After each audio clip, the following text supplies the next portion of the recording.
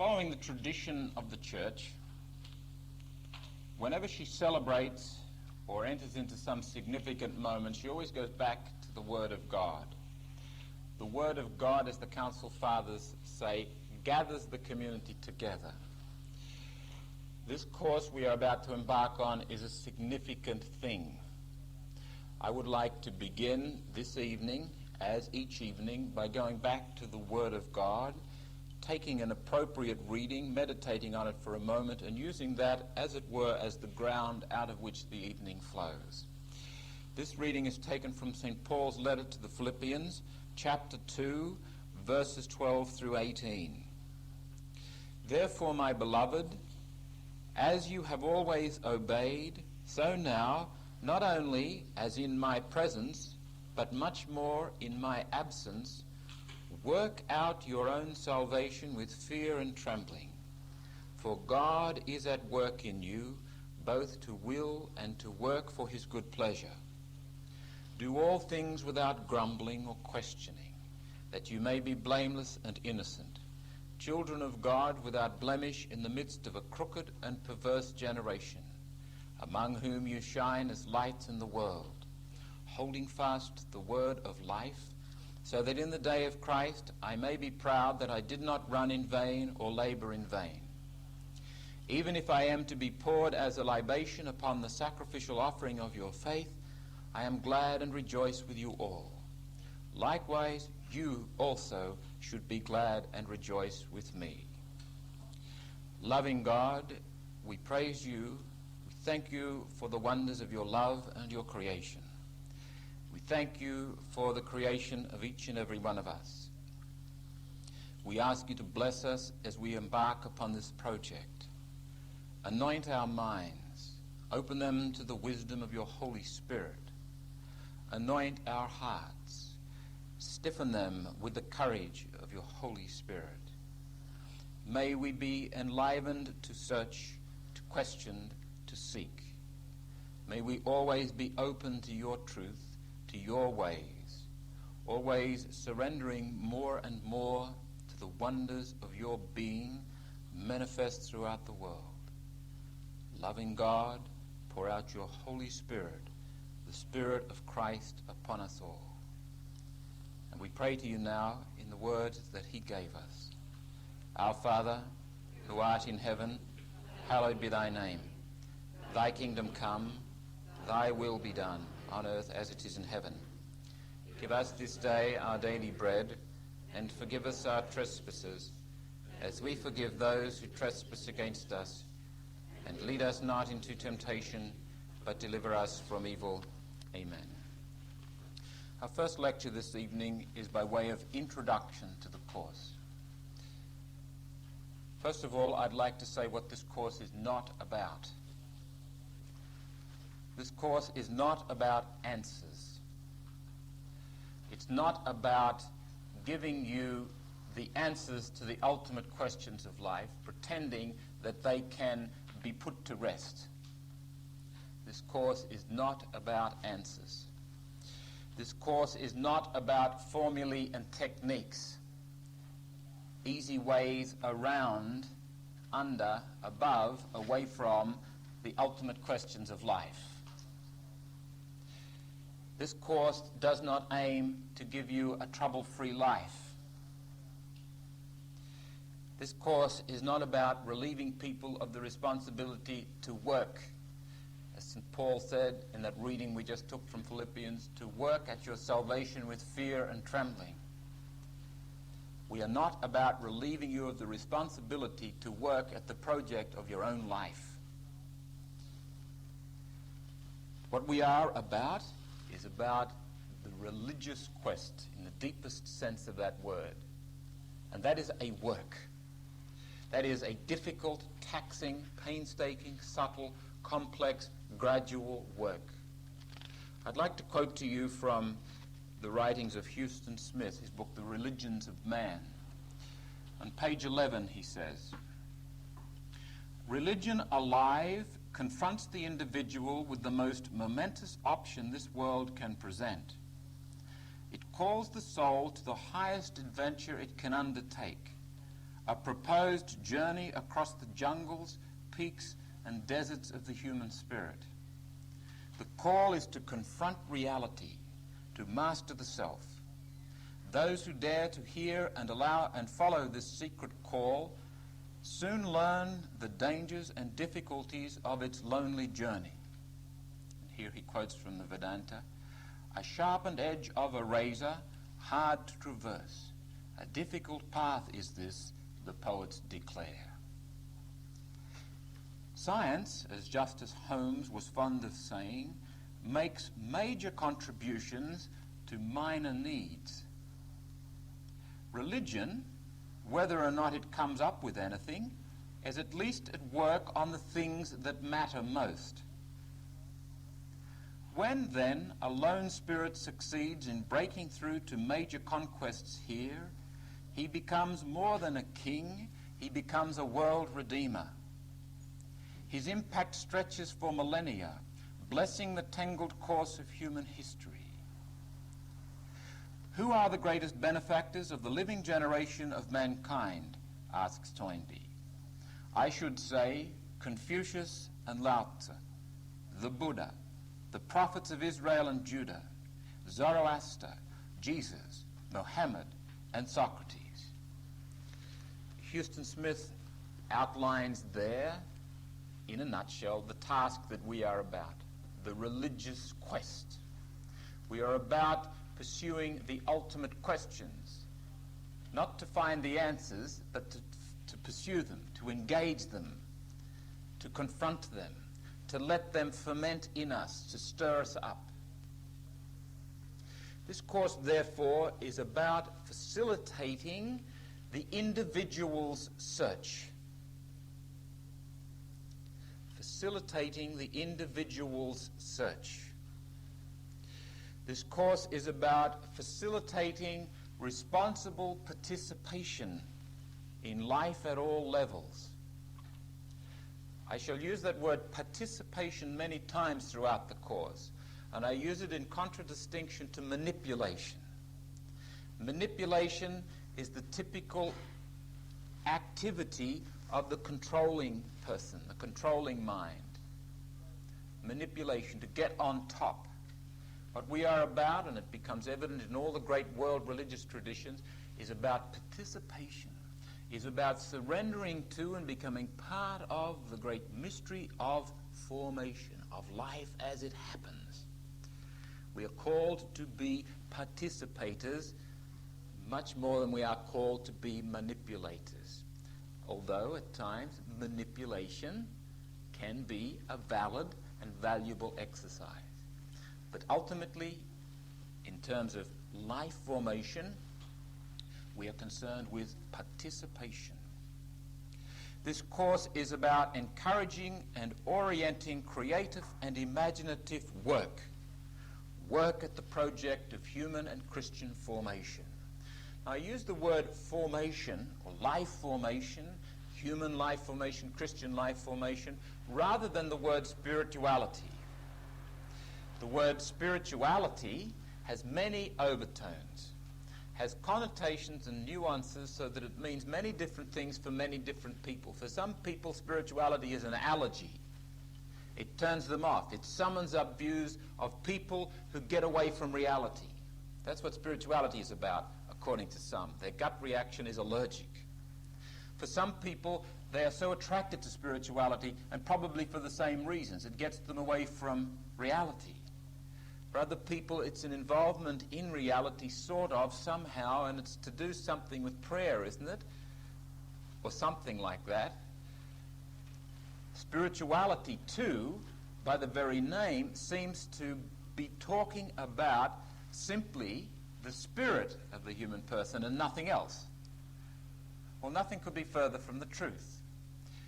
Spirituality, I suggest, is a valid name, but more often than not, I will not use it. I'll use the word life formation, or more specifically, Christian life formation, because we are concerned about life formation. Formation of the person, the human being, body, mind, and spirit. Not just saving our souls, but saving persons. There is an interesting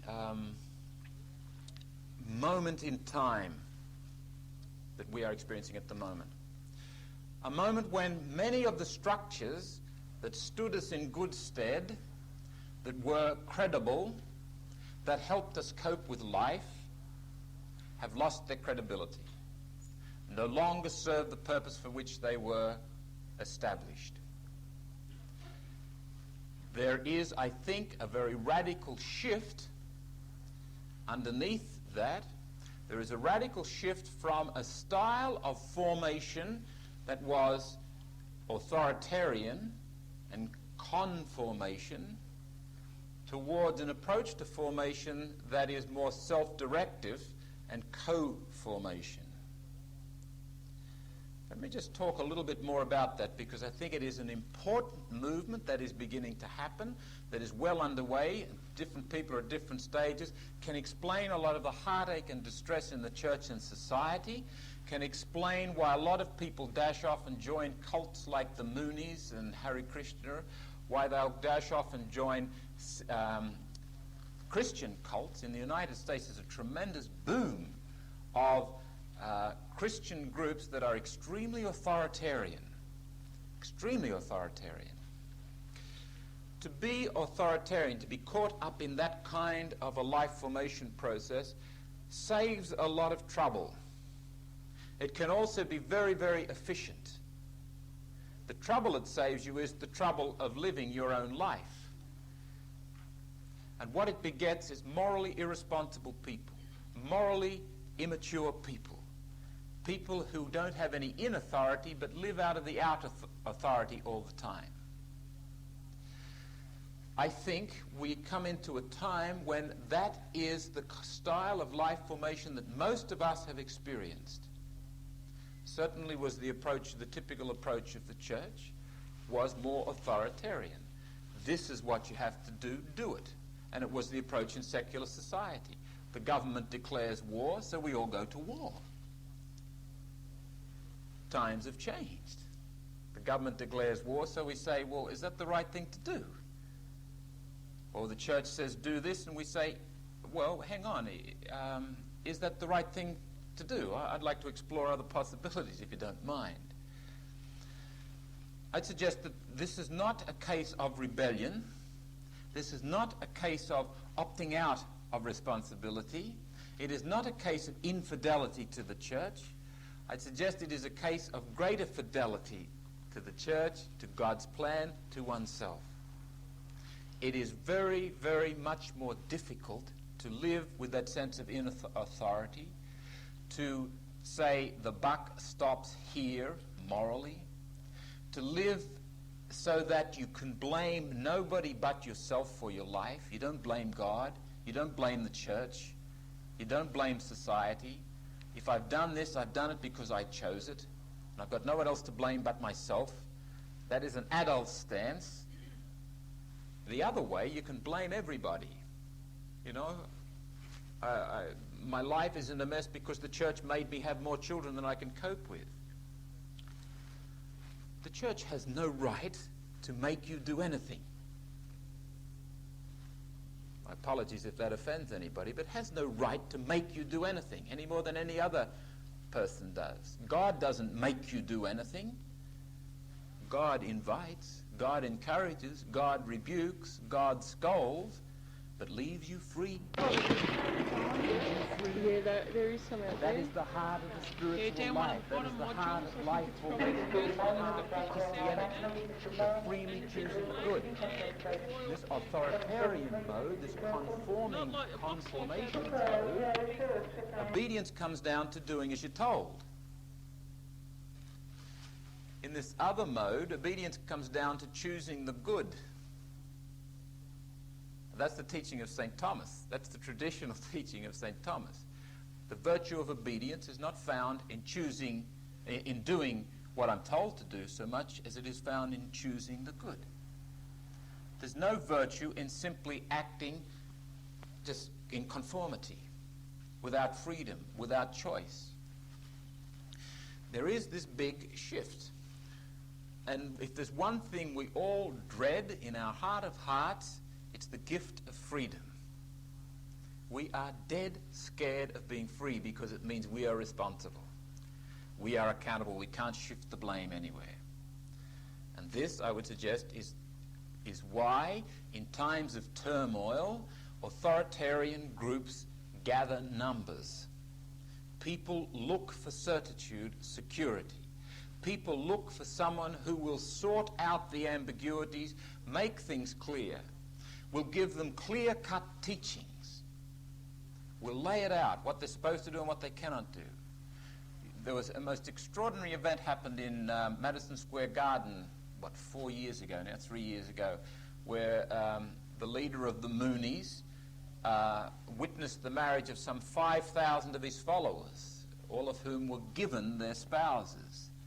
You know, to imagine that in a day like today, and not only in our day, but in the United States, where they love freedom so much. But what it does, it saves me the problem of making choices.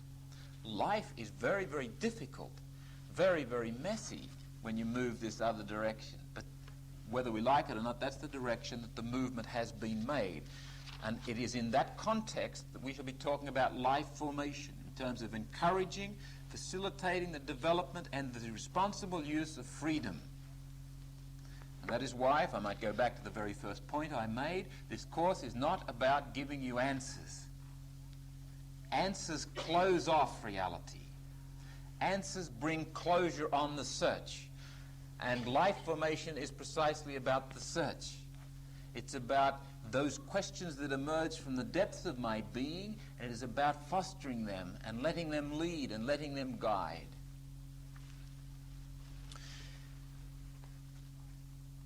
Both the church and society at large demand a new awakening, demand a new awareness of what is happening, demand a realistic and intelligent critique of what is going on. And in the science of Christian life formation that we are about, the basic, the primordial question that we'll come back to again and again and again, and I suggest you must live with this question, is what is happening? That's what life formation is about, being in tune with what is happening. In my relationship with this person, this man, this woman, what is happening? As distinct from what do I wish was happening? What would I like to be happening? But what is? The isness of it, the reality, the truth of it. In the church today, what is happening? In society today, what is happening? In my life today, here and now, in this concrete reality, what is happening? And in large measure, Christian life formation as a research project is about developing the methodology and the tools to allow that question, what is happening, to become operative in a practical, realistic way in my life. There is evidence that this new awakening is happening, both in society at large and in the church. There are people beginning to ask ultimate questions and do so in a way which says, I'm not prepared to have these questions fobbed off either with functionalistic answers, with pious platitudes, with dogmatic confrontations. I've got deep questions and I want someone to guide me. Don't cut me off with simplistic answers. Guide me. Help me to ask the questions. Help me to pursue the deepest longings of my heart. And interestingly enough, a lot of those questioning are very young. They are not satisfied to simply go to school, to simply go to tertiary education, get a job, settle down, marry, have children, and then have a middle-age crisis later on. Many young people are having the equivalent of a mid-age crisis very early on, somewhere between 18, 20, 22 years of age. It's an interesting thing in the process of life. When we are comfortable, we tend to take things for granted. We tend to move into a complacent mode of existence. We tend to become somewhat inert. Life has its critical moments when we, as it were, get tripped.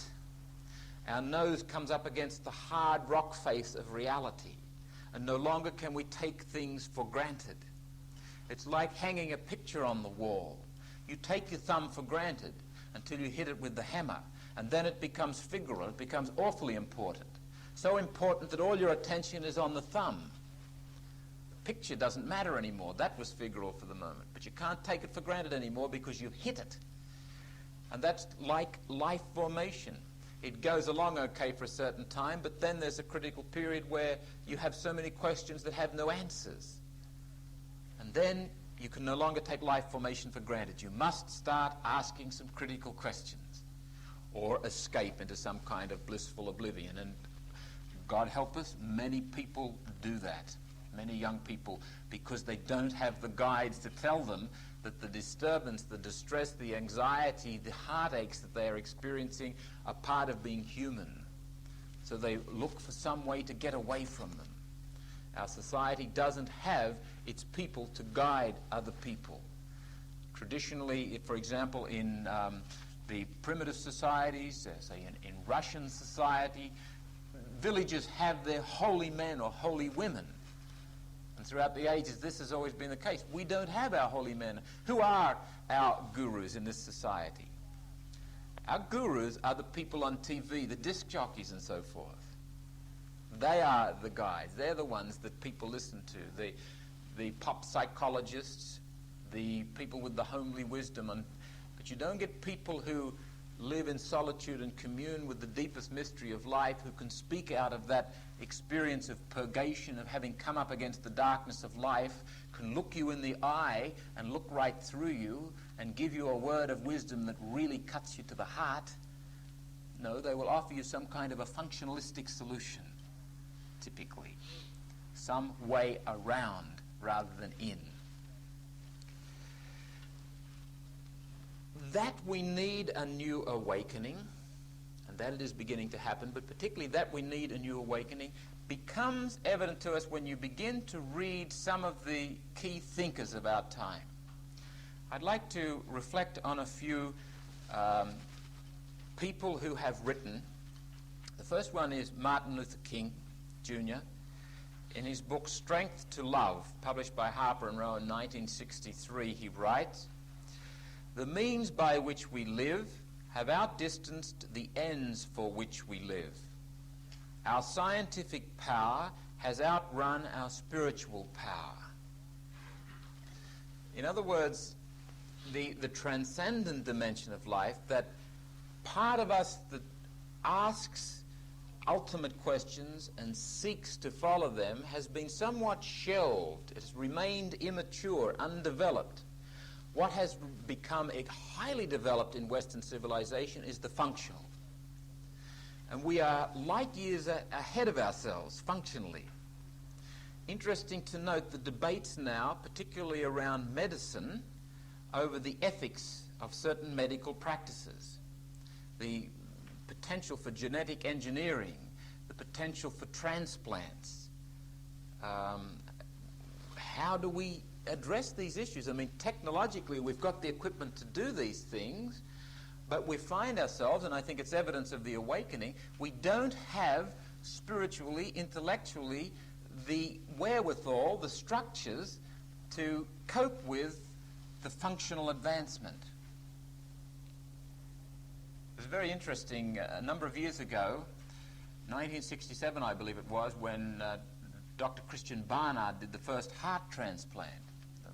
World-breaking, pioneering thing. And he came here to Australia, and I was fortunate to be one of a small group of students who were invited to interview him. You might remember Gerald Stone's TV show, forgotten what it was called, This Day Tonight or something? It's a whole half an hour with Christian Barnard, and we sat around and asked him questions. And the question that I asked him, I still remember it so well because it stopped him in his tracks. I said, I was reading an article recently, and the author was a neurologist from the United States, and he said, in about 20 years' time, we will be able to transplant heads.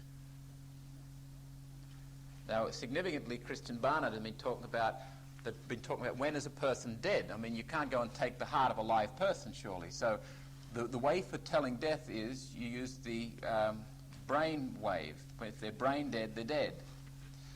So that raises problems. I said, well, supposing it is possible to transplant a head, would you do it, Dr. Barnard? And he paused for a moment and said, it's not possible. I said, but if it becomes possible, would you do it? And he said, no, I wouldn't. And recently, he's changed his mind. He said he would.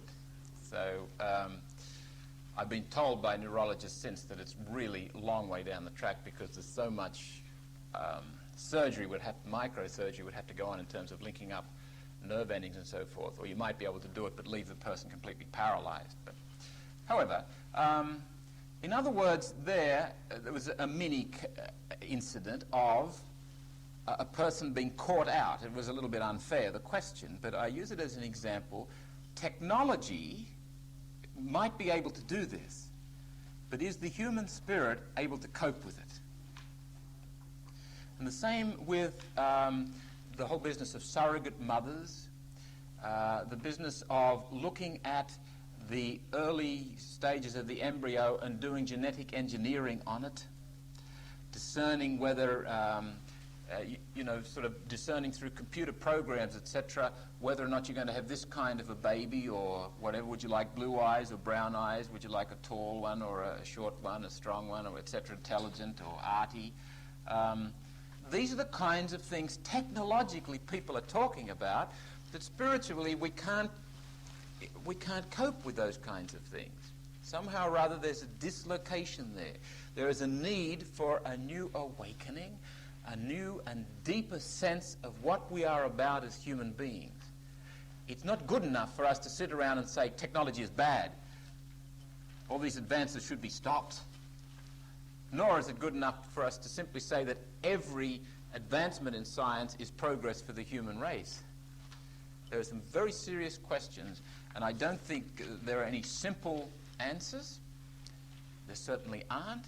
But part of the response has to be a reawakening of the deeper religious dimension of life where people become aware of the ultimate questions, the ultimate issues, face up to the deepest project of what it means to be a human being. In another book called Stride Towards Freedom, the Montgomery story, this was published in 1958, the same author, Martin Luther King Jr., says, "Those who passively accept evil are as much involved in it as those who help to perpetrate it." Again, there is a danger as we look at society and the turmoil and so forth that there's just too much trouble. I'm just going to withdraw into my own private little world and leave things alone. The whole project of Christian life formation involves getting into reality where you are, wherever that is, in whatever way God has gifted you. Not to withdraw, but to participate, to enter in, not to go around, to avoid, but to become part of. Otherwise, if you just sit on the sidelines, as Martin Luther King indicates, you're responsible for what's going on in terms of not getting involved. Another author who is interesting in his comments on contemporary society is Alexander Solzhenitsyn. In 1978, at his commencement address at Harvard University, it took me a while to work out why the Americans have their commencement ceremonies at the end of the year. When students have finished everything, they have their commencement ceremonies. Of course, it's their commencement in the workforce and going out in the world for the first time. But at the commencement address in 1978, Solzhenitsyn spoke about the spiritual exhaustion of the Western civilizations. Spiritual exhaustion.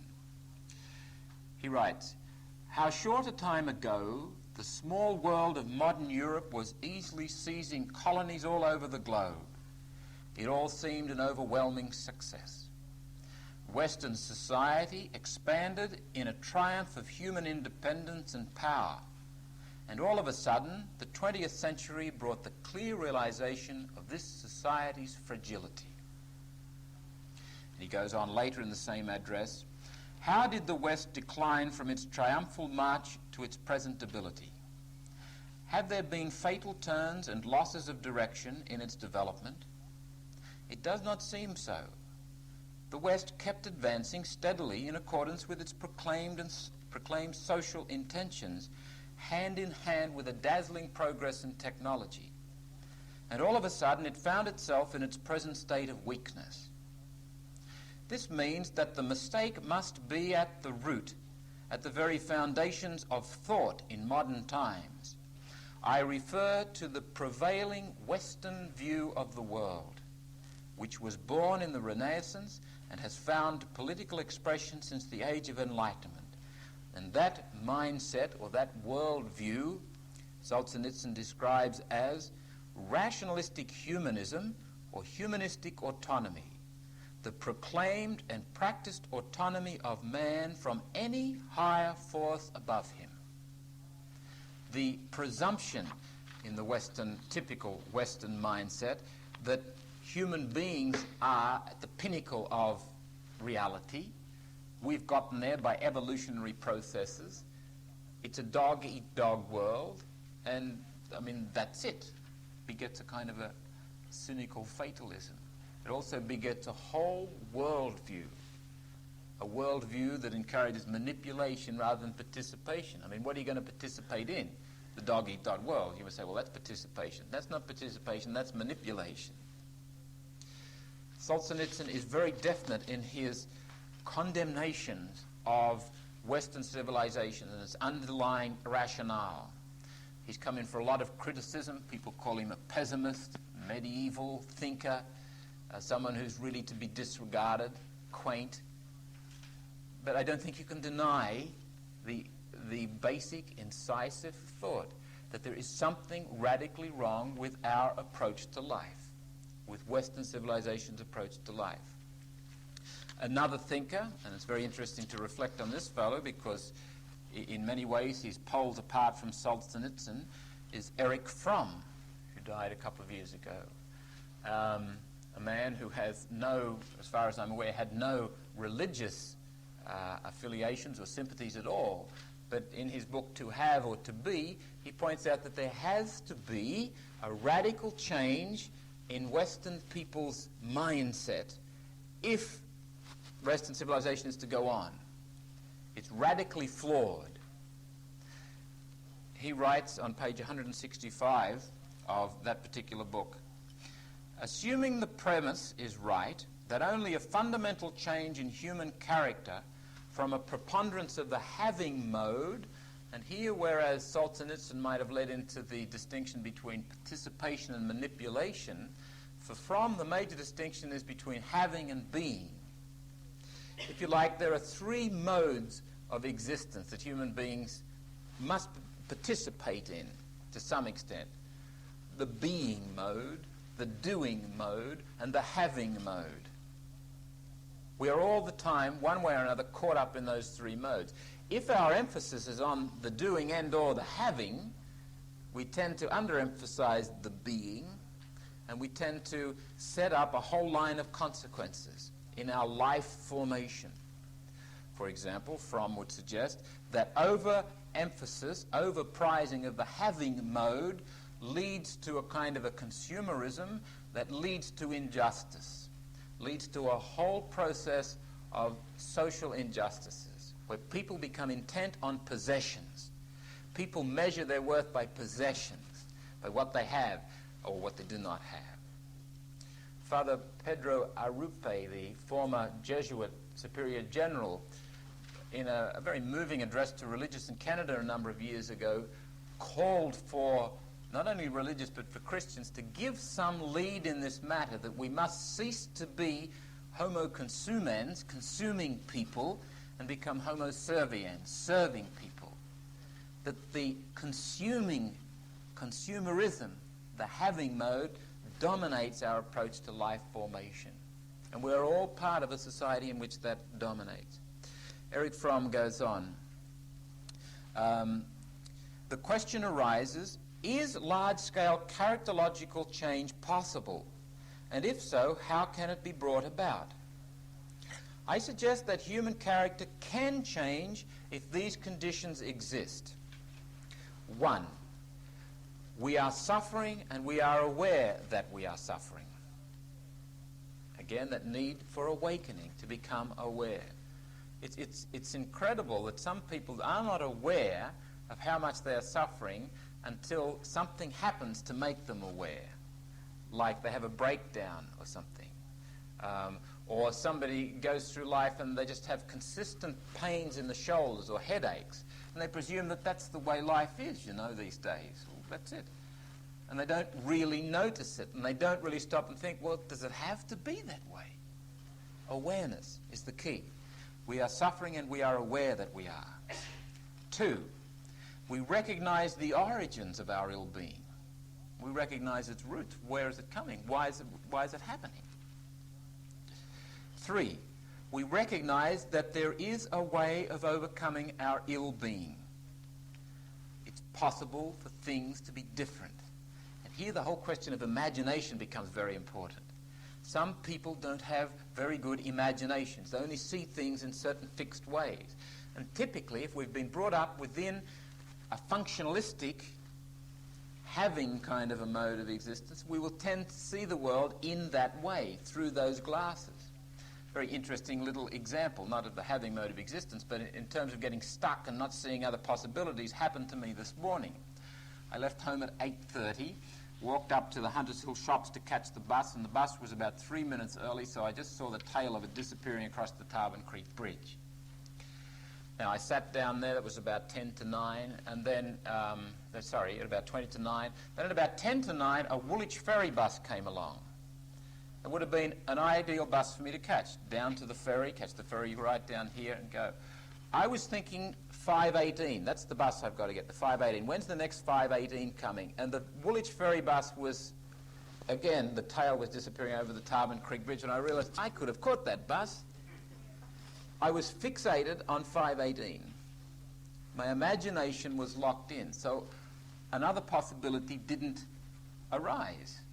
That's a very, very tiny example, but blow that up into much bigger things like politically, economically. Are there other possibilities? We find it difficult to imagine them. What society needs now are people who can imagine other possibilities.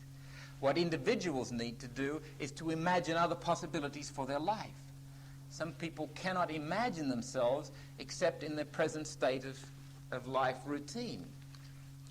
Imagination is very important in recognizing that it is possible to overcome ill-being. Fourthly, that we accept that in order to overcome our ill-being, we must follow certain norms for living and change our present practice of life. Again, it involves work. It involves choices. It involves committing yourself to something. You can break those down very interestingly. The 4 points, when I was thinking about them, they all hinge around awareness. First of all, awareness that. And that starts in the present tense. Awareness that. In other words, awareness of what is happening now. Awareness that. Secondly, awareness what? The causes, which goes back, you move from the present to the past. And then awareness of other possibilities, you move to the future. And then the whole question of awareness of and restructuring, building on that awareness and restructuring, you move back to the present. There's a very good, if you like, 4-pointed square of how change happens. It must start in the present. A lot of counseling and helping people, they're constantly looking back to the past or looking over to the future, instead of entering into the situation through the present. And the present will inevitably lead you to the past as you listen and follow it. Listen to the past, and then it inevitably will lead you to the future, and you listen to future possibilities. And then you come back into the present and you make hard-nosed, practical, concrete decisions. But you always start here and now with what is happening, present tense. The whole restructuring of life is hinged on the nowness of things, the now moment, as Meister Eckhart talks about it. Entering into what is happening now. In summary, therefore, as we introduce this course, we consider the times in which we live.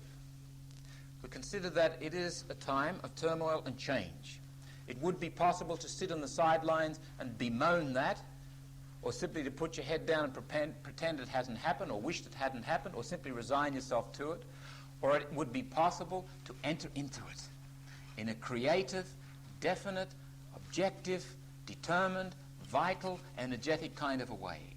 And that is what, hopefully, this course will be about. Let us break there and have a cup of tea if you wish.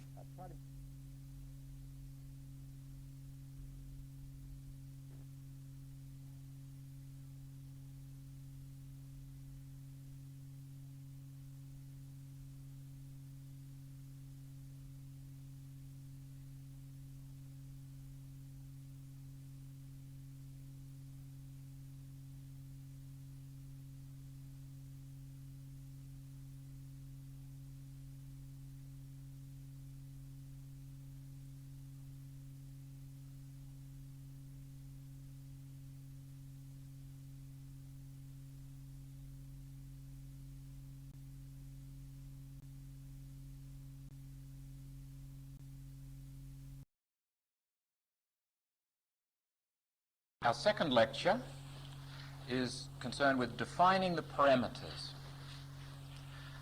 That is, where does this whole process, this course, go? I will frequently use the word science. I will also use the word research project, the expression research project. I'll come back to explain at the end of this lecture what I mean by the word science. Suffice it to say here that the word science has been claimed for too long by simply the empirical scientists. Metaphysics is a science in the strictest sense of the word. Theology is dogmatic theology is a science in the strictest sense of the word. Christian life formation is a science, a new science. There is a need, and this is the first point that I'd like to make very, very strongly. There is a need for a new science of life formation, spirituality, Christian life formation in particular. In the first place, the traditional structures of knowledge, notably theology and philosophy, psychology and the other human sciences, are failing to adequately address the questions that people are asking. The ultimate questions, the questions about meaning and purpose, about how to live a sane, meaningful, purposeful human life. Until recently, those particular sciences, particularly the remote sciences, and by remote science I mean sciences that deal with meanings and ideals and directives, were able to give the answers, and people accepted those answers. Particularly within our Catholic tradition, the sciences of philosophy and theology had it all together. And if you wanted to know what the meaning of life was, what the purpose of life was, or how one could be happy, etc., you went to the remote scientists, typically the priests, theologians, philosophers. Does God exist? Well, they sat down and proved it, and through the one or other of the proofs for the existence of God. And that seemed to satisfy people. In the 60s, you had a tremendous rush towards the proximate sciences. Sciences are proximate when they deal with the nitty-gritty here and now concrete practical situations. Sciences such as psychology, anthropology, sociology. There was tremendous vogue for these sciences in the 60s. The remote sciences, and I don't use the word remote in a negative sense, they are absolutely essential, they are valid in their own right, but they are not adequate to the ultimate questions of lived formation. Psychology offered some hope. And people surged towards these classes, and particularly in the United States in universities, the classrooms where psychology lectures were being offered were chock-a-block, in the 50s. People wanted to know the answers to life, and psychology seemed to have it all. But now people are beginning to, the psychological myth has run its course to a large extent. And people are beginning to say, look for responses from some other field. The failure of these traditional sciences and traditional structures requires us not simply to come up with some new bag of tricks, but it forces us to look at the whole question of life formation in a scientific way, to provide some place to stand intellectually while we address these ultimate questions. No longer can you stand simply within the field of theology, or simply within the field of psychology, or simply within the field of philosophy, or simply within the field of anthropology. Although all these sciences are still valid and we must listen to them, there has to be some other place to stand intellectually. Paul Ricoeur, the French social philosopher, has made an interesting and I believe insightful comment on three great thinkers of the last century coming into this century. He's called them the three masters of suspicion. And these three thinkers have influenced tremendously the way we think, have influenced the modern Western mindset, the way we consciously are present to the world. The three thinkers are Marx, who died in 1883, Nietzsche, who died in 1900, significantly at the turn of the century, Freud, who died, I think, in 1940. Masters of suspicion. Remember the analogy I used of putting up a picture. You hit your thumb, and all of a sudden your thumb, which you took for granted and didn't even spare a thought for it before, suddenly becomes very important, figural, stands out, literally. Now, these masters of suspicion began to ask questions and set afoot a debate which has really altered the way people approach life. Marx questioned effectively and very pointedly the whole economic and social system of his time. And still today, the world reverberates with Marx's questions. You may not agree with Marx's solutions to the questions he raised, but you've got to address the questions he raised. And you find, for example, coming out of South America now, the so-called liberation theology. There seems to me to be an enormous amount of good there. The people striving to bring theology down from simply being a remote science to address the lived situations of people. That you cannot theologize about God and about Christ while there's gross injustice happening there. It just doesn't make sense. And they are using many of the critical analyses of Marx. Rightly or wrongly, I'm not competent to judge that. I'm not a theologian, nor am I a social philosopher. However, the questions are there. Marx, a master of suspicion, has put some grit in the shoe of society and will limp until we deal with these questions that he has raised. Another master of suspicion, Nietzsche. Nietzsche's magnificent fable of the madman who comes into the marketplace should be read by you all if you can get a hold of it. He describes this madman who comes with a lantern into the marketplace and asks the people, where is God? Asks about the existence of God. God is dead, he proclaims, and he smashes the lantern goes out. The churches are the graves of God. That was like in the 1860s he wrote that. In the 1960s, lo and behold, we have, out of nowhere, the God is dead debate. For people, just making a brief digression here, for people who don't think academic pursuits have any influence on the marketplace, they ought to consider that instance. Nietzsche's questioning eventually filtered down and found its way into our whole questioning about the perception of God and about the perception of religion. We typically tended to take God for granted, and then all of a sudden Bishop Robinson comes out with his Honest to God book, and we start to wonder. And we start to question. And now you have, as a common occurrence in retreats and in religion classes and so forth, people being asked to write down their perception of God. Who is God for you? That would never have happened 100 years ago. We start to question the whole not does God exist. The God is dead debate is not about a philosophical question about the existence of God. It's about the meaning of God, the reality of God, whatever that is. Religion will never be the same again. That master of suspicion has dropped his little hand grenade and it's gone off and it reverberates. And the other great master of suspicion, Freud. There were a group of us talking recently about canonization procedures and saints. And there's some questioning about, say, Maria Goretti or Therese of Lisieux, and some of the historical exegesis on the documents associated with Therese of Lisieux shows some interesting cover-ups. Not that they've discovered that Therese of Lisieux was a bad person and should never have been canonized, quite the contrary. But they discover in what her real sanctity existed. Her sisters, some of whom were her siblings, covered up and painted her in a nice rosy picture, you know, the little flower, sort of someone above humanity, above the mess. No one ever spoke of her thoughts of suicide. No one ever spoke of her deep, dark, tormenting loss of a sense of God before she died.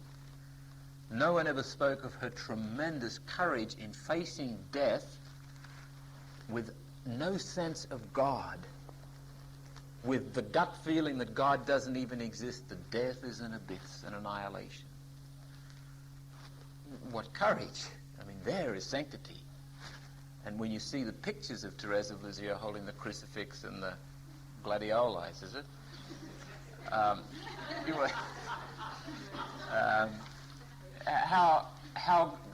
What a gross misrepresentation. Now, far from putting Therese of Lisieux down, I'm hopefully indicating where her true sanctity lies. Now, the question arises, because of the suspicion that Freud has put into our minds and made us not only suspicious, sometimes even skeptical, even cynical, but simply aware of the complexity of human motivation, will we ever have the nerve to canonize anybody again? I hope so, because we need our guides, our saints, people we can look up to. But I hope canonization doesn't mean that we are naive enough to think that these people were not human, did not have their struggles. It'd be interesting, and it might be a little exercise that you could do to, number one, reflect on a model of holiness. What is a holy person? And number two, describe what for you would be a canonizable person these days. One candidate I think of is a woman. Not too many women in proportion have been canonized over the years, mostly male and mostly celibate. A woman who died when she was 84, did nothing extraordinary. She got married when she was 22 and reared 6 kids and loved every minute of it. She had some painful times. She argued with her husband. She dropped a bowl of jelly over his head on more than one occasion. She got very anxious when the kids were coming in late. She sometimes burnt the meal because she wasn't feeling well. But she did her best to be a damn good housewife and mother, and that's all she was. And the church canonized her. That's one little flight of fancy I have. One day someone will be canonized just for being an ordinary person, a very ordinary person. And more evidence that things are changing, that our consciousness has changed. These masters of suspicion, Marx and Nietzsche and Freud and so forth, have fed into the system questions that make us see the world differently. That has caused the old structures to be inadequate. They lack credibility for us now. A quotation here from Peter Berger, the Lutheran sociologist in the United States, from his book Facing Up to Modernity, pages 227, 228. In 1961, and certainly all through the 1950s, There was, to be sure, a certain malaise in American Protestantism. It was limited to relatively small circles within the churches. The situation could not be more different today. Mainline Protestantism is marked by a widespread demoralization that has been called a general failure of nerve. Its expressions range from masochistic self-laceration to hysterical defensiveness. The Catholics, who back in 1961 still seemed to be sitting pretty on the Rock of Peter, are now looking for plausible lifeboats with the rest of us. Christians, like other people, are creatures of habit. And this next observation is an interesting one. I think that many in our churches today can be described as being in search of a culture with which to identify, looking for some identifiable structure system of life that has credibility for them, to which they can commit themselves, within which they can feel a sense of belonging. We don't have it.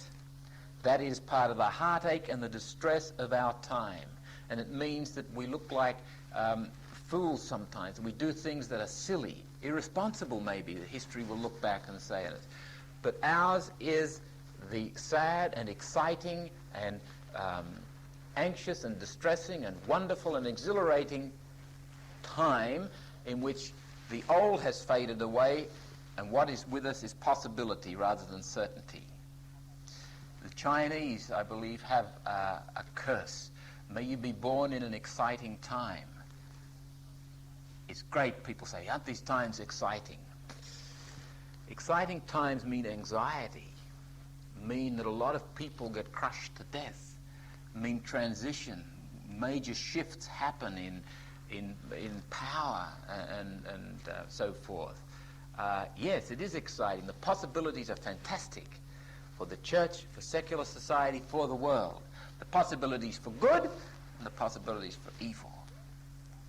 And whether or not it goes one way or the other within the ambit of my life will depend in large measure on how I give myself over to what is happening, how I participate, how creatively, how vitally, how energetically I participate.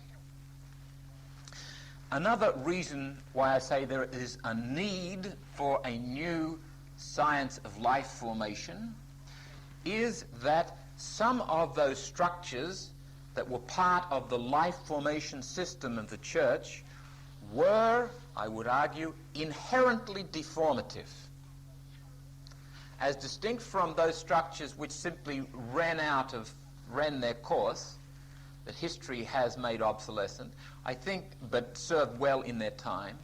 I think there were structures, and I'm not talking about necessarily physical, obvious institutional structures, I will exemplify it in a moment. There were structures that were, even in their own time, bad. We can't excuse them by saying, well, they were okay then.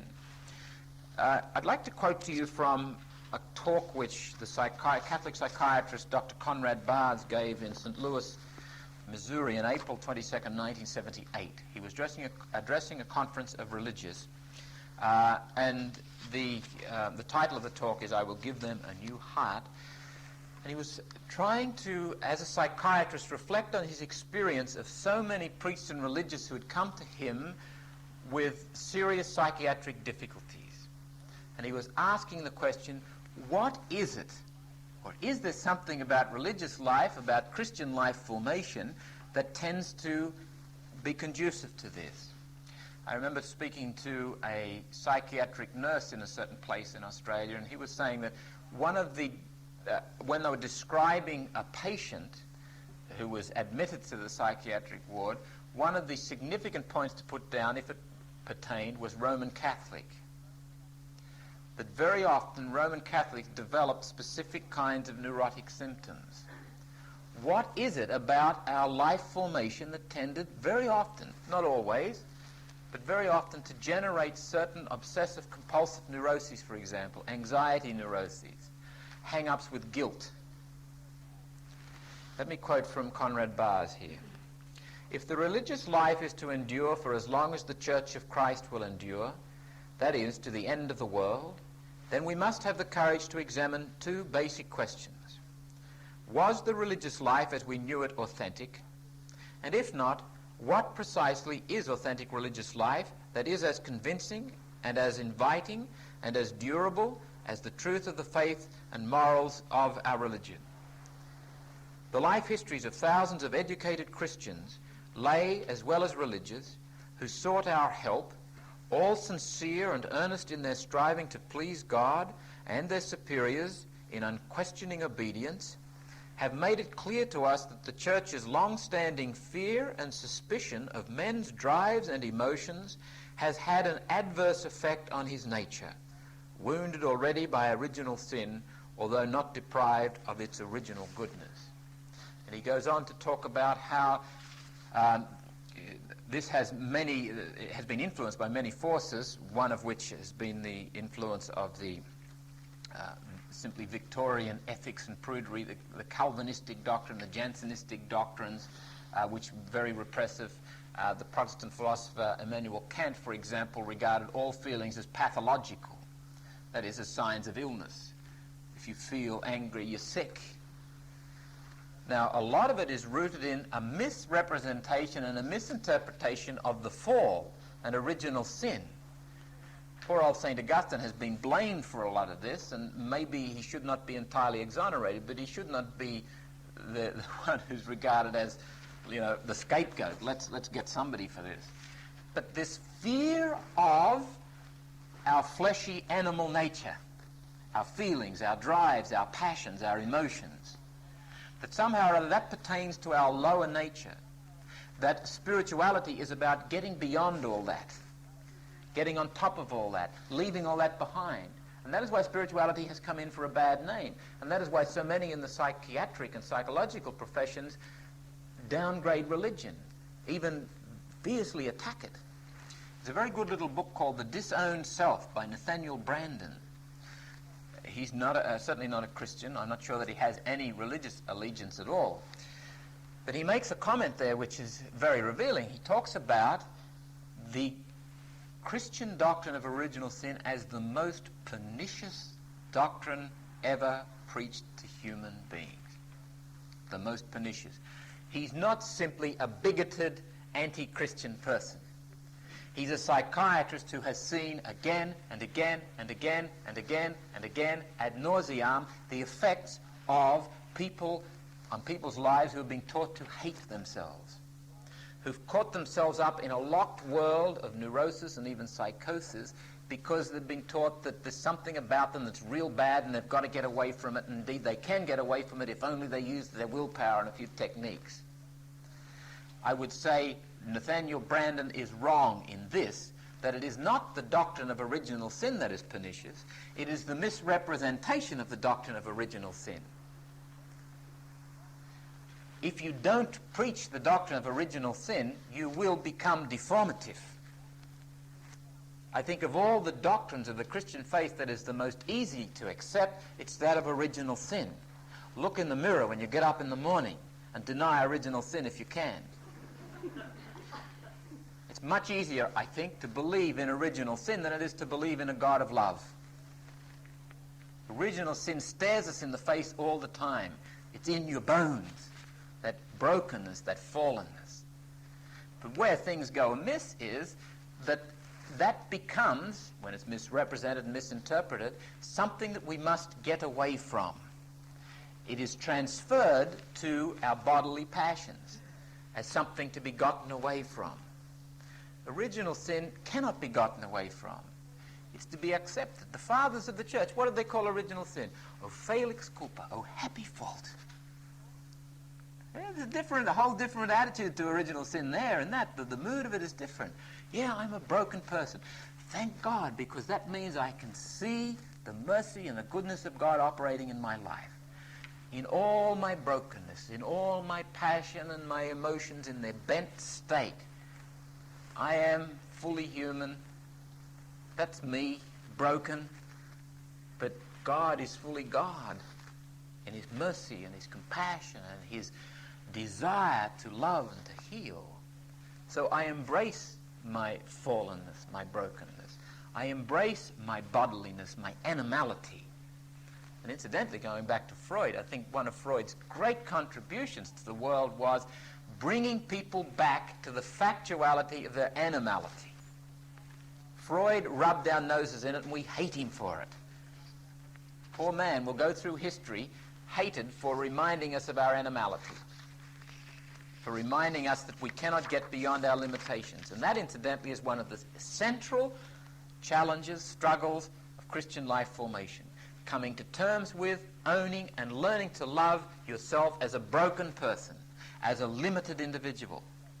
We all strive to be heroic, to go beyond the limits. It's in our bones. We'll talk about transcendence, and ironically, it is part of the transcendence. We all want to get above the brokenness, above the mess, set our lives in order. I began the first session of these lectures by saying, I am not here to give the answers to set life out nicely in a trouble-free sort of a way. That's not what Christian life formation is about. Practically speaking, in the deepest sense, it is about coming to terms with the fact that I can't get it together, that I never will, that I can never really get rid of my brokenness. Getting back then to this question of the need for the science, and we'll have to move on, I would encourage you also to read a book by Pierre Solignac, S-O-L-I-G-N-A-C, called The Christian Neurosis. He's a French psychiatrist, and he develops the thesis that the church's manner of teaching, which is, to go back to our analogy before, authoritarian and conformation-oriented, rather than self-directive and co-formation-oriented, that very style of authoritarian teaching and preaching tends to beget oppression, which in turn begets all kinds of neurotic symptoms. Unless people have the humor and the maturity and maybe the devil may care attitude to go on with it anyway and roll with the punches and say, what the heck? But some people, very often the talented and the conscientious and the generous and the self-sacrificing, take it too seriously and become oppressed. And when you oppress people, when you oppress yourself, you beget anger. It's an inevitable result of oppression, and it generates a rebellious kind of a thing. Many people, I've met many Catholics for whom I would say anger is a very serious issue. Coming to terms with anger. It's not always manifest overtly, deliberately. It comes out in subtle ways. Everything from arthritis of the hand to the odd, impatient, nasty comment. But the anger there, it simmers. And if you oppress yourself with a system that doesn't belong, you will get angry. That's inevitable. So if you discover that you're angry, say, and also you discover that you've been oppressing yourself with a system that doesn't fit, don't be surprised. And don't get angry that you're angry. It's predictable. Okay. 4 touchstones that this new science of life formation must respect, must keep constantly in view, and must in some way take account of. Number 1, the richness of the gospel, the richness of the absolute originality of the gospel. The second thing, the richness of tradition, not only the Christian tradition, but cultural and world religious traditions from all over. Tremendous richness of wisdom.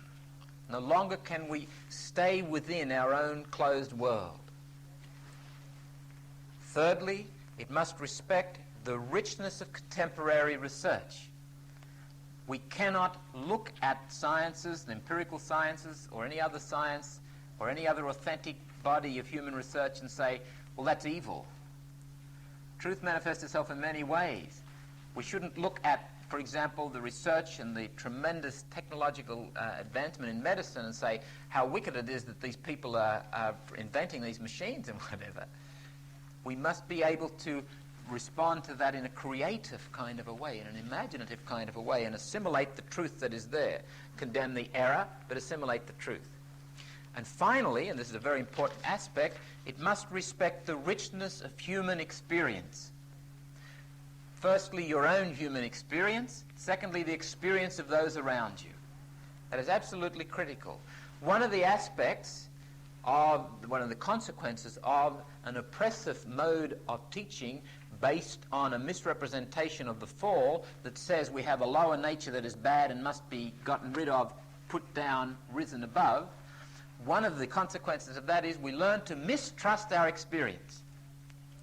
We learn to deny our experience. There is a whole reversal, a whole new skill has to be learned in listening to our experience. Not in the sense that my experience becomes the guiding light for my life, and if I feel like doing something, I do it. I mean, that was the naive mythology of the 60s, and we have, I hope, grown somewhat beyond that. What I'm saying is listen to your experience. Your experience of life is as authentic and as valid and as valuable as anybody else's experience of life. Ground yourself in your experience by listening to it. In the whole project of Christian life formation, where do you begin? In your experience. Where you are. What is happening there? So this whole new research project must respect experience. Okay. There will be 4 particular characteristics, or 3 particular characteristics and 2 particular consequential things emerging as part of this science. In the first place, this whole science of Christian life formation, this new science, will have to be integrational. That is, it will have to be able to integrate, assimilate the findings of any science pertinent to human formation, whether it's music or medicine, philosophy or psychology, literature or art, whatever. Anybody who has researched anything that is pertinent to human life formation must be accessible, must be able to be assimilated. Now here we've got to distinguish between integration and eclecticism. There's a lot of eclecticism going under the name of integration. Courses set up that pretend to be integrational, and what it amounts to is side-by-side teaching. Give a little bit of scripture, a little bit of psychology, a little bit of this and a little bit of that, and what you end up is a potpourri. There's no genuine integration happens. Integration happens when there is a scientific infrastructure there to promote the integration. You don't get integration automatically by feeding people a whole lot of different insights. Very often you just get confusion and a dislocation and a floating kind of a thing. And here, this whole integrational process is painstaking, sometimes is dry, always it is gradual and subtle. Secondly, the second characteristic of this science is it will be concerned with foundational elements, foundational principles, either absolute or relative. Absolute foundational principles are those, absolute foundational principles of life formation, are those that apply across the board to all human beings in all places at all times. Now obviously there are not a great number of those, or at least not a great number that are known to us. Relative foundational principles are those that apply to some human beings under certain circumstances. Now here can I make a distinction that is grounded in that distinction between special spiritualities and foundational spirituality. Traditionally in the church we've not made the distinction. We have, I would suggest, over the last 400 years in the West anyway, been subjected to special spiritualities as if they were foundational, as if they applied to all people. For example, with all due respects to the Jesuits, I think Jesuit spirituality has tended to be imposed wholesale on the church, particularly on religious life, through religious on the laity. And might I add, a misinterpretation in some measure of St. Ignatius at that. Jesuit spirituality is an authentic, valuable, rich, special spirituality that does not apply to all Christians, that is not valid and valuable for all Christians, any more than the Mara spirituality, the Franciscan spirituality, or the Carmelite spirituality is. These are special spiritualities, and you do violence to people if you impose it upon them. In recent times, for example, the 30-day retreat has become, amongst many religious, the thing to do. If you haven't done a 30-day retreat, you've not quite entered the whole realm of the spiritual giants, the front runners. I did a 30-day retreat in California, and Father Hodek, who is the chairperson of the Jesuit Theological Faculty at Berkeley University, gave some of the lectures. He has directed more than 200 people on 30-day retreats, and his comment was very interesting, namely that he thinks there's a debate about the purpose of the 30-day retreat. Is it a forum for decision-making, or is it a forum of prayer, a school of prayer? He comes down on the side of it's a school of prayer. It teaches people to pray. And he said, as a matter of fact, if people have advanced or developed beyond the kind of prayer that is taught in the first week of the exercises, they shouldn't do them. That's not Whelan, that's Hodek, who I regard and is regarded as a highly specialized person in the exercises. And it stands to reason. One of the wonderful things that is happening now, we're beginning to discover that there are special spiritualities, and there are all kinds of possibilities. But it is important, when we're working in this whole new area of research, to discover what matters. Special spiritualities endure because they have foundational principles in them. They have nuanced them in a certain way so that they appeal to certain temperaments and so forth, but they have foundational principles in them, and if they didn't have those foundational principles, they wouldn't endure. It is the foundational principles that we are most concerned with, whether they be absolute or relative. Thirdly, this science must be, and again I emphasize this, experiential. It is not a priori, it is a posteriori, to use the classical categories. That is, you don't go from theory to practice, you go from experience to theory. You start in experience, and this is the primary mode of integration, incidentally, whereby people depth their experience, are enabled to listen to their experience and hear what is happening in them. And it's a fascinating thing when you start to depth human experience, that far from generating individualism and isolation and withdrawal and selfishness, what it generates is communion, because people begin to discover in the depths of their being universality. As Carl Rogers was fond of saying, what is most personal is most universal. Fascinating thing. So that if you get people in a group honestly listening to their experience, apropos of some particular thing, so long as the reaction is similar, you'll find a certain commonality. Even if their manner of experiencing it was different, you'll find foundational principles begin to emerge. And can I say a practical point with regard to actually doing this course? It is better if you can get with somebody and talk about what's happening, what you are experiencing. And don't get into debates or arguments. Simply get with someone who can listen to you and encourage, and then you listen and encourage. And that way, people's experiences purge each other, support each other, enlighten each other. There is input on the basis of information. You do reading, and your experience is constantly being validated by the experiences of others. And this is where the objectivity comes in. So you don't simply withdraw and isolate yourself. Test your experience. Put it in dialogue with a whole lot of other sources, like the readings, like the information in these lectures, like other people's experiences, like the teachings of the church, like the Bible, etc. But dialogue out of your experience. Start where you are. These three characteristics will give rise to two certain other characteristics. One, it will have a special methodology. There'll be a special way of proceeding in this science. It won't be the methodology, for example, of an empirical science. We distinguish between remote sciences and proximate sciences. Remote sciences are about meanings, ideals, abstractions. Valid, absolutely necessary. Proximate science is about concrete, here and now realities. This science must be about maintaining the tension between the two. Never losing sight of the remote sciences, theology, philosophy, but also never losing groundedness in the concrete, proximate sciences. And finally, and disappointingly, but necessarily, this science must have its own language. It's very off-putting to people. I personally find it very off-putting, but I don't know any other way around it. And the reason is this. If you're into a whole new area of research, you have to find words that have the nuance to uncover the reality that this science sees.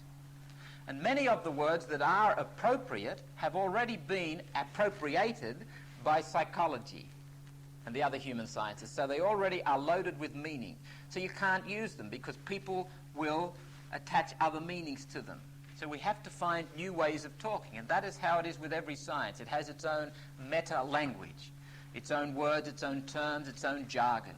It's unfortunate, it's horrible, it often sounds elitist, it's all those kinds of things. If anybody can come up with a way around that one, I'd love to talk to them.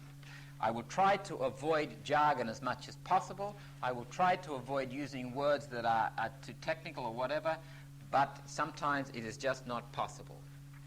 Finally, reflection on the word science. What do we mean by calling this a science? A science is any distinct research characterized by its own specific aims, developed through objectively verifiable methodology, and giving rise to a coherent and expanding body of knowledge. Distinct research characterized by its own specific aims. And the specifying goal of this science is human experience insofar as it is formational. We take human experience and we say, what is happening here? What are the forming dynamics? So that we can begin to participate in a creative way, so that the dynamics don't deform, but are creative and form.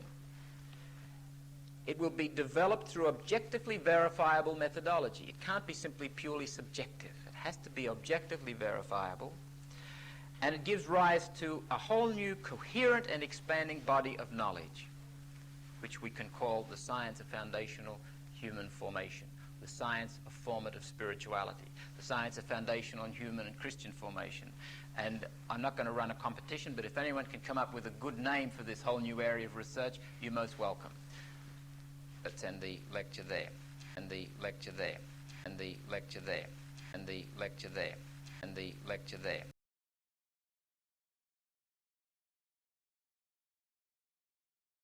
Us with your creating, your loving and wise spirit. Enliven our minds and our hearts. Quicken our hearts to perceive, to hear, to listen with sensitivity. Quicken our minds to see, to grasp the truth, to be able to affirm what you affirm, to see what you see in your creation. Allow us to become participators, appreciative people of what you have made in this cosmos, in our lives, in all the circumstances within which your Holy Spirit works. Let us pray to the Father in the words that Jesus has given us. Our Father, who art in heaven, hallowed be thy name. Thy kingdom come. Thy will be done on earth as it is in heaven. Give us this day our daily bread, and forgive us our trespasses, as we forgive those who trespass against us. And lead us not into temptation, but deliver us from evil. Amen. Tonight's topic, first of all, is the mystery of formation. The mystery of formation. The first point I would like to make in our reflections on that is that as you look around you in the world in which we live, there is an evident fact. What we see is a constant process of interrelated giving and receiving of form. There is a constant changing, a constant giving and receiving of shape, of form, not only physical form, but spiritual form, psychological form. People, events, and things are constantly changing shape, no matter how subtly, no matter how imperceptibly. It is happening. It is part of life. Life is constantly in process. You can see it at the level of material things. For example, a plant. A plant grows from the seed, or the seedling begins to unfold and develop. In that process, there is a giving and receiving of form. The plant is changing shape, and so are the things around it. the sunshine, the air, the water, the chemicals. It's a constant process. And you can see the effect a plant can have more subtly, not only materially, physically. If, for example, this room, which has no plants in it, were to be hung like a greenhouse, someone was to hang pot plants from all the ceiling, there were huge pot plants along the walls, it would change not only the physical shape of this room, but the psychological shape of it. You would feel different when you came into it. It would do different things to you psychologically, spiritually. It would change the form of your life. Subtly, imperceptibly, but it would. There is this giving and receiving of form at the level of events. Things happen. I get a new job. A child is born in the family. Have an argument with someone that I love. I go bankrupt. I do something silly. Something happens to me, say a sickness that really lays me low. Events are constantly happening that change the shape of this process, alter it, deflect it, orient it, channel it. People change the shape of each other's lives. When a baby is born into the family, it changes the shape of the family. If one person was to leave this room, it wouldn't be the same as before that person left. If you were to come into this room and it was empty, it would be different from your coming into this room now as it's full of human beings. Physically, we change the shape of the room. Spiritually, emotionally, and mentally also. Each person here is lending something to that process of giving and receiving of form. We are having an effect on each other. Whether we can explicitly delineate what effect that is quite another issue. The fact is that there is this process going on, and we are all part of it. This is the basic fact of formation. Life formation is going on all the time. It never ceases. It is constantly happening to all things, all events, all people. It is very subtle. It is very complex. The family is a crucial part of this whole form giving and receiving. The direction that one's formation takes is very often and very significantly determined by the shape of a family environment. This is why it is valuable, for example, to do studies of one's family, one's system of origin, as it is often referred to technically. What were the significant relationships that went on in the family? What was the environment within which I was born? Was there tension? Was there peace and equilibrium? Was there anxiety? Was I the 13th of 13 children, or was I the first of one child? Were we living in the city? Were we living in the country? Significant questions, all of which lended shape to your life. If you want to understand where you have come from in formation and participate more creatively, I would suggest the more you can find out about yourself and what has helped to shape your life, the better.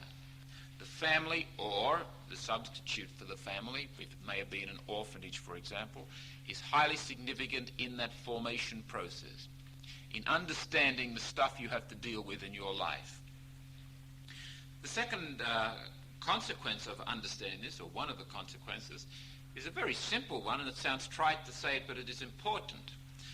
In both secular and religious society, I would suggest there was an implicit model given to formation, that formation, life formation, has a beginning, a middle, and an end. That you start to grow up, there is a middle to the growing up process, and there's an end to the growing up process, after which you go on and you live as an adult. Life formation is sort of finished, and people would say, well, no, we never really believed that. And you always had people who said you go on learning till the day you die. But I would suggest that typically that was the understanding, that there is a point at which you've grown up, which you've learnt all that needs to be known, and that's it. Like I can remember reading in a psychology book, well, you are a mature person at age around about 26. You've grown up. When I came into the seminary in 1965, that was very definitely the thought the model of formation. You begin your formation, there is a middle process, you're ordained, and you're finished. It was beginning to change by the time I got to the end of my formation. Thanks be to God, we are beginning to realize that you were born into and continue in a constant process of giving and receiving of form that never ends. You're part of it, whether you like it or not, whether you choose it or not. What effect it has on you depends on how you respond to it. If you pretend that you're not part of that formation process, it doesn't mean that you've stopped. Probably means that it's going on in a way that has some measure of deformity about it, because you're not creatively responding to what is happening. You cannot ever say your life formation is finished. You are always part of a dynamic process. That is life, until the very day you die. You might live to be 100, but still you are in the process of life formation. And I think, too, that can give us reason for optimism, and I'll say a little bit more about this later on, but the life forces are constantly going on. There is constantly potential for change. There is reason for hope, even when I am in a distressing situation, even when I see that my life formation has been deformative to this point.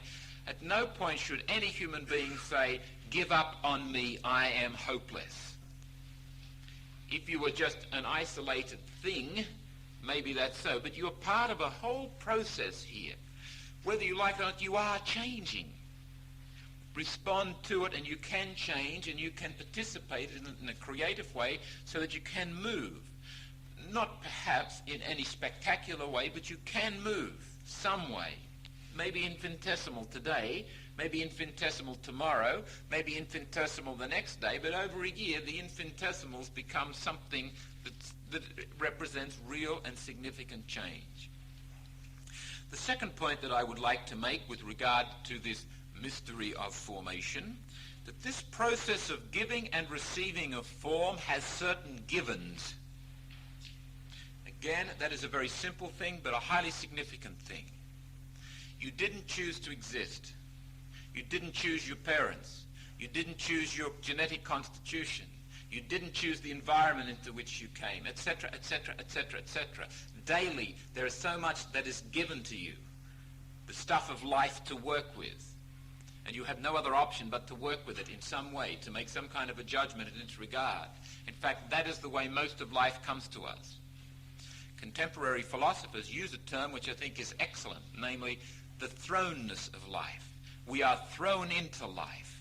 That's how we experience. It's like we land here with this bag of stuff, this body, this environment, this family, this mother, this father, these brothers, sisters, this society. That's what we're given to work with. And some people live in resentment at the givens. Live in resentment, for example, about the family. Live in resentment about the schooling that they were given. Live in resentment about their lack of talent or lack of intelligence. Live in resentment about lost opportunities. Live with the notion of only if. I wish things had been different. What if? Or, looking the other direction, away from the past to the future, wait until. When we live in resentment, we tend to become bemoaners of life rather than participators in life. People constantly bemoaning, implicitly or explicitly, what has happened. Now, some people implicitly bemoan life in the sense they'll say, you know, yeah, my family messed me up real well, but I don't want to talk about it. I've left that behind. Really? You can't leave anything behind. What you've experienced is part of you. And to think that you can simply offload it like flotsam and jetsam is absurd. What you try to deny will haunt you. What you face, you can work with and integrate as a constructive, fruitful part of your life. What it generates, the kinds of qualities, may be a certain cynicism, a certain depression, a certain bitterness, a certain melancholy. I wished life had been different. Now, all those place us in some measure on the fringe. We never quite get round to wholeheartedly getting into life because we're constantly avoiding this one thing, this thing that sticks in our craw, that our family messed us up, or that the Catholic school system did me in, or that something else happened that did whatever. You know, we've always got an excuse, some reason for not getting in, plunging into the water, and we sit on the side and dangle our feet in it. Now, there's one thing that we all resent. I'll throw this out just to provoke your own thought, because we'll come back to it when we discuss the fallenness of life formation and when we discuss later on the idealization process, two very, very important factors. And Simone Weil, the French Jewish author, captures it well. She writes, "If we forgive God for his crime against us, which is to have made us finite creatures, he will forgive our crime against him, which is that we are finite creatures." The big thing that we must come to terms with, the starting point of the great adventure of life formation as an adult, is to come to terms with your finitude. You see, we are really comical beings. We are paradoxes. We are made to soar to infinity, to eternity. We long for it. We already live in it, in hope. But yet we are very aware we live in finitude. Soren Kierkegaard talks of the image of we are like Pegasus, the winged horse, hitched up with an old nag to a milk cart. And the winged horse wants to fly, but the old nag just plods along the streets, clippity-clop, and that's the way it is. And there's a tension there, and that tension is in our guts, and we wished it wasn't there. We long, as some psychologists say, to be heroes. We all long to rise above the mess, the finitude, the limitations. It is something we must come to terms with. Simone Weil is very provocative in the way she writes it. Forgiving God for his crime against us, which is to have made us finite creatures. It is provocative. Let it stew in your guts. Let it remind you of something, because there is in all of us the tendency to resent finitude, to wish that things had been different, to wish that we were home, and it is part of a genuine, healthy longing. We will come back to that in later lectures. The third point, this giving and receiving of form ultimately is beyond our comprehension. That it happens is evident. Constant energy, constant exchange of form, constant formation going on. How it happens, well, there is some insight given us from psychology, from biology, from anthropology, from physics, chemistry, etc., etc., etc. All the human sciences lend some infinitesimal insight into how all this form giving and receiving goes on. But ultimately, we must say, I don't know how it all fits together. Why it goes on is even more perplexing. Why this universe? Why do I exist? Why do we exist? Why the trees out there? Why? Some people avoid that question, but it is a question, and it is imponderable. There's no way you can answer that. This mystery, we rightfully call it mystery, of formation just goes on. And it is our lot, we are condemned to it, if you like to look at it that way, that we can get some insight into how it happens, where we are terribly ignorant of why it happens. We must stand before it with some measure of awe, some measure of humility that says, okay, it goes on, let's get into it. Let's participate in it. Let's not be sideliners. There is a practical point with regard to this, and I began to raise it there a moment ago, in terms of getting stuck in your own problems. One of the difficulties you'll find if you're involved in helping people is that, and if you reflect on your own experience, such as experiences of anxiety and depression and so forth, and hopelessness and despair, what happens is the world closes in. We experience a sense of closing off of possibilities. We become caught up in our own processes. If we see ourselves as part of and against the horizon of a much greater reality, a much deeper mystery of formation, there is more chance of us getting beyond the tiny isolated world that we create for ourselves in our problems. The problem of despair, or the problem of anxiety, or the problem of depression becomes relativized. It doesn't get solved, it's not thrown out the window and dispensed with, but it's a beginning, it's a chink. It opens up the imagination. And one of the things that really holds people down is lack of imagination, the ability to imagine that things can be different. This transcendent perspective, the ability to see oneself against a transcendent horizon rather than locked into the isolated horizon of the ego.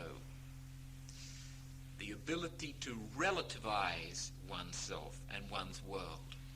If you look at it, there is only one absolute, and that is the absolute. Everything that human beings make, or think, or do is relative. And it is good to remember that, so that we don't get stuck in human structures as if they were absolutes. For example, within the church, the problem arises when church structures are seen, instead of relative means to an end, they become ends in themselves. For example, the Latin Mass was a magnificent structure at a certain time in history. But if you've ever been to a Latin Mass recently, you'll get that sense of it doesn't meet the current need. It doesn't speak to the consciousness. It's not credible today for most people. Therefore, we must look around for other structures. We let those go by the by, and that's life. Everything is negotiable except God. And if you want to call God another name, that's fine. But there is this still point, this reality with a capital R that is non-negotiable, that you come up against. What structures, what human structures are about, is enabling us to face up to the reality of God in some way, some tiny way. Everything is negotiable except the absolute. Every human structure, every human rule, every human dogma, every human claim, every human expectation must be allowed to must be submitted to the reality of the total mystery. And from time to time, history empties the bag for us, and we've got to start all over again, as it were, building on what's happened, but letting go of so much. The fourth point, as we reflect on the mystery of formation, acknowledgement of the mystery of formation tends to engender a participative attitude towards life, rather than a manipulative attitude. I've used that word manipulative last week, and I use it again this week, and I use it in a negative connotation. For example, genetic engineering. I would not call that manipulative. I would call it creative participation. It's a question of uncovering the reality that is there and working with the forces that are there. There is nothing wrong with genetic engineering. There may be a lot wrong with the way it's used. So that it is a question of creative participation in the mystery. Anything that is there in the mystery is available to us human beings to work with. Manipulation has the sense of control, domination, substituting my egocentric expectations and needs, real or imagined, for respect for the mystery, so that I become the manipulator of the mystery rather than subordinate to the mystery. Acknowledgement of the formation mystery, I suggest, tends to beget an attitude that is participative rather than manipulative. I see or experience myself as a relative part of a cohesive whole. Now, when I experience myself in that way, as distinct from simply saying, oh yes, there is this formation mystery, and then I go about life as if there weren't, and I become a very manipulative person. If in my guts I really experience life in terms of a total mystery of formation that's going on, the logic of that experience is that I become a participator in it. I mean, what other choice is there? What other realistic choice is there other than shuffling off the mortal coil, getting out? So I become a participator. I become a participator in a total movement of formation that existed long before I did, that will go on existing long after I do, that in this present moment is far, far beyond the embrace of my tiny mind or my tiny imagination, far beyond the scope of my ambitions or my aspirations. An immense mystery. You start to contemplate life in this way, you begin to understand what Gabriel Marcel said. He said that life is not so much a problem to be solved, but a mystery to be lived. The functionalistic mindset, the manipulative controlling mindset, sees life as a series of problems requiring technical solutions. That applies to human beings as well as events and things. And then life becomes a problem to be solved. That may be okay to some extent. In fact, if a person is very talented technically, they can get by very well, thank you very much, and be extremely successful and gain a lot of mastery. Except when they come up against something like death. That generally upsets the apple cart a little bit for the functionalistic mind. And I would say any worldview or anything pretending to be a philosophy of life that does not take into account all the facts of life, such as death, such as sickness, such as weakness, such as the incomprehensible and apparently absurd aspects of life, anything that doesn't take those into account is an inadequate worldview, is a radically flawed worldview. The functionalistic worldview, which tends to permeate our society, I would say is radically flawed because it cannot take into account the fact of death. The functionalistic mind just closes off when death comes. And I know of some people who won't even talk about death. They'll use other names, but not death. It's too much of an affront. The participative attitude tends to be humble rather than arrogant. The word arrogant comes from the notion of someone who arrogates, to claim for oneself, to ask for oneself, that which doesn't belong to oneself. The arrogant person claims a power, a position, a right that is not theirs. The arrogant person, and I would suggest that the functionalistic stance is an arrogant one because it claims a mastery and a supremacy that is inappropriate. The participating person humbly submits, suffers life as it is able to submit to the facts, the given, the truth, and not just in resignation, endure, teeth-gritting, grinding sort of a way, but with a measure of love and graciousness, that this is the way life is.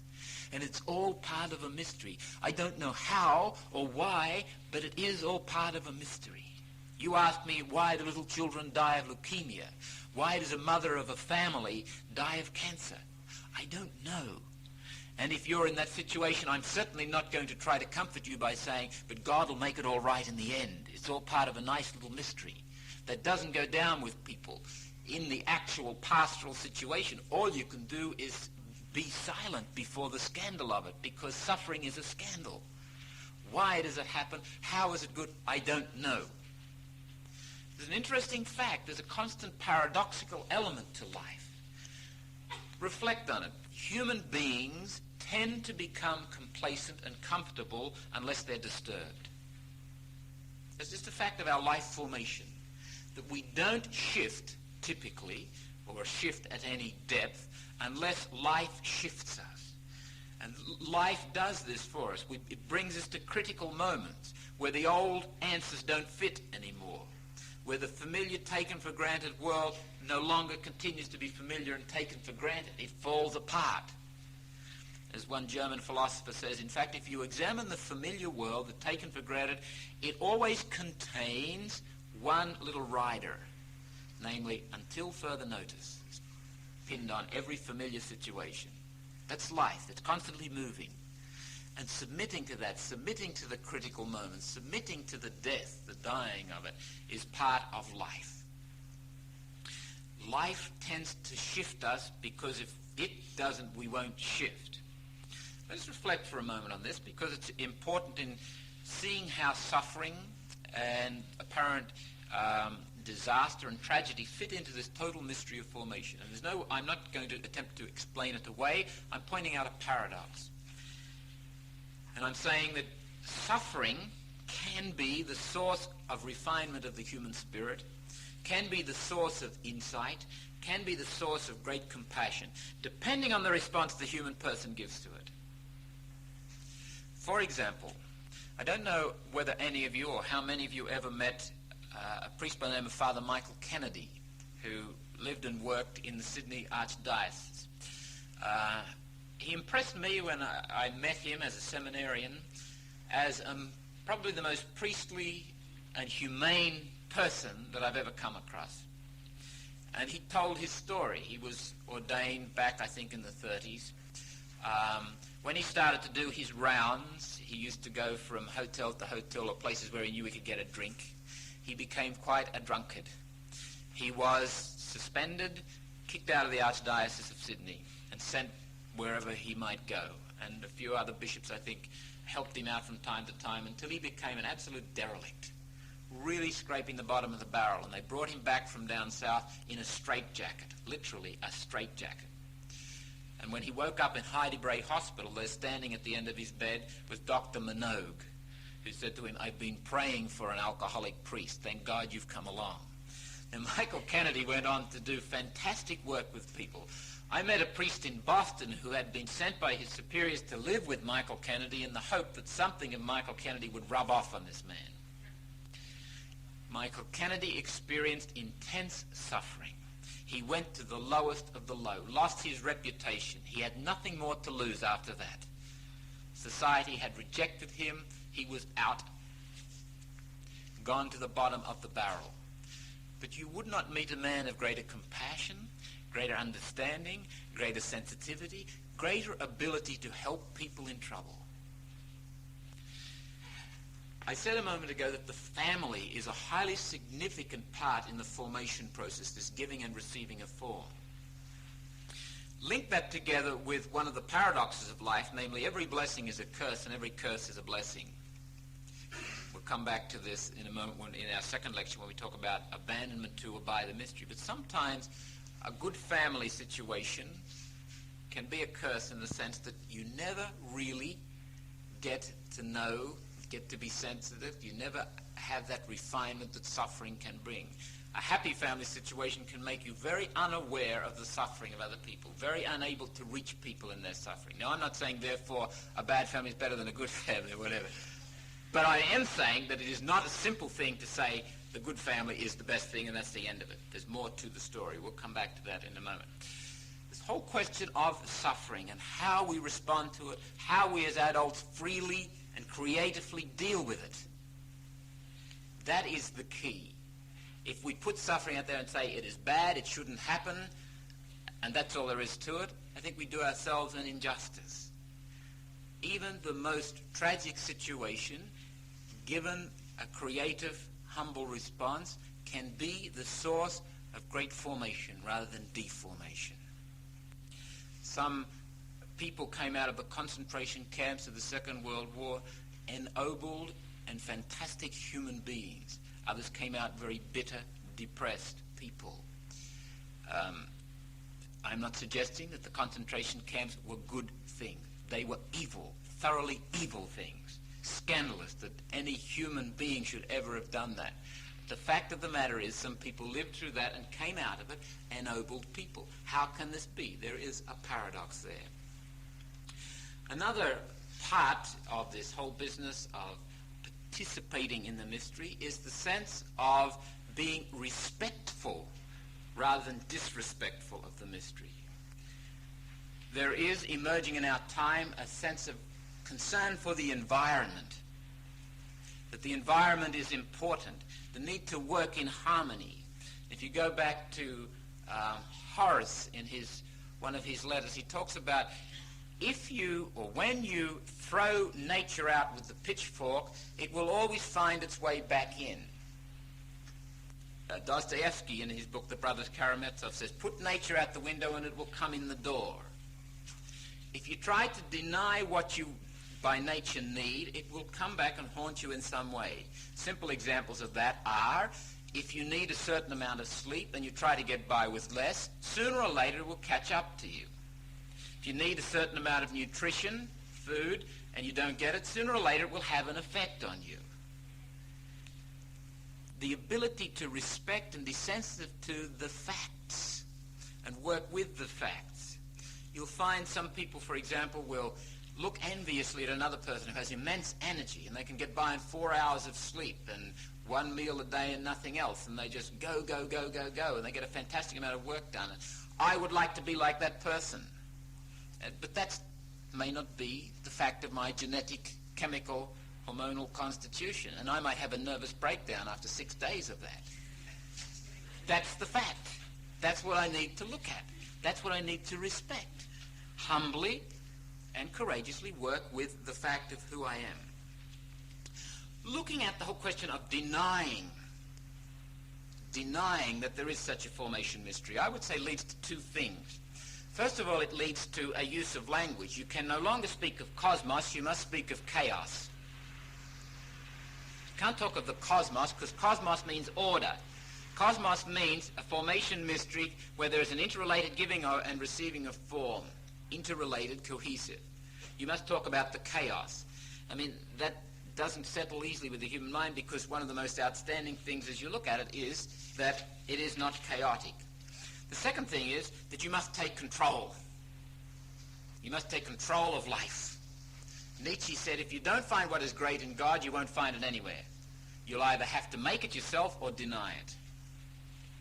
It's to deny that formation mystery, and within the Christian context for us, it is a question of a personal God, and we'll talk about that in a moment.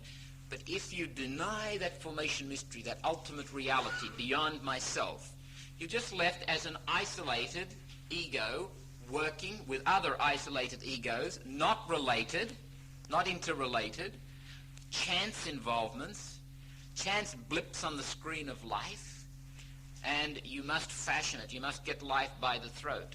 And part of the logic of this, and it's important to examine the logic of it, the logic of the theory of it very often is contradicted by the logic of the behavior of people who don't believe in the formation mystery.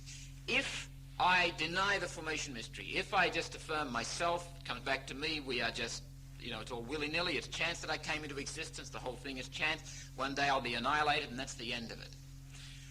Consider the question of morality. In what are my moral evaluations grounded? Why do I call this good and that bad? Interesting conversation with Frederick Copleston, the English philosopher.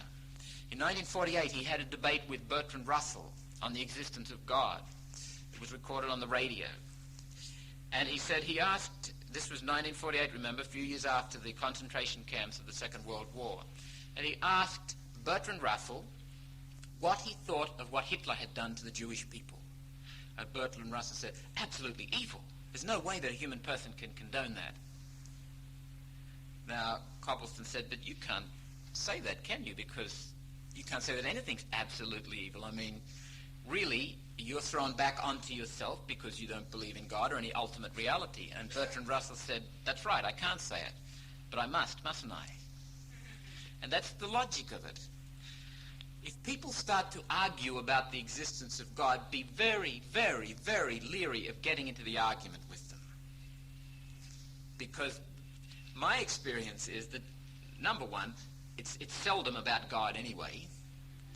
Very often it's about a perception or impression of God that they have gotten, quite falsely, or they're trying to work out something.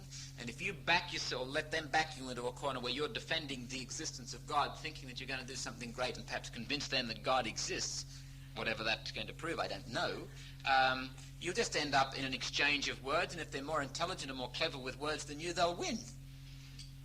What I would suggest you do if someone is honestly asking these kinds of questions is ask them questions. Ask them to examine the basis of their morality. Ask them, why do they judge this good and that bad? And you must get back to some kind of ultimate reality, because if you do away with the ultimate reality, you get down to self. And if I judge something to be good and something to be bad, well, you might judge it to be the other way round, and then someone else might come along, and you get all these people. How does it all fit together, and why should it fit together anyway? What's your ultimate criterion for judging what is good and what is bad? The logic of that kind of a situation is rather absurd. It has no logic to it. We are forced to accept some ultimate reality, some mystery of formation, some guiding reality that is there beyond me, that exists before I ever existed, that will go on existing after I exist, that is much greater, much more immense than my mind or my imagination can embrace, or that my ambitions or my aspirations can encompass. Let's pause there, and I'll invite any comments or questions or reflections before we break for coffee.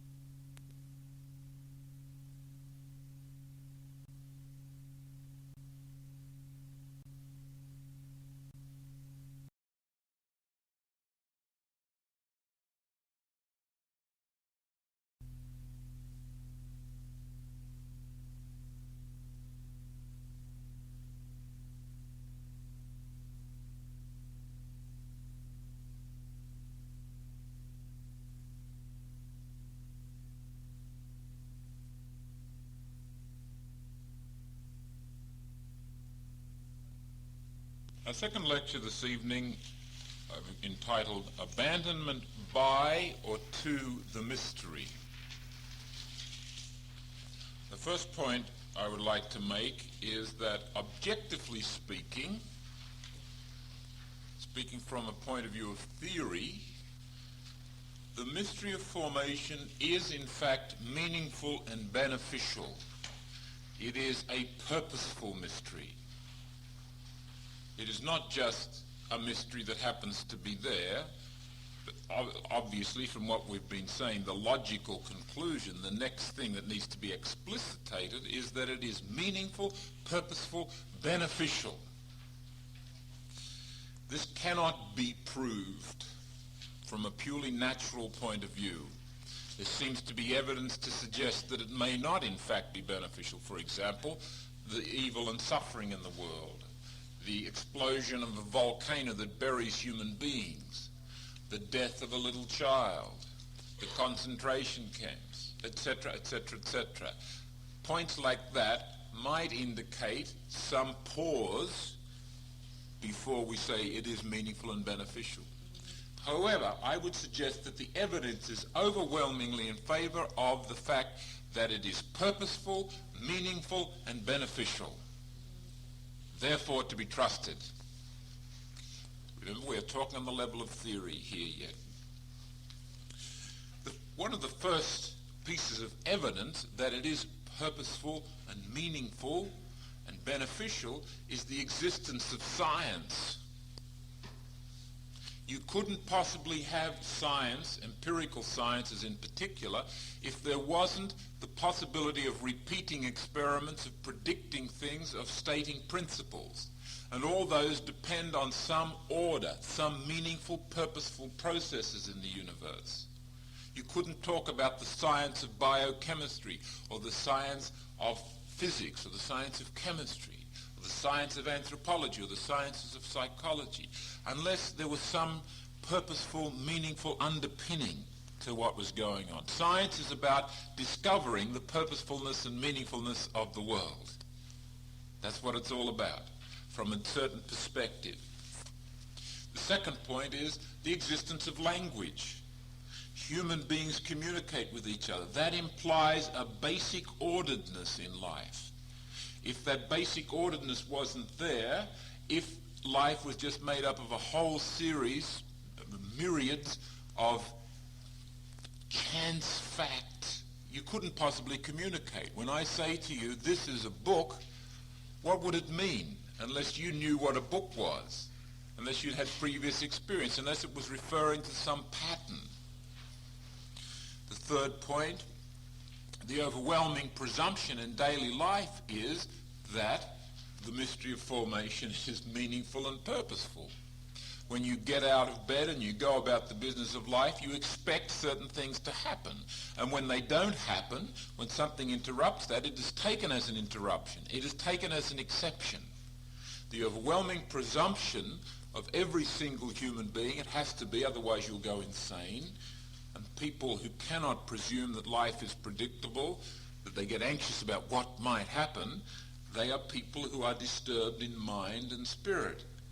A normal, healthy human being presumes that life will behave today in an orderly, meaningful, purposeful way. That when you're walking along the street, you're not going to take off and fly over the buildings. And it sounds absurd to put it that way, but believe me, you're not. Now, a person who's very disturbed might take some convincing that that's not going to happen, because some people do believe that life is not ordered, and they are generally very sick people. So the overwhelming conviction of every human being, every healthy, normal human being, is that. The fourth thing, and one that I find quite cogent, is the attractiveness of a life lived out of the conviction that the mystery of formation is meaningful, beneficial, and purposeful. Lived out of a participative attitude rather than a manipulative attitude.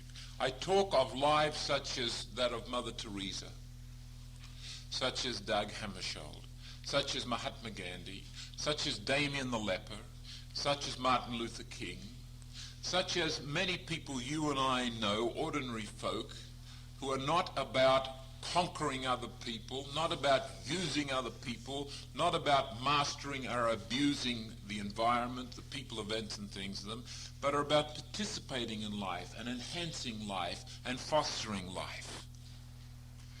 I would suggest that the very attractiveness of that kind of a person is evidence for the fact that that is a reasonable position to take in life.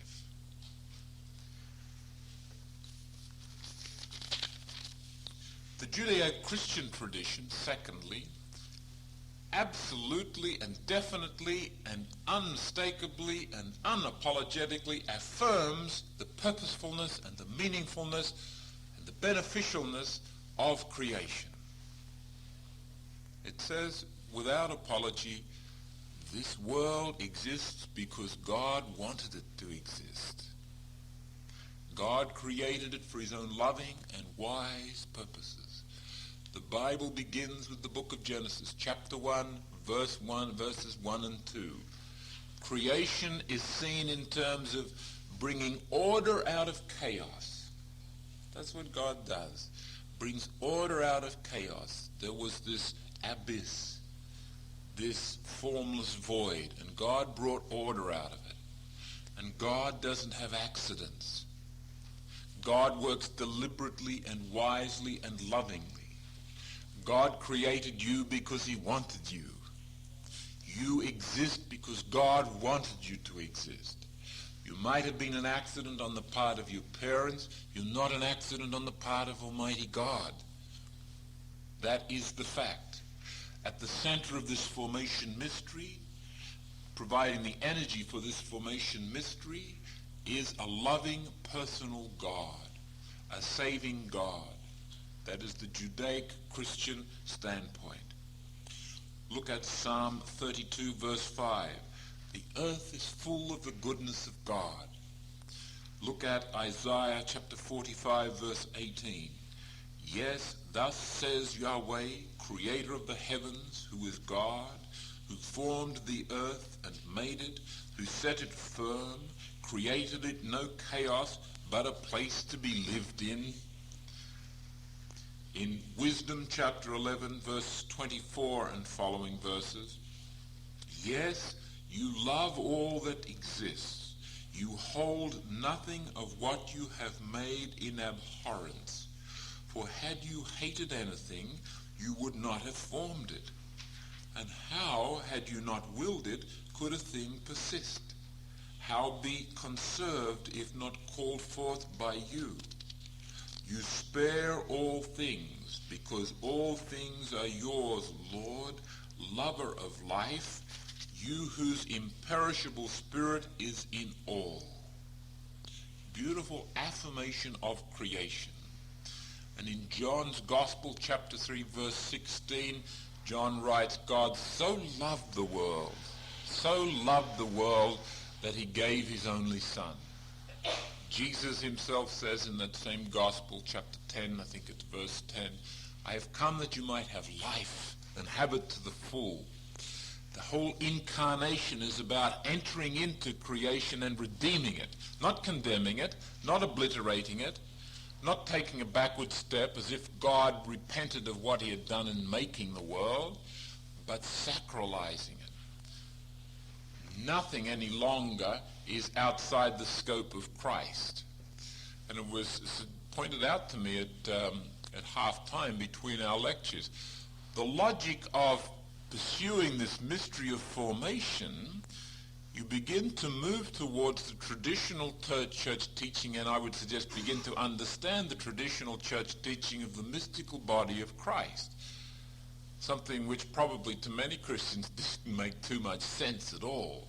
But you recall in one of St. Paul's letters, and I can't I think it's either Ephesians or Colossians, where he says, the mystery hidden from all time revealed now in Christ. Christ embraces the formation mystery, permeates the formation mystery. Christ is, in a sense, the formation mystery. He embodies it perfectly in himself.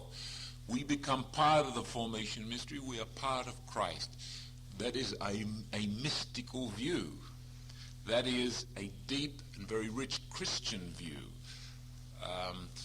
But I think it is part of the logic of pursuing what we were talking about earlier on, about participating in the mystery. We become caught up in Christ.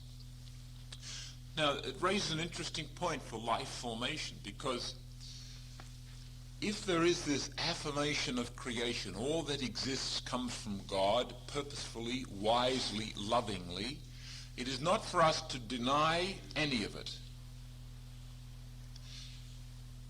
Within our own Christian tradition, we have a very strong recurrence of the dualistic heresy. And this is why, basically, I don't like the word spirituality, because it smacks of dualism in tradition. It need not necessarily, but in fact it does. The dualistic heresy divides human beings into spirit and matter. Matter which is bad, or at least less than good. Spirit which is good, better than matter. And the whole business of the spiritual life is becoming more spirit and less matter. Manichaeism, Jansenism, Puritanism, perfectionism. Trying to get above the finitude, the messiness that is so blatantly manifest in our bodiliness.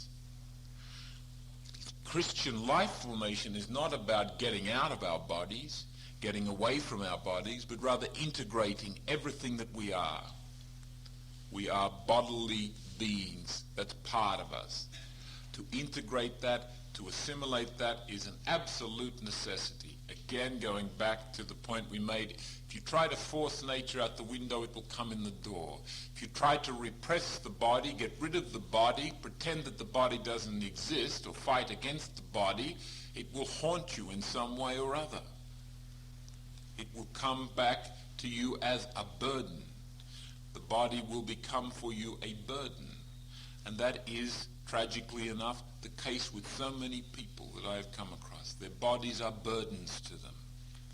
And it comes out because there is this implicit teaching, and it may never have been taught explicitly, but it comes out in attitudes and so forth. For example, anger is bad. Sexuality is bad. Well, it's good in certain circumstances, but really it's not real good. You know? It's a sort of pushing down away of the bodily things. It's better if you can get beyond these things because they are messy. And one of the most influential thinkers on the modern mind is Descartes, who died in the middle of the 17th century. And you've got Cartesian dualism. Descartes spoke of the human person as being basically located in the pineal gland and is within you like a pilot in a boat. We talk about the soul in the body. We had the expression saving souls. We're not in the business of saving souls, we're in the business of saving people, total human person, in all their bodily messiness as well as everything else that might be there. It is a besetting sin of the ambitiously, conscientiously religious person to fall into some kind of dualism, because the body holds us up. The body reminds us of our finitude. It stands as an obstacle in our flight towards heroism and perfection.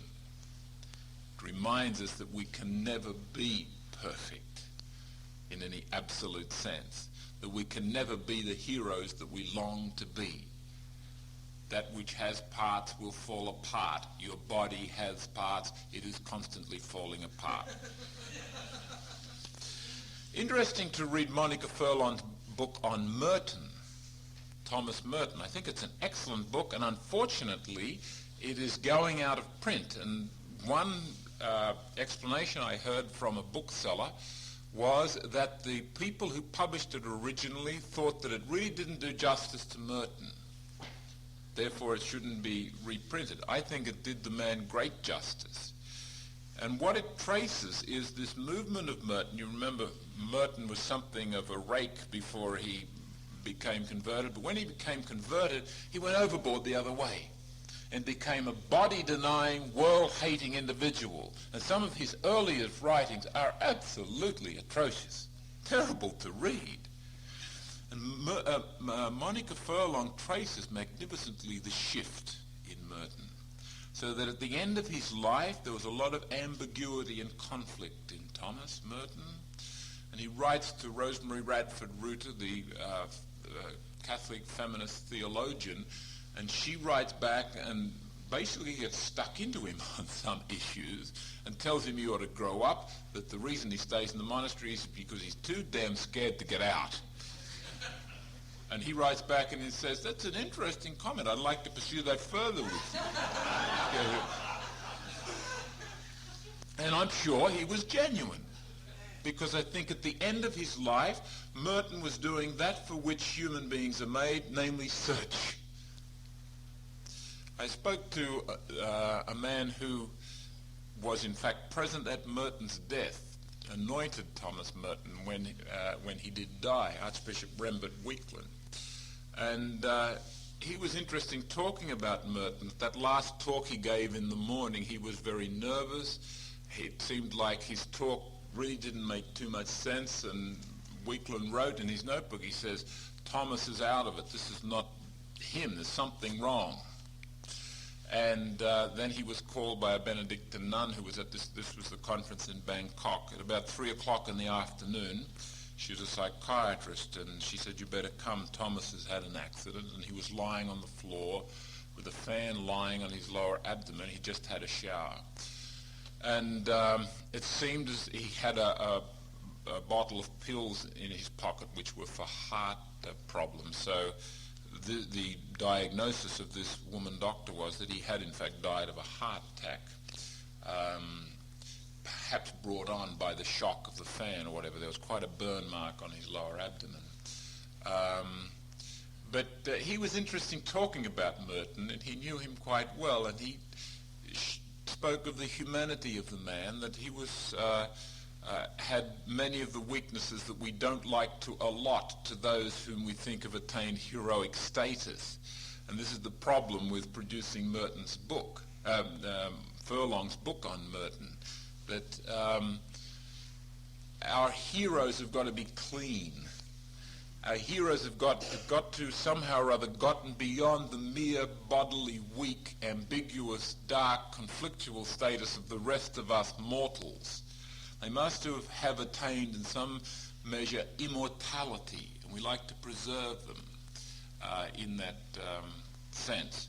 So Merton's book, Merton's Life, is a very good example of the movement away from this world-hating, world-denying, bodily repressing approach to spirituality, moving on to something else. And the alternative is not so clear-cut. It is fairly clear-cut to repress the body, get that out. I mean, that gets rid of a lot of messiness from life, straight off, to say nothing of the messiness that creates and that haunts us and operates and controls us from underneath, but it's all underneath, so we don't know about it anyway. So, the third point, as we look at the formation mystery, and we can affirm, most definitely, and we must, in theory, that it is benign, that it is purposeful, that it is meaningful. As a matter of fact, all of us make what we can call a primordial option very early in life, long before we ever get around to thinking about the mystery, long before we ever get around to even knowing there is a mystery. We have already made some kind of an option which says the world is basically a good place to be. It's more or less welcoming, more or less trustworthy. Or the other way, the world is basically an unpleasant place to be, not to be trusted, not real welcoming. And that gives rise to a whole mode of behaving, as does the other.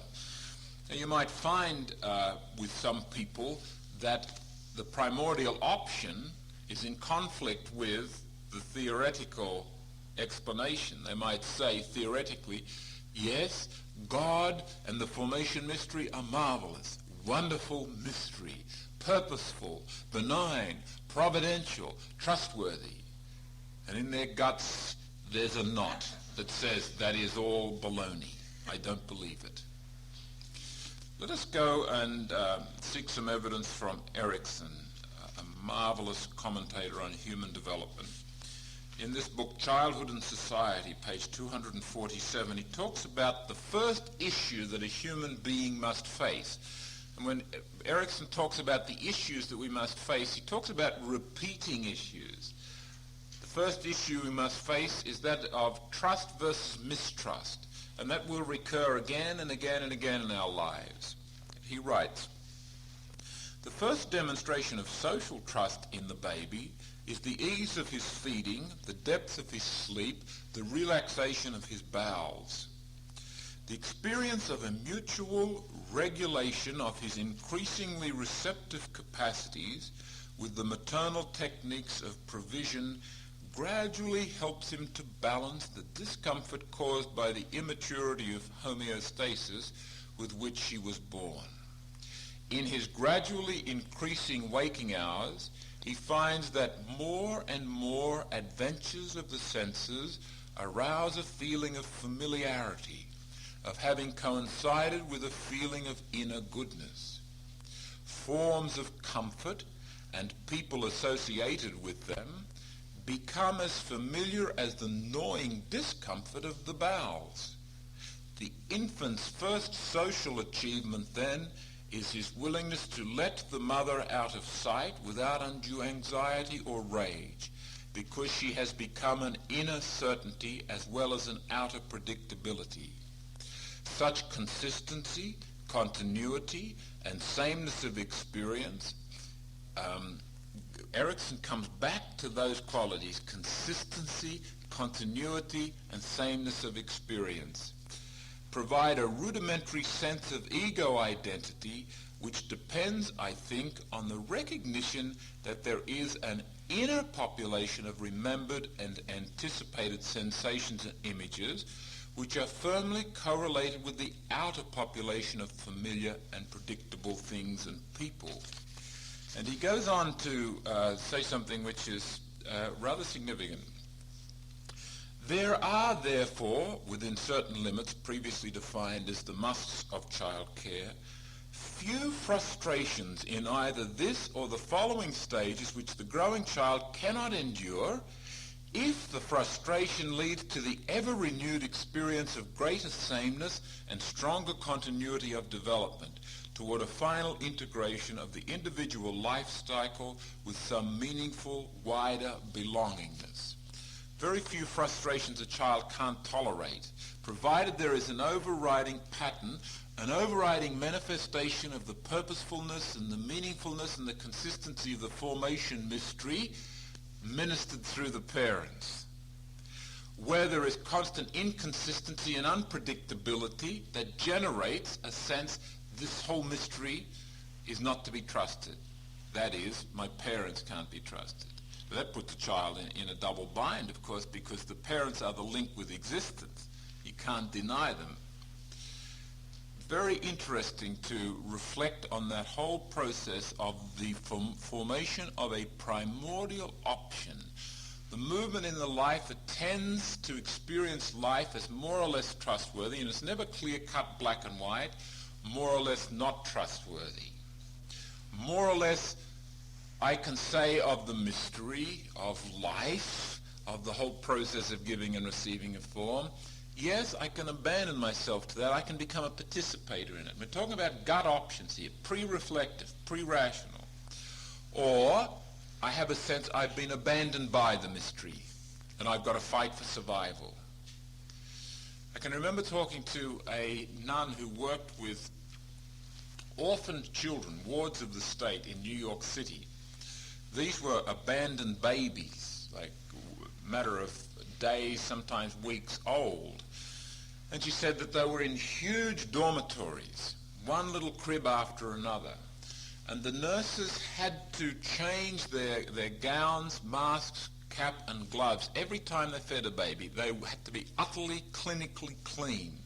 They gave those children everything they needed. So they would go to baby A with a set of gloves and so forth on and feed the baby, then come away, strip off all that gear, put on a whole new gown, gloves, mask, etc., and feed the next baby.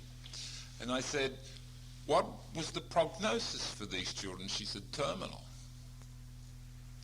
Typically, they died. Now, that kind of experience has been borne out many different times. Back in the 13th century, Frederick II in Italy tried to find out which was the primitive language of the human race. Was it Greek or was it Latin? We could have told him it was English, actually. However, he went through with the experiment. And what he did was, got some orphaned children, some infants, and put them in a creche, and gave the nurses instructions, don't speak to them. Feed them, nurture them, do everything, but don't make any communicative symbolic signs to them, and we'll just see which language they start to speak, quite spontaneously. And they all died. We are strange creatures. If it comes too early to us that the mystery is really not with us, we don't belong, we don't have the inner resources, the ability to develop tactics and strategies to cope with that, the chances are we'll fade literally out of existence. And the work done by Rene Spitz and Bowlby on the hospitalism syndrome in children, the failure to thrive, is of this kind too, where there is that sense of lack of communication of that you belong, lack of an invitation to participate, so that the child is left struggling on its own without interconnectedness in the whole process. Fascinating, tragic, awesome to consider it. There comes a point in your life where even if you are left on your own, you can somehow or other struggle by because you have developed the inner resources, but not without difficulty. Now, getting back to our point, this primordial option, it may be that an individual person has the faith, notionally, theoretically, that the mystery is providential, is caring, comes from a personal God who intends everything wisely and lovingly. But in my guts, I have to say I am very anxious about tomorrow. that I am very depressed about certain things, that I am very frightened what will happen, that I really cannot abandon myself to that mystery. Now, if people don't make some fairly important distinctions here, they can become very guilty and disturbed. Last week, I stated a rule which I think is absolutely important in Christian life formation. Always start where you are. Don't deny anything. Don't pretend that something is different from what it really is. And very often, a spirituality, a life approach to life formation that says, okay, you're supposed to believe that God is good and looks after you, and if you're feeling anxious, that means you haven't got faith. So try a little harder, pray about it, which can make the person doubly anxious. On the other side of the coin, a person whose gut option quite easily takes them towards trust and a welcoming kind of approach to the world. They feel welcomed and at home. They fall naturally into the process of abandonment to divine providence. They can become quite complacent, quite comfortable in the notion, yeah, I trust God, when really it's a natural kind of a movement in their life. And the other person who gets very anxious, whose primordial option is towards the opposite, look at them and with envy and say, oh, how can you be so relaxed and at peace? You must be a holy person. Not at all. One of the most pernicious things that's beginning to emerge today is the linking of wholeness and holiness. Jung, for example, taught that God cannot exist in a disturbed spirit, in a sick mind or a sick heart. I think that is pernicious.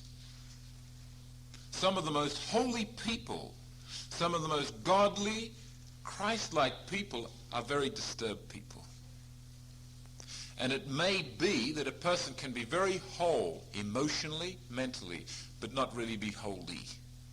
And it may be that a person can be very anxious and very fearful, but be very holy. The key is working courageously and truthfully with what you are, where you are. I know people, for example, whom I would regard as people of deep faith and deep refinement of spirit and great compassion, who are actively suicidal, who this very night could just as easily take a bottle of pills and take their life, and they would not be responsible for it. The founder of the Holy Spirit Fathers, Francis Lieberman, was one such person. They had to hide sharp instruments from that man. If ever he was walking across a bridge, they had to walk by his side to stop him committing suicide or to help him to avoid the possibility. Now, was he therefore not a holy person? Were the others who were able to walk across the bridge without anxiety more holy? Not at all. Very often, it is the burden, the pain, that thorn to pierce the flesh, that is the very reason that one becomes holy. One is holy not despite that, but because of it. Again, I refer you to the example of Michael Kennedy, and I refer you to the example of so many people who have grown through personal suffering and inner anguish, very often without other people knowing about it. Because a person is able to get on top of things, because a person has a basic sanity and wholeness and emotional stability, doesn't mean anything except that they probably had a good family upbringing. That's no virtue. That's just a fact. That's one of the facts that they have to deal with. A person whose primordial option tended to be in the direction of anxiety and fear, the experience of abandonment by the mystery, may, in fact, as they begin to work with those facts and humbly submit to that, come to a fantastically deep knowledge of the mercy of God. That in all this, they know they are helpless, because they, more than the stable person, know what it's like to be out of control. And they must depend on a merciful God. And in that process, they can come to a very, very deep sense of abandonment to divine providence, that far outstrips the person who has a natural inclination in that direction. They can develop a sensitivity and a refinement of spirit and an insight into human life formation that the other person who naturally inclines that way will never get to. Consider you probably had the experience of a moment of suffering, a critical moment in your life, where the old answers don't work anymore, where structures that were credible once have been taken away from you, where there's a sense of falling apart. Very typical, very healthy, very necessary in the process of life. Somebody comes along to you, maybe comes from a good family background, and here I spoke about the curse and the blessing. The blessing of a good family is in a sense a curse. The curse of a bad family is in a sense a blessing, because it can give you a sensitivity that that other person may not have. Supposing you are in a situation of falling apart, of tragedy, that something really drastic has happened in your life, where you feel just ripped apart, and then somebody comes along who has a basic emotional stability, they've never experienced this kind of a thing and probably never will, they're very well-meaning and very generous, and they say, look, I know just how you feel. And whereas the other person comes along, they know what it's like to be tormented by anxiety, not to be able to sleep at night, to get up in the morning and feel terribly depressed, maybe to suffer from awful headaches, fear, etc., etc., etc., all those delightful human experiences. They've been purged, they've been stripped of their egotistical, insensitive walls, and they can come to that person, they don't say anything, they look them in the eye, and there's a communion of spirits, and there is an interdependence, and there is a support there. And maybe they weep with the person, maybe they just sit there, maybe they hold their hand, maybe they just come and look and go away, but that person knows there's a kindred spirit. They have met someone who has been where they have been. Now, I'm not saying, wow, isn't suffering good? Let's all get into suffering so we can become refined spirits. For God's sake, don't go looking for it. And let me add to that a practical point. We are at the moment in the season of Lent.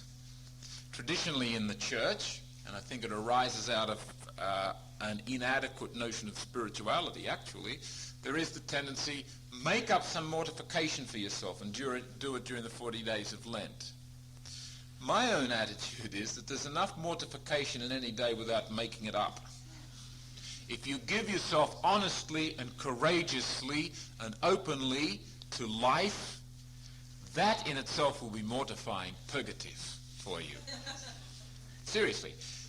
The other, supposing you decide that this Lent you're going to do without tea, without sugar in your coffee, and you actually achieve it, and you feel real good about it.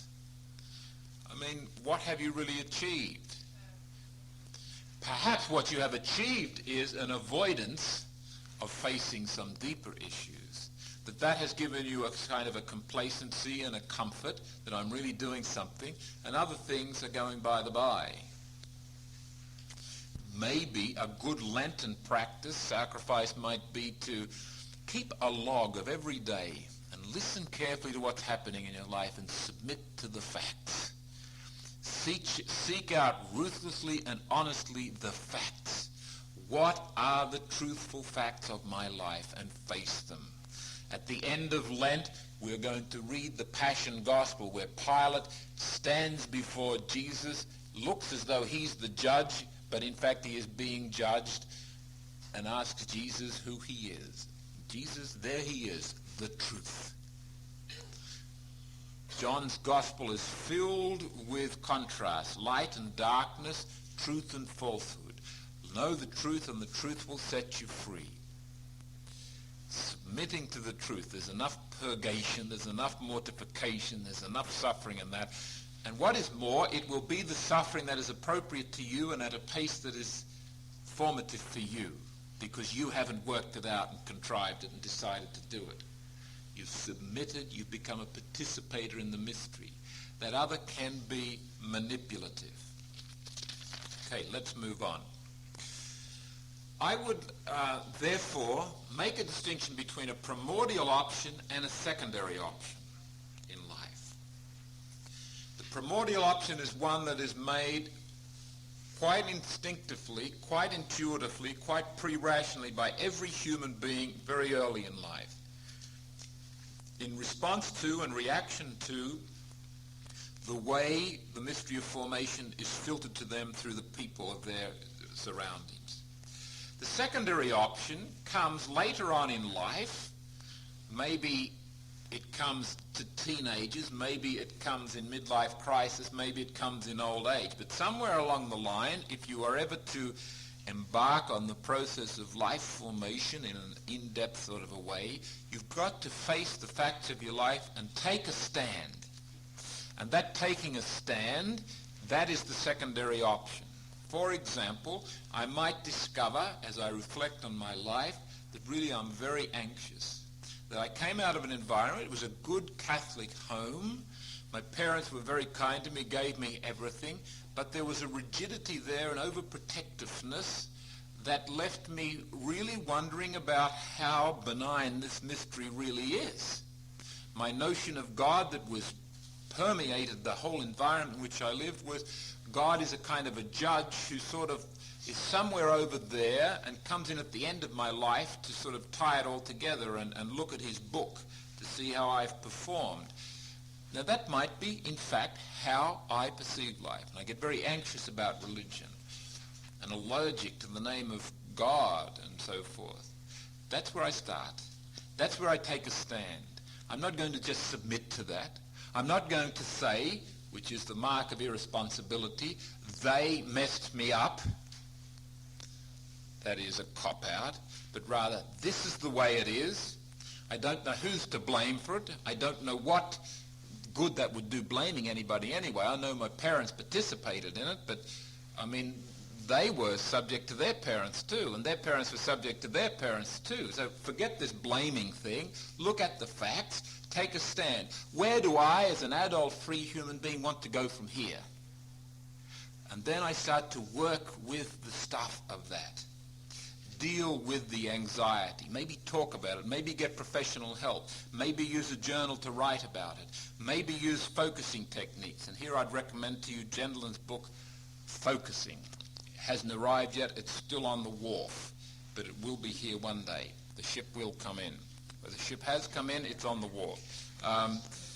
Working with it. You've taken your stand. And then maybe till your dying day, you will carry a primordial option that is one of where this involves anxiety and fear.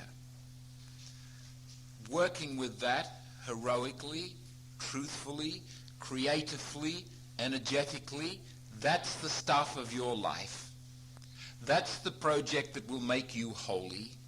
Not opting out of that and saying, well, I really should be able to trust God because God is a very trustworthy person. Bring that to God and say, God, here it is. Here I am. I don't really trust you. That's the way I feel. I feel anxious. And I know I just can't get out of that, but that's the way I am. Help me, bless me with your mercy, and use the sacramental structures of the church's life, etc., to bring about the gradual and slow and subtle process of healing. You know, I think one way of summing up the whole process of life formation is getting the mess pointed in the right direction. Not getting rid of the mess, getting the mess pointed in the right direction and working to facilitate the orientation to keep it pointed in the right direction. Okay, we have looked at then the whole question of abandonment to divine providence in the light of the formation mystery. We have considered that there is a basic option that is taken before any intellect or freedom come to play. One of the major points that I would like to stress is to use the word again, participation. Participation in the mystery. That is our basic call. If I see myself as a participator, as a humble person, as a respectful person, as someone who is part of a mighty mystery, then I would suggest that a lot of what else we have to say about life formation will take its place in behind that. Let us stop there and invite any questions, reflections.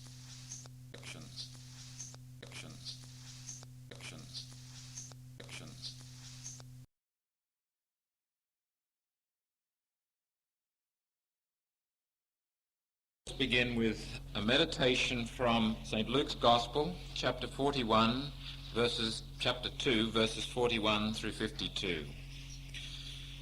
At that time, Jesus' parents went to Jerusalem every year at the feast of the Passover. And when he was 12 years old, they went up according to custom. And when the feast was ended, as they were returning, the boy Jesus stayed behind in Jerusalem. His parents did not know it, but supposing him to be in the company, they went a day's journey, and they sought him among their kinsfolk and acquaintances. And when they did not find him, they returned to Jerusalem seeking him. After 3 days they found him in the temple, sitting among the teachers, listening to them and asking them questions. And all who heard him were amazed at his understanding and his answers. And when they saw him, they were astonished. And his mother said to him, "Son, why have you treated us so? Behold, your father and I have been looking for you anxiously." And he said to them, "How is it that you sought me? Did you not know that I must be in my Father's house?" And they did not understand the saying which he spoke to them. And he went down with them, and came to Nazareth, and was obedient to them. And his mother kept all these things in her heart. And Jesus increased in wisdom and in stature and in favor with God and man. Loving God, we ask you to bless our work this night. Open our minds and our hearts. Quicken our minds and our hearts. Pour out your Spirit, the Spirit of Jesus the Christ, into us, a spirit of wisdom, a spirit of compassion. May we become more malleable, more flexible, more able to participate in the great mystery of your love, the great mystery of your forming wisdom, your forming compassion, your forming mercy. Lord, help us to be part of your plan as creatively, as energetically, as imaginatively as we can. We pray to you, Lord, for the coming of the kingdom in the words that Jesus has given us. Our Father, who art in heaven, hallowed be thy name. Thy kingdom come, thy will be done on earth as it is in heaven. Give us this day our daily bread, and forgive us our trespasses, as we forgive those who trespass against us. And lead us not into temptation, but deliver us from evil. Amen. A passage from St. Luke's Gospel gives us a good starting point for tonight's meditations, lectures. The first one is on formability and directionality, the second on the human spirit. Jesus was formed like any other human being. Jesus was subject to the culture and customs of his time. Jesus was taught the meaning of fatherhood by his own father, Joseph. Jesus learnt the meaning of motherhood from his own mother, Mary. Jesus went down to Nazareth and was subject to them. Let us reflect for a few moments on the fairly simple but practical notions of formability and directionality. Let us make an absolute foundational statement, a principle that applies across the board to all human beings in all circumstances at all times. We can say that all human life is always formable. All human life is always formable. That is, able to receive form. It's a very simple statement. There's nothing grandiose about that. But the practical consequences of having that firmly embedded in one's consciousness are rather extensive. If we really believe that all human life is always formable, able to receive form, and in fact, in view of the total mystery, the energy, the way things actually move at all times, that form is being actualized all the time, at no point in our life can we ever say we are beyond repair. At no point in our lives can we ever say we've finished growing, there's no more change. At no point in our lives can we ever say, I'm too old, too messed up to ever change. The most distressed, the most decrepit, the most whatever person you think you are still able to be formed. You are still formable.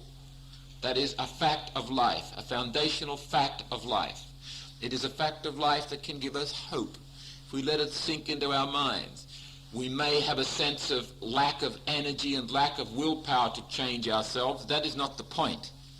Remember the basic fact. Because you are part of the mystery, because of your identity as being caught up in this mystery, you are a unique and communal expression of that mystery. You are always able to be formed. That is a logical development of the formation mystery.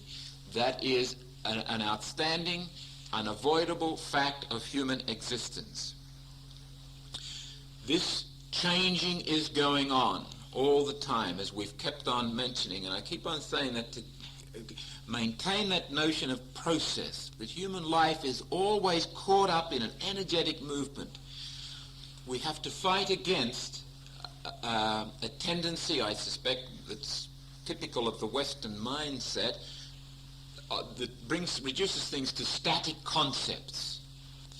We bring grace down to a thing that you get. Sin becomes a thing, and virtue becomes a thing, and God becomes another thing along with all other things, the biggest thing of them all, but just another thing, and this static notion of the universe. Whereas things are constantly changing. There's a constant movement, that energy and movement and process are at the heart of a human existence, that life is always moving, that our formability, our potential, our possibility for receiving form is constantly being actualized.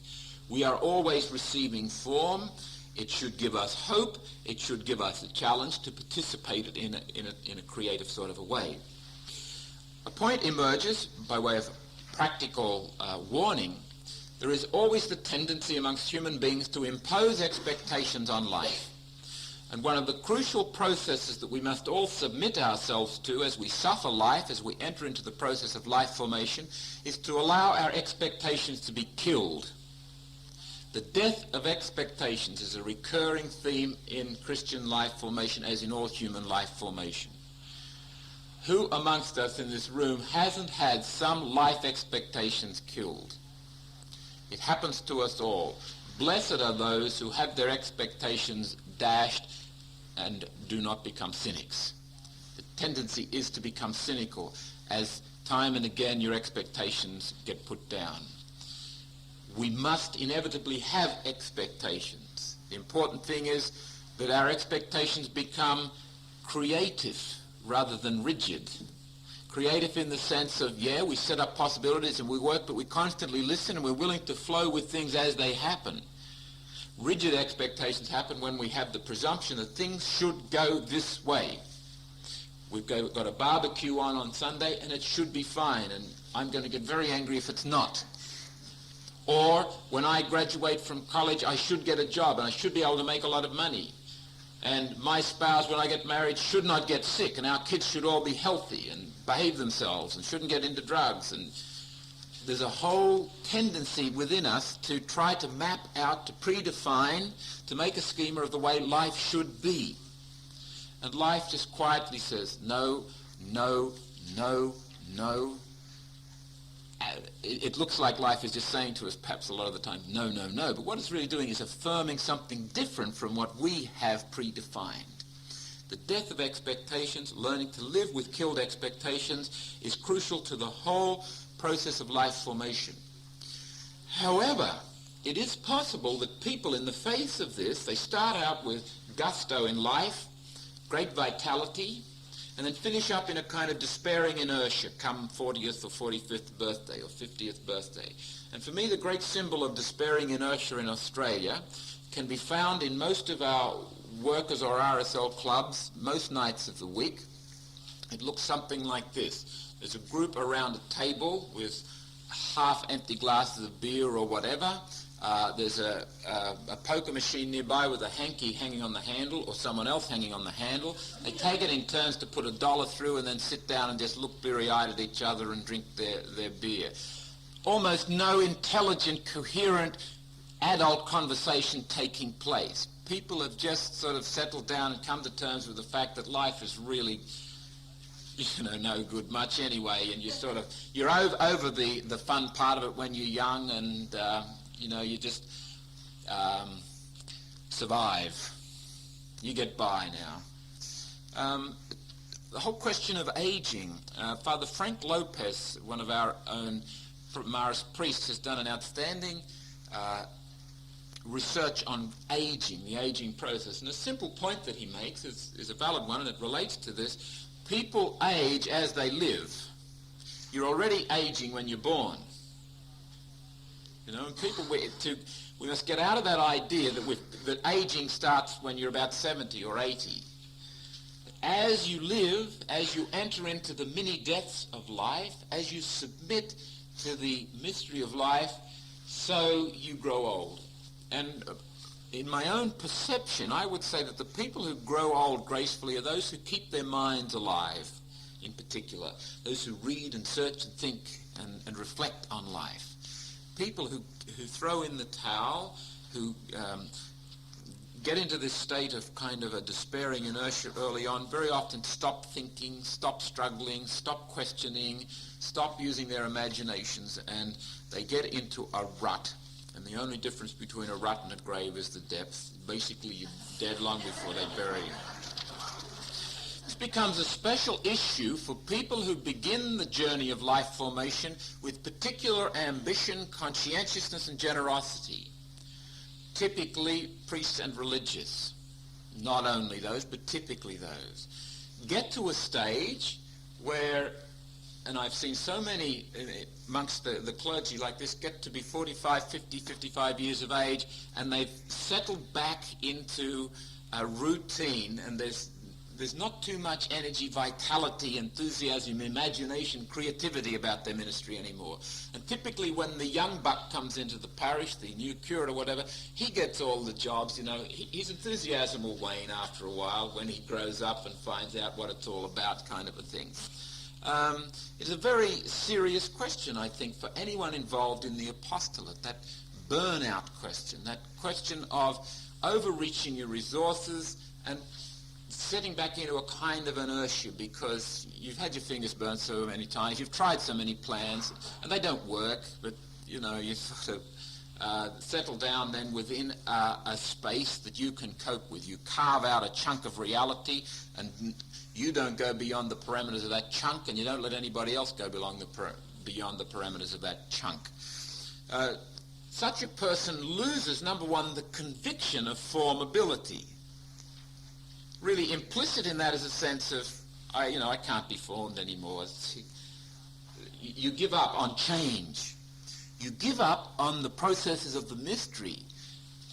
Not the sense that I've got to go on changing, and that's very often why the burnout happens, because I carry the burden. Instead of approaching things in the sense of communion with Christ and participating in this mystery and flowing with it, you approach it as Atlas and the great myth, and you carry the world on your shoulders and people, and that gets pretty tiring after a while. And the natural tendency is to throw the world off and just, go your own way. You lose the conviction of formability, and not only that, but you lose after a while even the very ability to participate in the mystery in a creative kind of a way. And you become something of a deadly presence with people. I would say traditional spirituality, and in particular traditional formation in the seminaries, taught us, clerics, Whelan included, to be form givers, not so much form receivers. The whole business of the apostolate is to participate in the process. So that any apostle, I don't care who they are, whether they're priests or bishop or pope or whatever, the job is to come down and participate with people, stand alongside people. We were trained to come with a certain form, a format of life, and impose it. And if people, events and things didn't fit, that meant they were beyond the pale. This was particularly evident in many missionary endeavors, that we brought not only a religious form, but a cultural form and a social form, and the people to whom we came rather arrogantly and violently, and I'm not talking about violence necessarily in the sense of guns and clubs and stuff, but violently in the sense of moral violence, cultural violence, religious violence, forced people to fit that. There's some fascinating stories about missionaries going to these places and trying to impose a form. And this morning one of the sisters told a story when she was in New Guinea. A member of her community hung her corset on the line and it promptly disappeared. It appeared again the following Sunday, being worn by one of the local men. You bring in clothing. They don't have the clothing habits that we have, but then you say, well, in order to be modest, you've got to wear clothes and impose it on them. A very interesting notion of mission is developing in the church today, that missionaries go as much to be ministered to as to minister. That the process is to stand with those people in the mystery, become identified in as much as it is possible, have an empathy for their culture, their way of perceiving the world, work together with them to facilitate the mystery in their place, in their way, at their time, at their pace. And we don't come with the arrogance that we have the answers.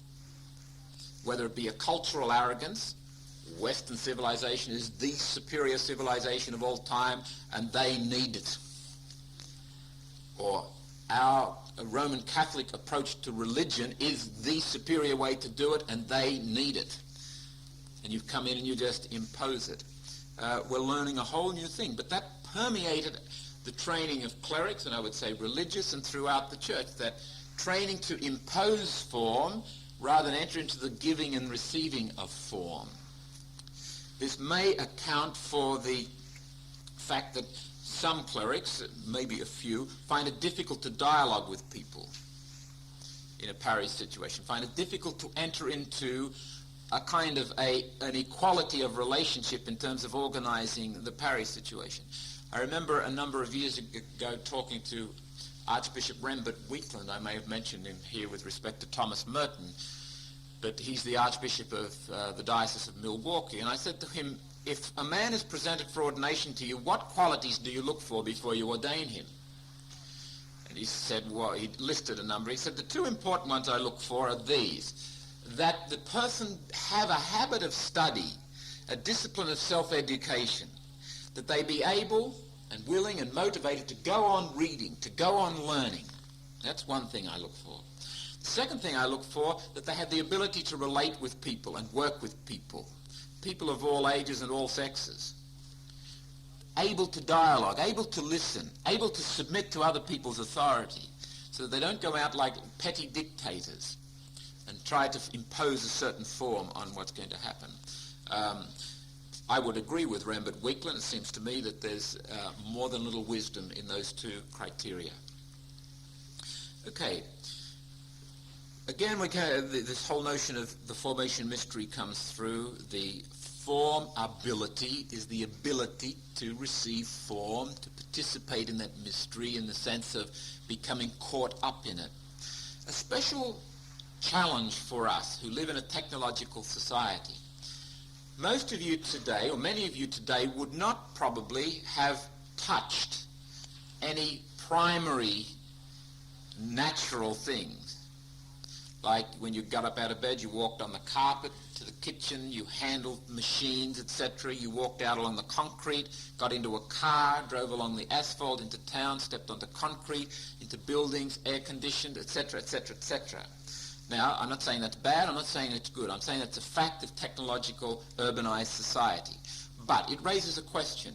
I think that living constantly in contact with things that human beings have made and control can do things to our consciousness.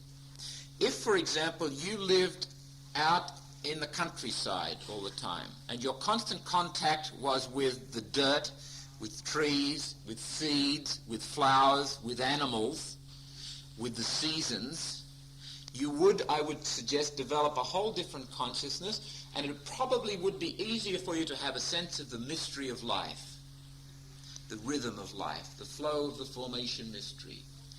Now, I raise that because I think it is important for us. I'm not saying that technology necessarily cuts us off from the formation mystery. I would suggest that it is harder for us, whose constant contact is with machines that human beings have made, machines of control, machines that human beings control. That's our primary contact. It is more difficult for us to have that consciousness of the formation mystery, the flow of life. A number of people have written about this. Jacques Ellul, E-L-L-U-L, the Technological Society, if you wish to read it further, because I think it's an important point. Ivan Illich, Celebration of Awareness. Marshall McLuhan's Counterblast. E.F. Schumacher's two books, Small is Beautiful, Economics as If People Mattered, and A Guide for the Perplexed. And Eric Fromm's books, To Have or To Be, and another book, The Psychological Aspects of Guaranteed Income. In the last one, he talks about the processes whereby Homo sapiens has been transformed into Homo consumens. That what distinguished us from the brute animals, traditionally, was sapiens, wisdom.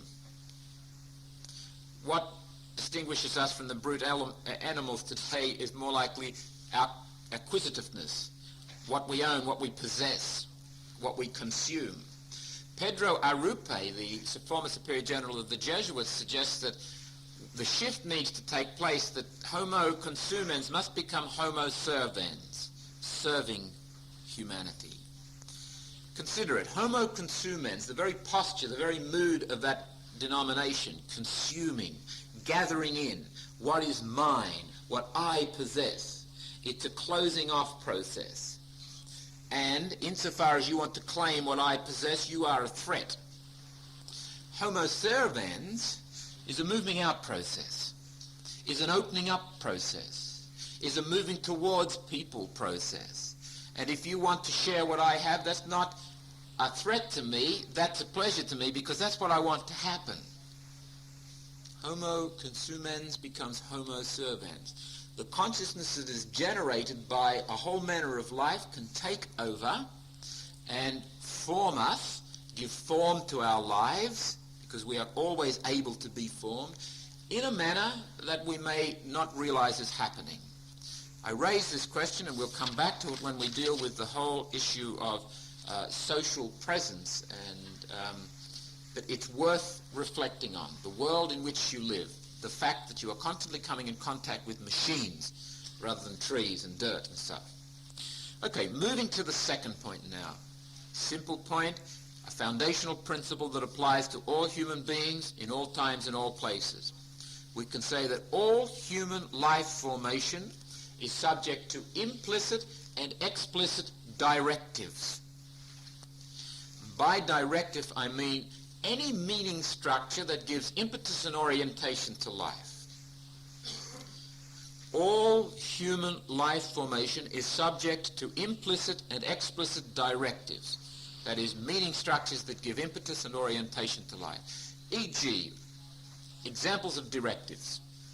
To love is good. Love your neighbor. To hate is evil. Be kind. Don't get angry. Little boys don't cry. Girls play with dolls. It is good to go to university. Save the pennies and the pounds and look after themselves. Be tidy. Etc., etc., etc., etc., etc., etc. Life is full of those kinds of directives. They give impetus and orientation to our life. Typically they are embodied in certain social customs, rituals, symbols, myths, and legends. They pervade our society. For example, we mentioned dress a moment ago, the example of dress in New Guinea. That embodies a certain number of directives. to dress in a certain way. For example, the social custom of dress in China whereby the women cover the neck. If you ever notice say if you get a Chinese blouse or whatever, it's got the high collar on it. What is the directive behind that?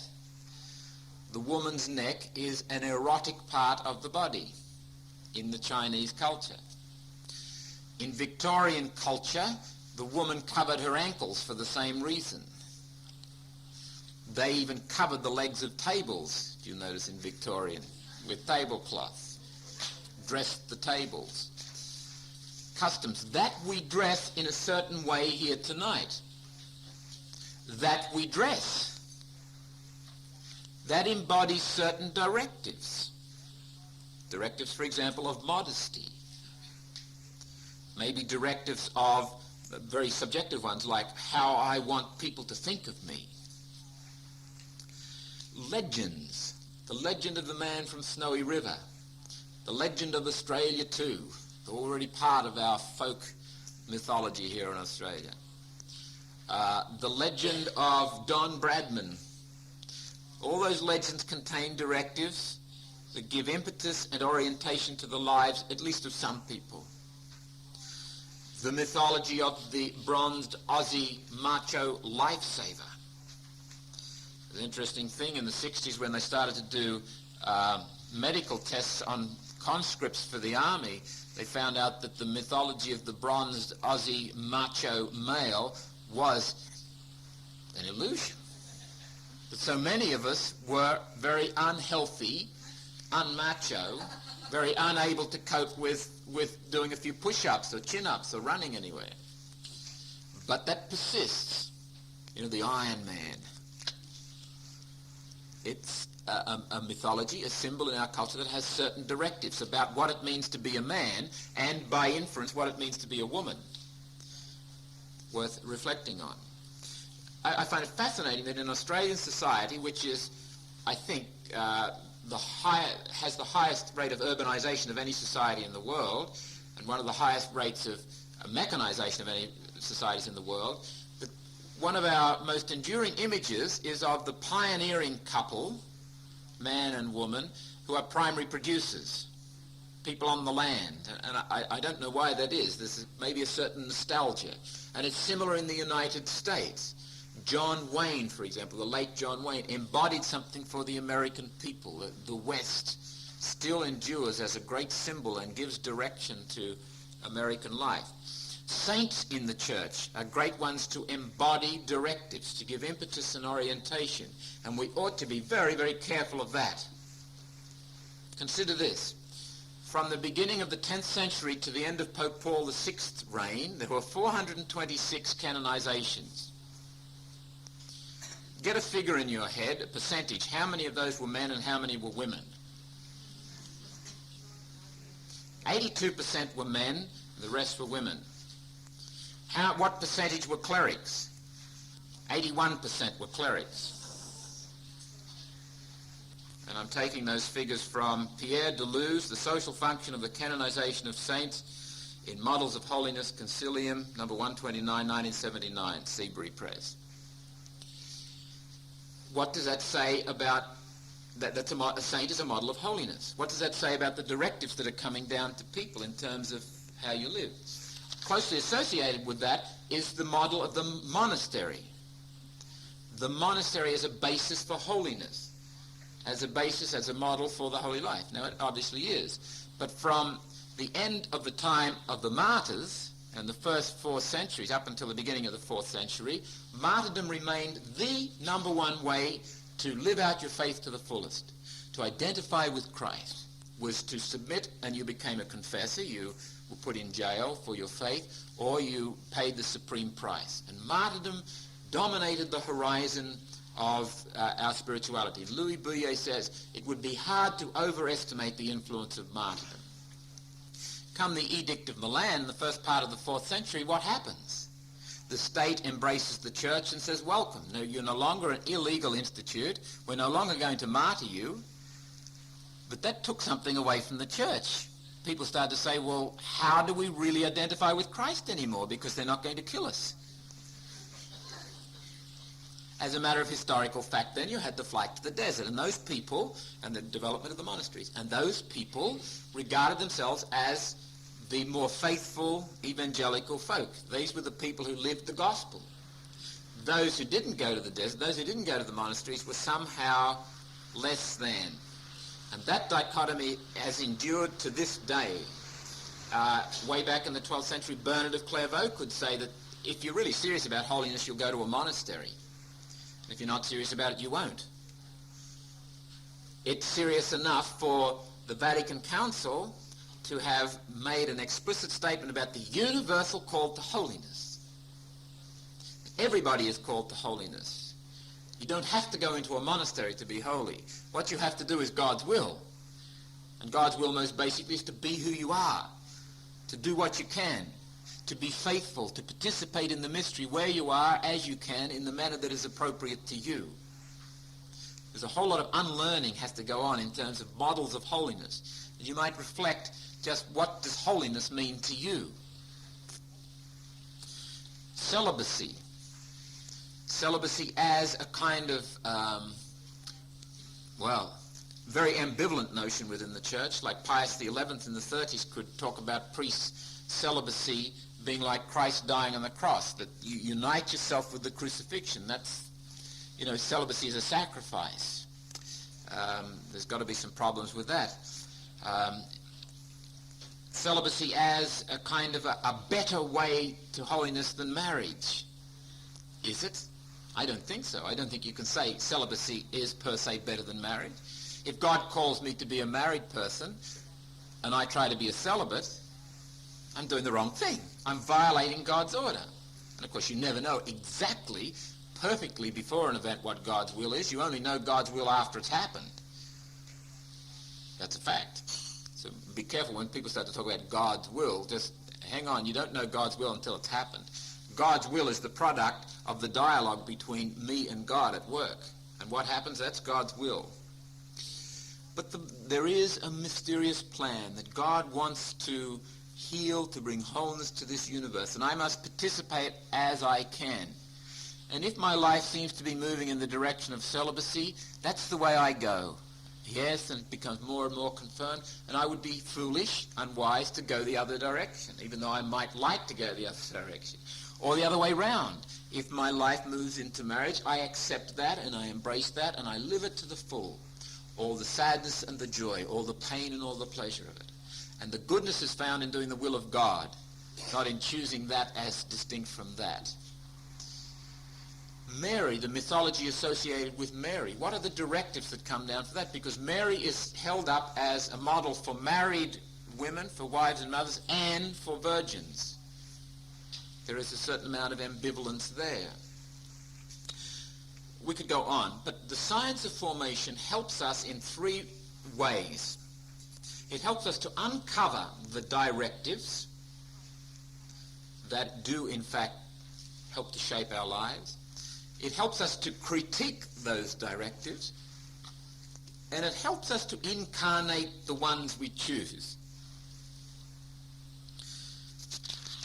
Let us consider a basic process of, once we've discovered directives, once we've become aware of those that we want to choose, how do we incarnate them? And here is where the science of formation must come in and do its work, to help people to incarnate the ideals, the meanings that they think are appropriate to their life. The first principle, and I think we have enunciated it here before, is begin where you are, not where you're not. Begin with who you are. Ground yourself in your experience. And secondly, and closely associated with that and going hand in hand with it, is listen. Listen to what is happening. That's the foundational question of life formation. What is happening? Second question, what has happened? Third question, what might happen? In terms of what are the possibilities here? Let's make way for some good things to happen. So we listen. And we listen creatively, and we wait upon life. We accompany ourselves through life. As we get involved in the mystery, we accompany ourselves and observe what's happening. To listen doesn't mean to stand back and passively wait for something to happen.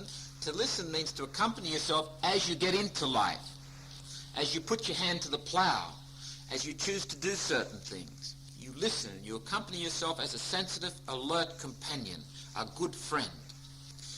Thirdly, dialogue with other people's experiences. You start where you are, you become aware of what's happening by listening to yourself, and then as you listen to your own experience, dialogue with other people's experience. How do you experience this? After dinner, when I get up to wash the dishes, I just feel a great resistance well up inside me. I don't want to wash the dishes. Yeah, I felt that too occasionally. Sometimes that happens. How do you experience it? What do you do about it? Share your experiences. That's a mundane, very simplistic one. Read about things. Other people, other researchers, scientists, thinkers, writers have probably written things about similar experiences. Listen to what biblical revelation says. Listen to what the church teaches. Listen to what your friends say, etc., etc., etc. And that doesn't mean you simply do what you're told or that you bury yourself in a mass of information. Trust your experience. Build up your inner resources and your inner directiveness. There's where you must learn to make your choices within yourself, always in humble dialogue with other possibilities, but in the final analysis you come back home to yourself and you say, what do I choose? Okay, this. I choose this and I accept the consequences. I'm not going to blame God. I'm not going to blame the church. I'm not going to blame Mummy and Daddy. I choose it. It's my choice and I'm going to live with the consequences of it. So there's dialogue with people. Fourthly, let go of obstructions. Let go of obstacles. For example, it may be that there are certain places that you are going, certain books that you are reading, certain TV shows that you're watching, or movies, or friends, etc., that are in fact obstacles for you in the light of this particular directive you want to incarnate. Avoid them. The traditional notion of the occasion of sin is a very valid one. That the situations we put ourselves into help to shape us. You don't shape yourself simply by willpower. The situation forms you because you are always formable. Every moment, every alert moment, every non-alert moment, every reflective moment, every non-reflective moment, you are being shaped. Make sure, as much as possible, you are in situations that will shape you in a positive, healthy sort of a way. And in this regard, don't underestimate the power of the imagination. The kinds of images that get into you will have a profound effect on the shape that your life takes. Kind of images from TV shows, images from books, images from films, etc. Very important. Fifthly, commit yourselves to what seems to matter. You know, there are some things that you might do, but you're not going to die for them. There are some things that you would say were really important, highly significant, really matter. Sort out the things that matter and commit yourself to those. And when I say commit yourself to them, meditate on them, think about them, read about them, talk about them, ask other people about them, so that you're constantly fertilizing that plant that is the certain directive. For example, if it is loving relationship in a marriage situation, it's not going to just happen automatically. You have to work at it. If you want to incarnate the directive, I would really like to love my spouse in a practical, ongoing, enriching way. Okay, I read about it. I think about it. I meditate on the sacred scriptures. I read church teaching. I listen to other people's experiences, and all the time looking for ways and means, listening, accompanying myself to foster, to build this process. Two key words come to mind as you go about this process: facilitation and emergence. The whole process of life formation is summed up in those two words. Life formation does not happen by domination, by control, by mastery. Life formation happens by facilitation and by emergence. Supposing I want to incarnate peace, I want to have that directive as a practical part of my life. Running ahead of yourself and trying to make it happen can be counterproductive, e.g. the peace movement in Great Britain before the war. Look at love. The whole notion of love is a highly subtle and complex thing. If you try willfully and self-consciously to incarnate love and become a loving person, you can finish up like the individual that C.S. Lewis describes, that lady who runs around doing things for others all the time, and you can tell the others by their hunted look. It's love sort of by conquest. Love emerges slowly. Love in relationship is a subtle, complex, painstaking thing. It must be worked at, developed slowly. This is one of the problems that people get into in loving relationships, where they move to manifestations of intimacy that haven't been built up. Manifestations, say, physical intimacy, where the true loving intimacy hasn't yet developed, so that the whole loving relationship can be sidetracked into those physical manifestations of intimacy that aren't underpinned by the deeper spiritual communion of human beings. And when that runs out, when that physical runs out, there's nothing left. So love must move, we move slow. We set up structures. We work together. We do things together. Or we read, we meditate, we accompany ourselves about the business of dealing with people, and we keep an eye on ourselves. And when we find ourselves doing that which is counter to love, we reflect on it and ask ourselves, what happened there? What's happening here? And we reflect on it. The sacrament of reconciliation can be a very beautiful part of this whole process of metanoia, submitting to the merciful God that I am broken, but I am concerned, I am intent upon being faithful. Something like patience. Patience with little children, or patience in the classroom, or patience with someone who gets on my nerves at work. Again, there's no point in willfully being patient, because you can't do it. Willful building up of virtue, or willful imposition of virtue, is really, to use Van Kaam's expression, building a paper volcano. It's going to go off one day. And one of the sad parts about it is you might be willfully patient with someone at work, and then you get home and your family cops it, you know? So one has to be patient with oneself in growing in patience. One has to be gentle. Foster that companionship so that you catch yourself about the business. And here comes that person again. Yeah? Oh God, that feeling in my stomach. Yeah, I can feel it. And even in that disposition, you've probably forestalled an outburst. You just keep an eye on yourself. Maybe write about it in your journal. Just gently work to foster it. See, facilitation it is, not mastery and control, but facilitation. The goodness is in you. Trust it. Foster it. Nurture it. Wait upon yourself like the farmer waits upon the seed or the young plant. Wait upon yourself like the mother waits upon the young child, the feverish child. Wait upon yourself like the mathematician waits upon the puzzle. Wait upon yourself as the metaphysician waits upon the metaphysical problem, etc. That you set up the maximum possibilities for something to happen, and then you wait. That whole business of waiting is an interesting one. There are two kinds of waiting. There's waiting for and waiting upon. Waiting for is hanging around. I wait for a phone call. Waiting upon is a creative participation that facilitates and encourages and fosters, but still waits. There's a world of difference. There are times when we simply wait for a bus. But while we wait for a bus, we can wait upon ourselves. What's happening here? Just listen to what's happening. Listen to our bodies. Listen to the situation. Observe. Be a participant in it. A waiting upon.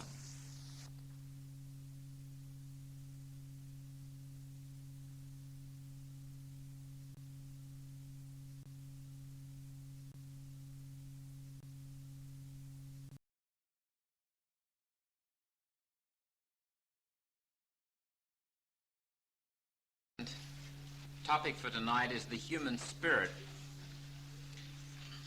It is the spirit that distinguishes human life formation, precisely as human, from pre-human animate formation and inanimate formation.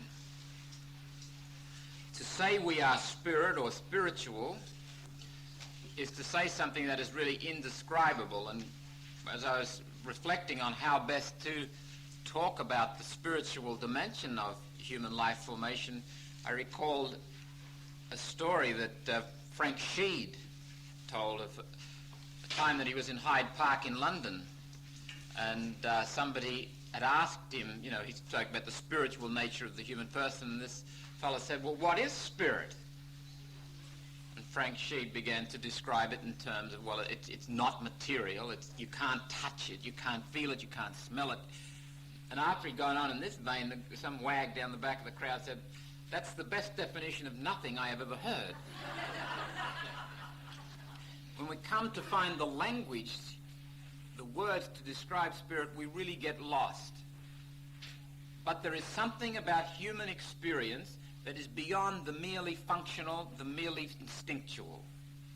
That is the first thing that I would like to say. When we say that human person is spirit, a human person is spiritual, it's saying at least that the human person is more than a bundle of instinctual, physical, biological, functional processes.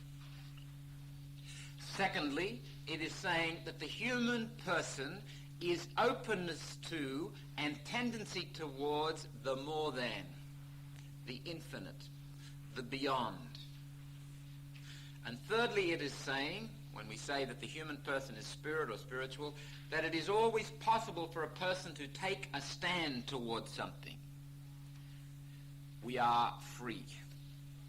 I'd like to reflect on each of those. The first one, to say that the human person is spirit or spiritual is to say that we are more than a bundle of instinctual, functional processes. The philosophers, remote scientists, will debate this until the judgment day and be equally divided. I'm not going to enter into the philosophical, remote discussion of human spirit, a recognition of the spirit versus materialism. There is some value, however, I think, in looking at psychology and the tradition of psychology.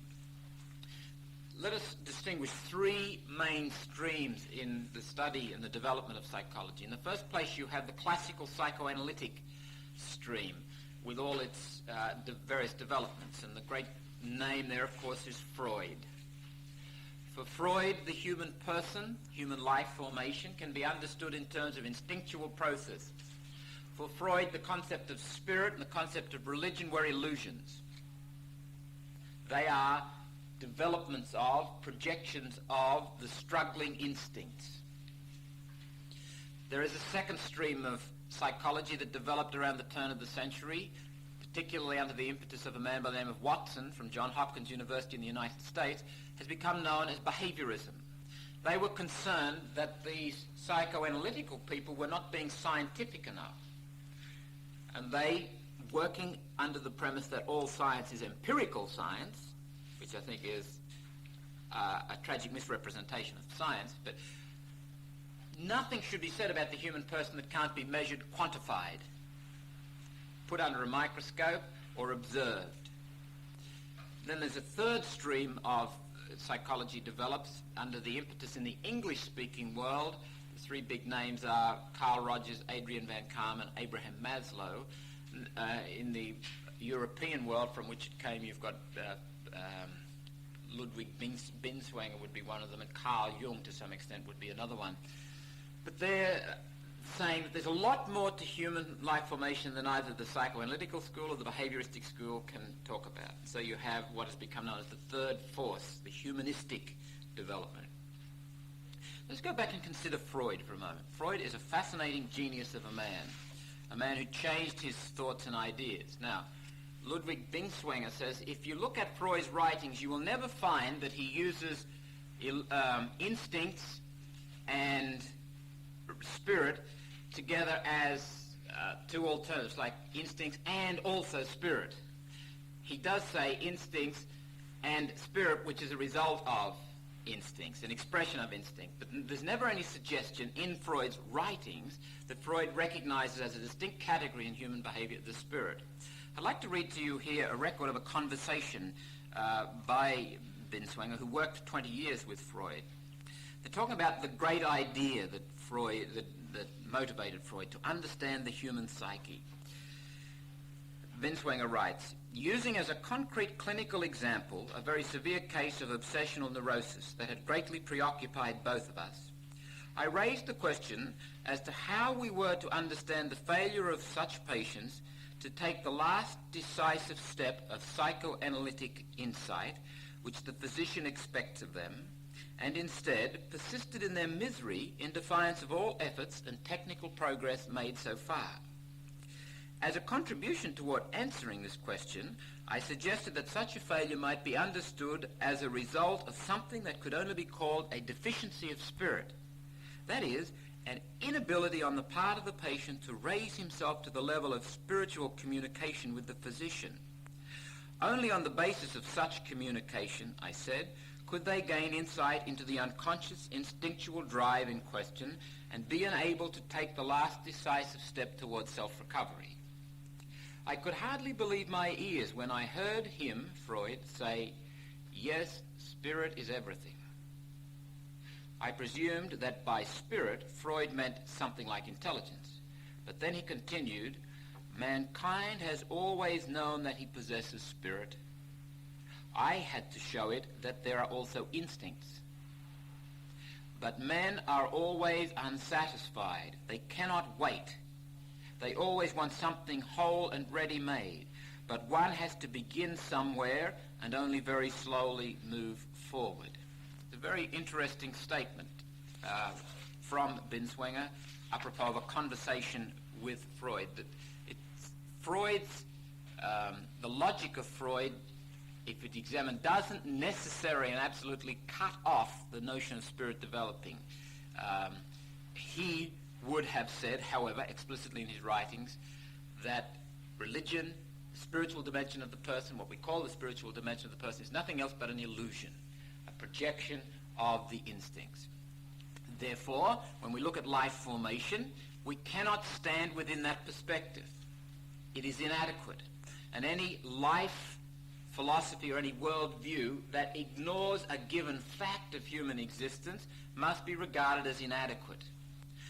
From within the context that we're trying to build up here in this course, we can go to somebody like Freud and learn an immense amount. Freud does a tremendous amount insofar as he's able to hold us back down to the earth, keep us in touch with our earthiness. We hate him for it, but he does it and he's successful in doing it. The earthiness, the brokenness, the animality of human existence. But it's a limited perspective, not an adequate one for human life formation. The behavioristic notion. Let me quote from Watson, who died in 1958. In his book Behaviorism, written in 1930, he writes, "Personality is the sum of activities that can be discovered by actual observation of behavior over a long enough time to give reliable information." So you are simply the sum total of observable things about you. Now that ignores a very basic fact, namely, from whence cometh those observable behavioral things? The human person is a symbolizing animal. From whence comes language, for example? The behavioristic notion is very limited. It is not a good place to stand to gain a perspective on life formation as such. However, it makes some outstanding contributions. Some behavioristic methods work. I have a friend who knows B.F. Skinner's daughter, for example. Skinner reared his daughter in the Skinner's box. The Skinner's box is not a cardboard container anyway. It's the whole notion of setting up a set of behavior-controlling rules and regulations so that a certain kind of a person develops. And she says that Skinner's daughter is a very mature, well-adjusted human being. Big disappointment to those who would want it to have failed. That's a fact. But the perspective of behaviorism is limited. It doesn't include the notion of spirit.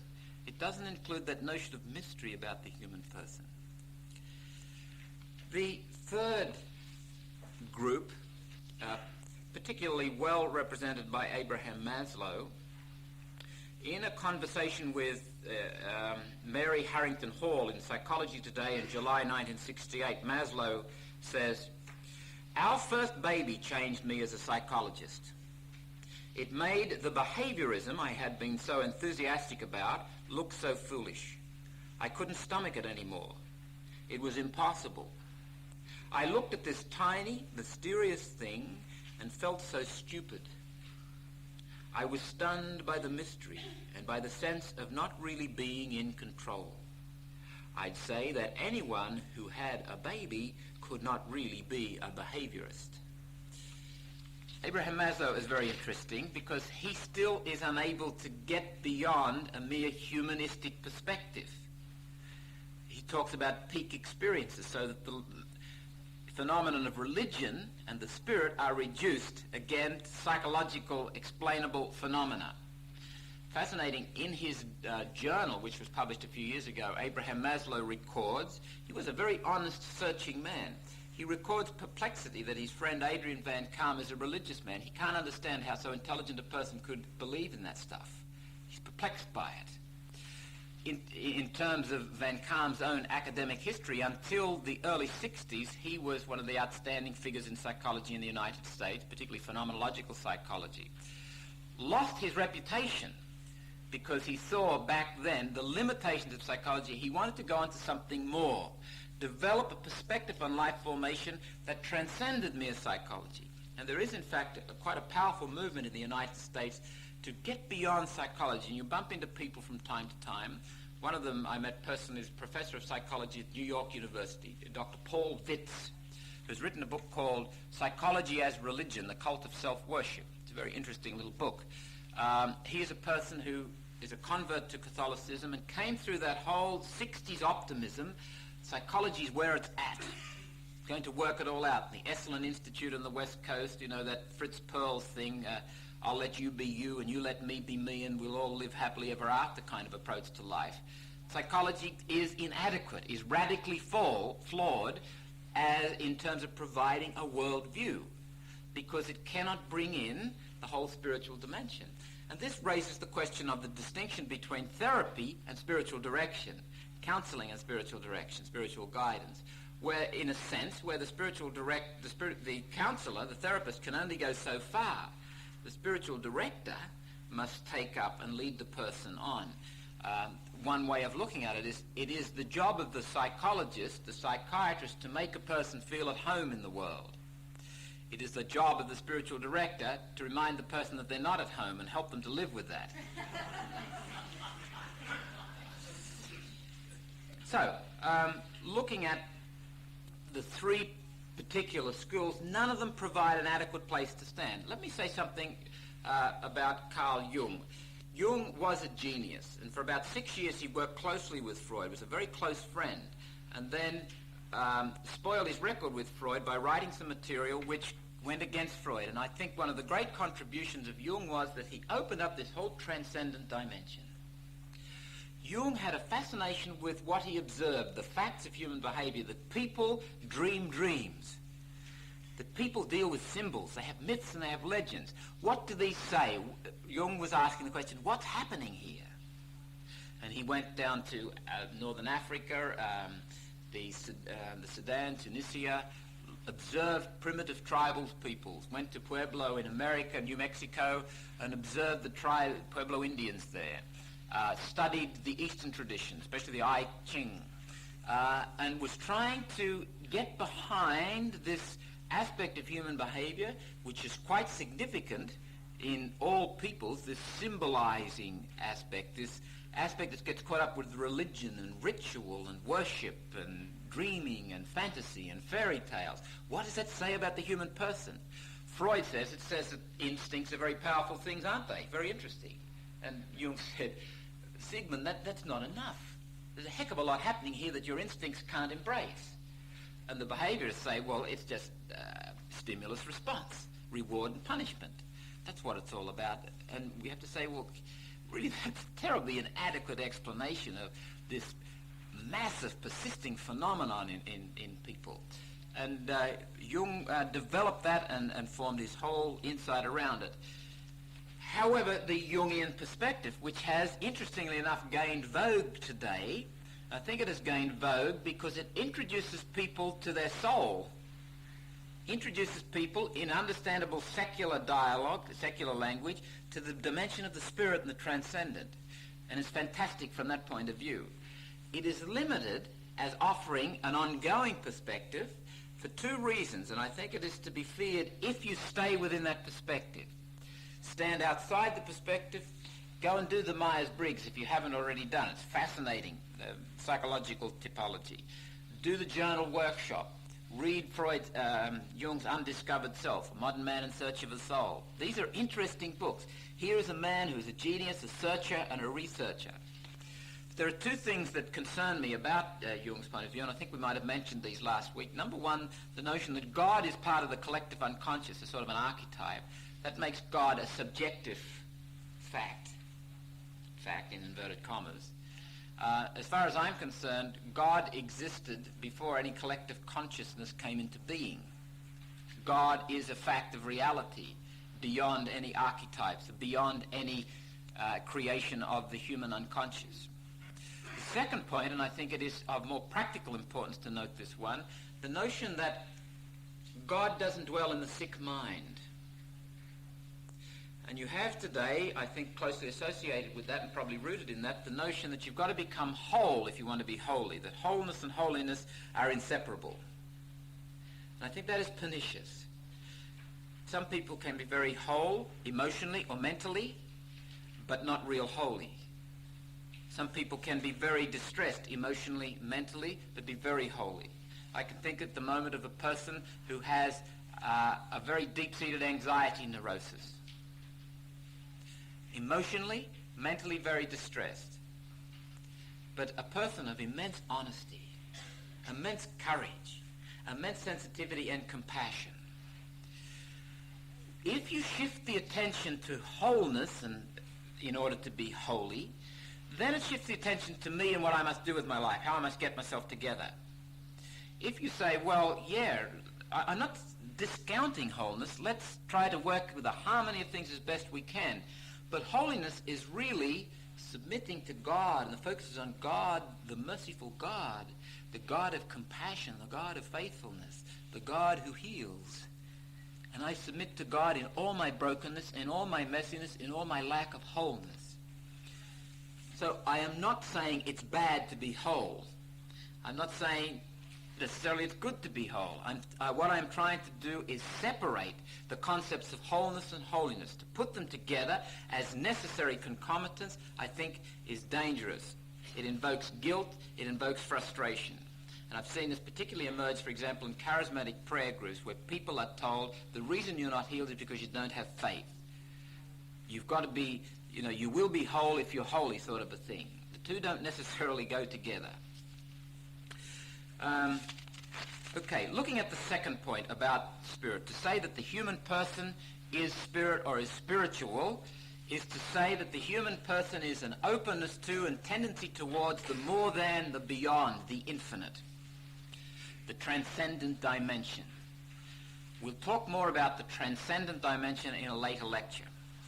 I think it's in lecture 10.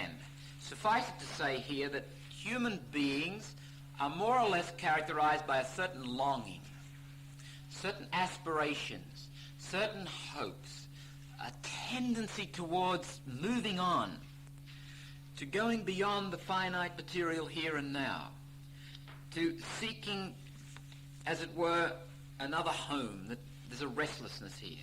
That's the spiritual journey. That's what spiritual direction is about, helping people in that restlessness, that longing, that aspiration for something more, that is good, that is healthy. That possibility is part of our lives. The possible characterizes the actual here and now. One of Freud's contemporaries, an ex-Jesuit, Franz Brentano, a philosopher, introduced a very interesting notion about human beings. It's the notion of intentionality, that human beings are always intending towards, that your consciousness is always consciousness of. It's never just consciousness. You're always out there.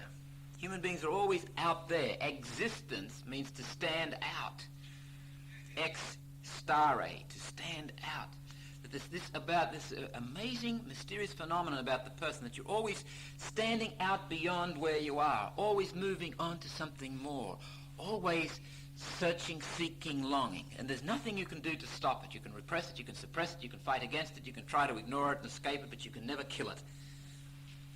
We'll come back to that in Lecture 10. The third point, to say that the human person is spirit or spiritual, is to say that we have the ability to take up a stand. We are free. Now here again we could enter into the remote philosophical debate about freedom versus non-freedom. We won't even go into the psychological debate. Just consider the experience and try to get beyond the static concept as if freedom was something that you had, and people say, well, you could jump out of a plane and you wouldn't be free to, fly in the air or whatever, and I've heard people say that you can't jump off a cliff because you're not free. That means you're not free. The static concept that if there are limitations, therefore there's no freedom. The phenomenon of history, let's approach it through human experience. Throughout history, there's an interesting strain develops. The freedom brings anxiety, so that freedom won inevitably leads to freedom given back. We are dead scared of freedom. We don't like to be free. Soren Kierkegaard, in his concept of anxiety, writes, "This anxiety may be likened to dizziness. He whose eye chances to look down into the yawning abyss becomes dizzy. Anxiety is the dizziness of freedom." We're talking early on about where does the final decision rest. In a model of formation that looks at that works on an authoritarian conforming basis, you never experience that dizziness of freedom, because there is always, they made me do it. I'm doing it because the church tells me to do it. I mean, I've got no other option if I'm a faithful Catholic, have I now? Whereas, if you move towards the other model, a co-formation, a facilitation of freely choosing, you do it because you've chosen to do it. And you're to blame. You're the one that is accountable. You're the one who is responsible. And there is a certain dizziness about that. If you begin to take hold of what that implies a certain anxiety. And thus Sartre could say in Being and Nothingness, page 129, to be free is to be condemned to be free. There is something a little bit, at least, horrifying about freedom, if you know what freedom is. As distinct from the airy-fairy idealistic notions, give me freedom, or, let's be free, which very often means let me do what I want to do, but then you pick up the pieces when I'm finished making a mess of it.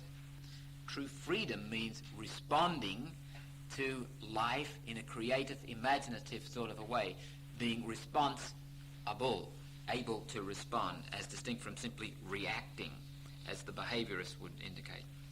Jacques Ellul, in his book The Ethics of Freedom, page 91, writes, "Whenever man has made a beginning of liberty, he has taken fright, retreated, renounced his freedom, and sighed with relief at being able to put his destiny finally in the hands of someone else.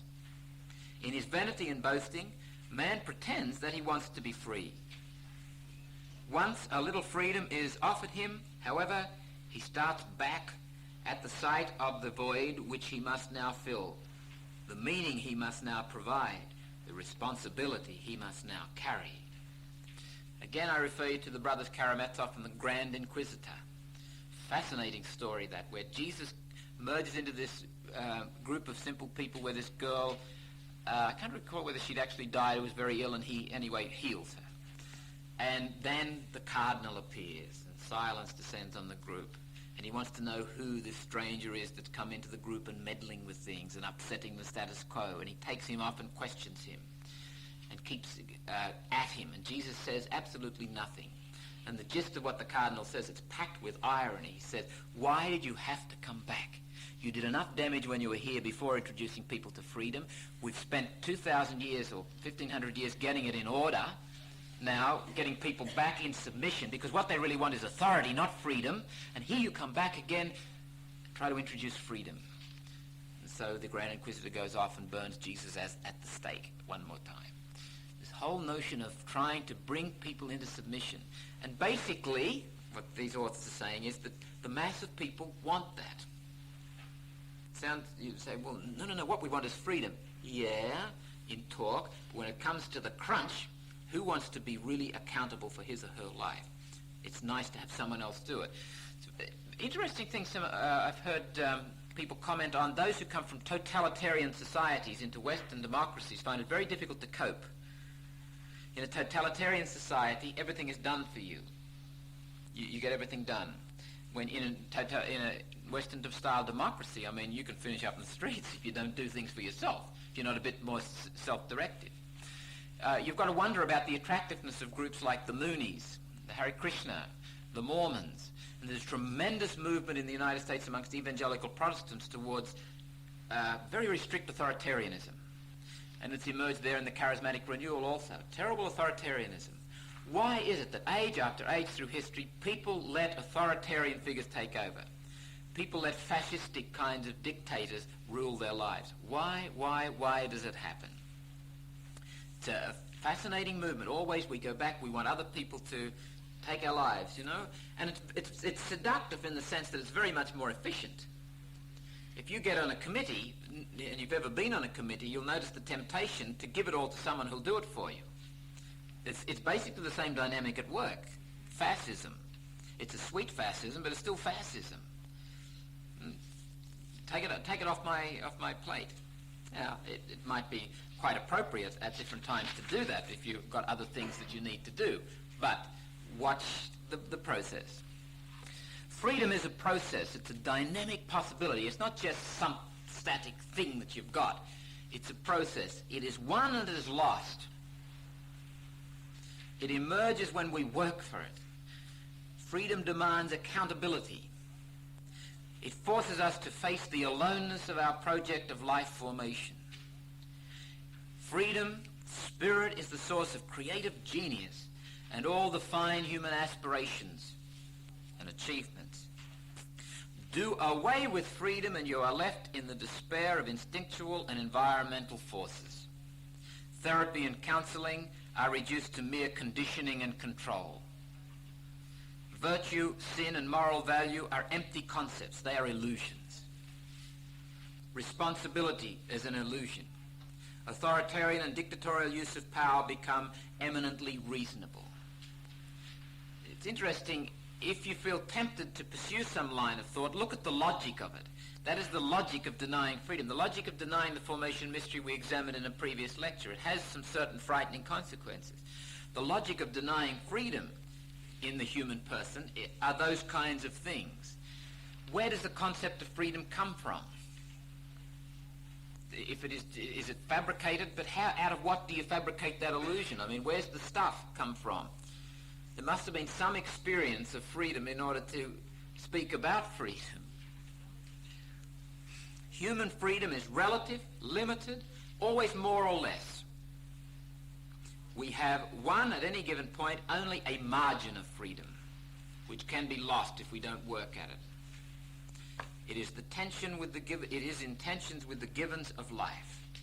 It's interesting to see how the cry of freedom always touches a harmonious chord in the hearts of people, except in the hearts of those who are slave drivers and domineering fascistic kinds of people. They don't want freedom because they get their sense of meaning and purpose in life out of dominating people. But the cry of freedom always rings true. It fits. Yes, that's what we are made for. And interestingly enough, in the tradition of the church, you find, for example, in the writings of Bernard of Clairvaux, freedom is zeroed in on as the heart of humanity. That's what makes a human being a human being. And for some of the early fathers, freedom, that was the outstanding sign of the image and likeness of God. I would encourage you to read chapter 17 of Gaudium et Spes, where the Council Fathers of the Second Vatican Council talk about freedom as the preeminent sign of humanity. To work at one's freedom, to try to win freedom, to maintain freedom. It is something that the human heart longs for but is frightened of. It is something that is our responsibility to build up within ourselves. If there is no freedom, there is no morality. If there is no freedom, there's no trying. There's no responsibility. Life becomes a matter of simply submitting to the forces. But experience revolts against that. That's not the way it is. I had to take responsibility for my life. So the human spirit is the source of transcendence. It is the source of freedom. The human spirit cries for the more than. The human spirit enables us to take a stand. Even when all other possibilities are removed from us, I can take a stand, take up an attitude towards my limited situation. The human spirit says that the human person, human life formation, is more than simply a process of instinctual, environmental factors. The human spirit says that the human person is ultimately indomitable. That the human person in life formation is made for great things and can aspire to great things and can achieve wonderful, fine, great things. Let us pause there and throw it open for comment or question. Being free is surely wonderful. It's the journey of accepting the fact that you're free. Yes. It isn't being free. You are potentially free, but you're right. It's taking hold of that and fostering it and nurturing the freedom so that you become increasingly, the freedom becomes actualized increasingly. Yes. And, you know, the expressions of freedom, people say, well, you know, society limits your freedom. Well, yes and no. I'd rather say society limits the expressions of freedom. There's a very interesting case, for example. Someone brought this up in this morning's discussion. The black activist leader in South Africa, I think the man's name is Mandela, who recently was given the option to leave jail, provided he went to one of the specified places. And the irony of that was, in order to maintain his freedom, he stayed in jail. He would have lost his freedom had he left jail and done what the government wanted. So,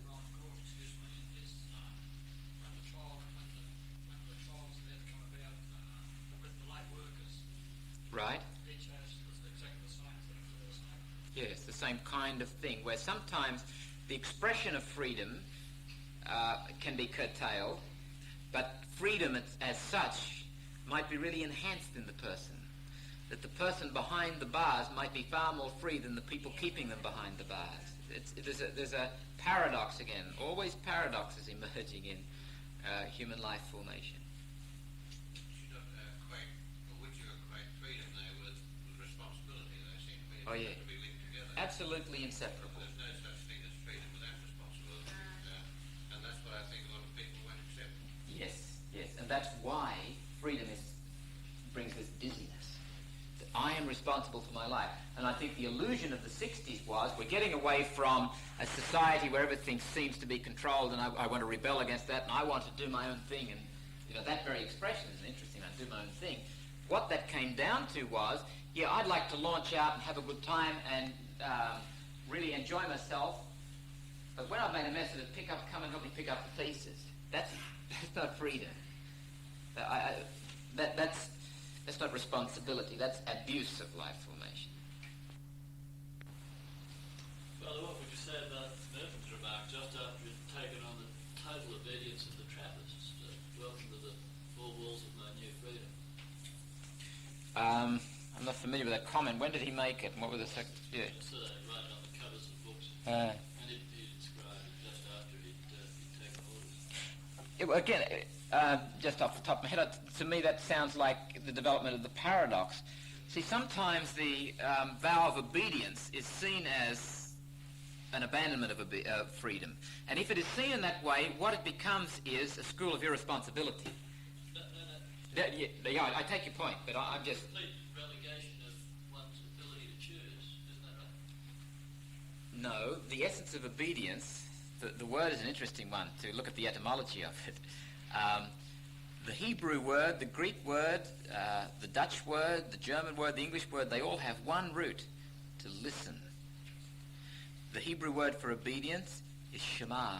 The great Shema, I think it's in Deuteronomy chapter 6, it's the prayer that the faithful Jewish person says every day. Hear, O Israel, Shema.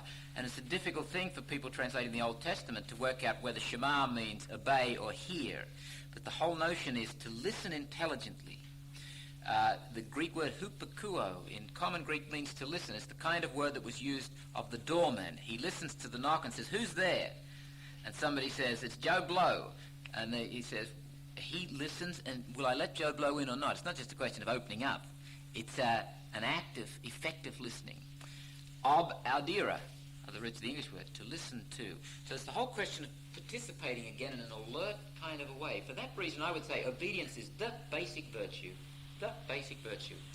So to consecrate oneself in obedience is to give witness to that value, is to commit oneself to set up a structure of life where I will give witness to listening and try to be as professional and as effective a listener as I can, which is a far cry from the notion, which was fairly traditional, that obedience means becoming part of an efficient workforce with someone in control and you just don't do what you want to do and do as you're told to do. It may involve sometimes doing what you don't feel like doing, but the superior and the one obeying enter into a dialogue. We are both participators in the mystery. It's like the same kind of shift that happened, as we mentioned earlier on, the missionary. Instead of the missionary going and sort of giving form, the missionary goes to be a fellow participator with those to whom he or she ministers. The superior comes to a community, and this is why people nowadays don't want to be superiors of communities. It's a very, very difficult task, because you've got to be a fellow participator with all the members. Provincials no longer, generally, as far as I'm aware, call up people and say, go there or go here, do that. The typical thing now is the provincial calls you up, we've got you in mind for such and such, what do you reckon? Now, it can be, the knowing laugh from down the back there, that can be, it might mean a loss of nerve, it might mean chaos, and it does sometimes, but I think basically what it means is that people are really searching. And you had, for example, a lot of square pegs in round holes in religious life, let's face it, people who were excellent at music and they went and taught metalwork or something, for humility's sake. And people who wanted to be religious and finished up being teachers because that went with hand in glove with being a religious. And now they've got a chance to say, well, look, I ideally love the congregation, I love the spirit of this place, and I want to be, but please don't put me in a classroom with those kindergarten kids again, I'll go mad. So let's talk about it. So, that's part of obedience, which is very foreign to the mind that says obedience is conformity. It's very messy. What relationship then must obedience have to stay? The listening is done against a backdrop of faith, against a backdrop of belief in the providential caring mystery, that there is something to listen to. See, a person who has no faith in the mystery can't engage in obedience, because what do they listen to? Ultimately, we listen for the work, we trust the Holy Spirit is at work. My Spirit and the Holy Spirit are at work here. I'm not just listening to my own emotions. You're not just listening to your emotions. We're listening to the situation, trusting that God is at work here.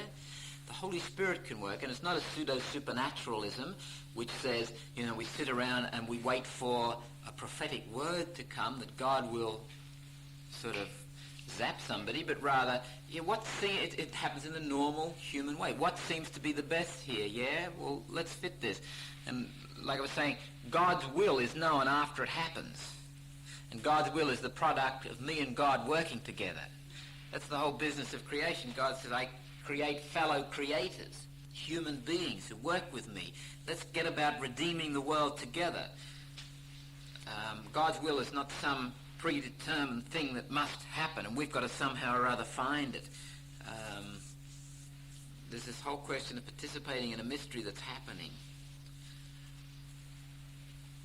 Within that context, obedience becomes immensely generative of freedom. In the other context, where obedience is seen as conformity, there is a total care situation develops.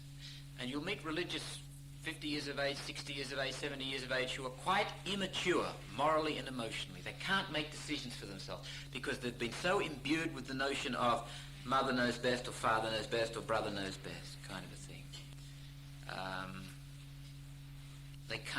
They've lost their ability to be self-directive, or they never learnt the ability to be self-directive.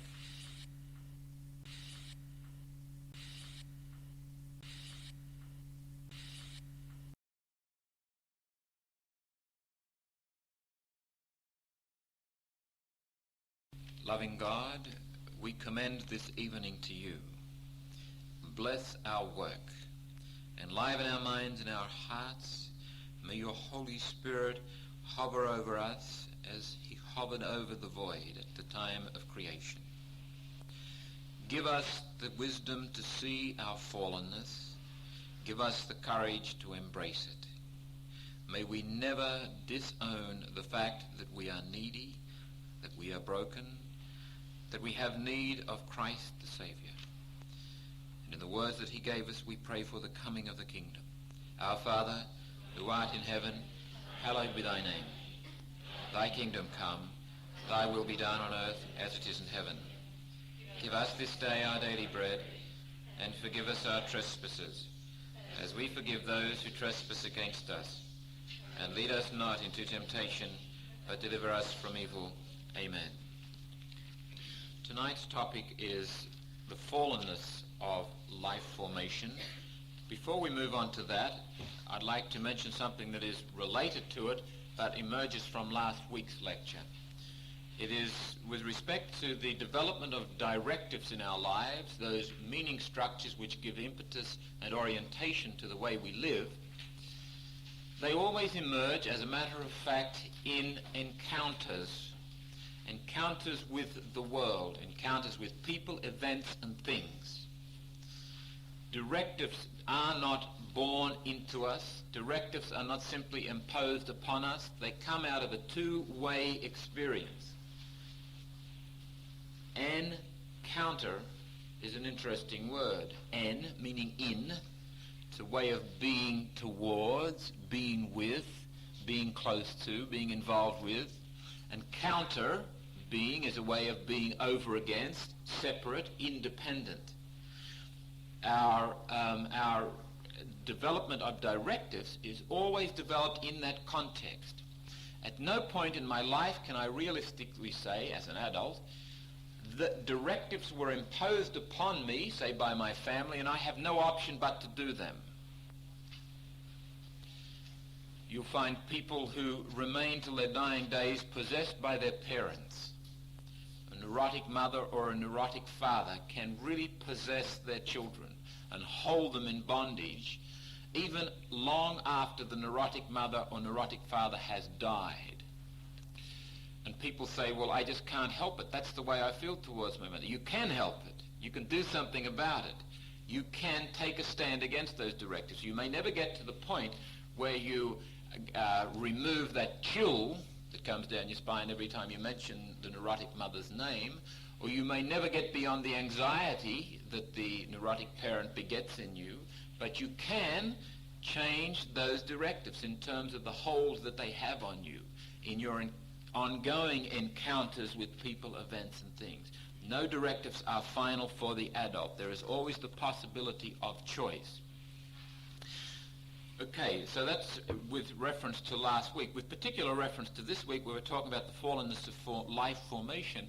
Our directives are developed in broken circumstances, fallen circumstances, namely the family. Every family, if you look around, is broken.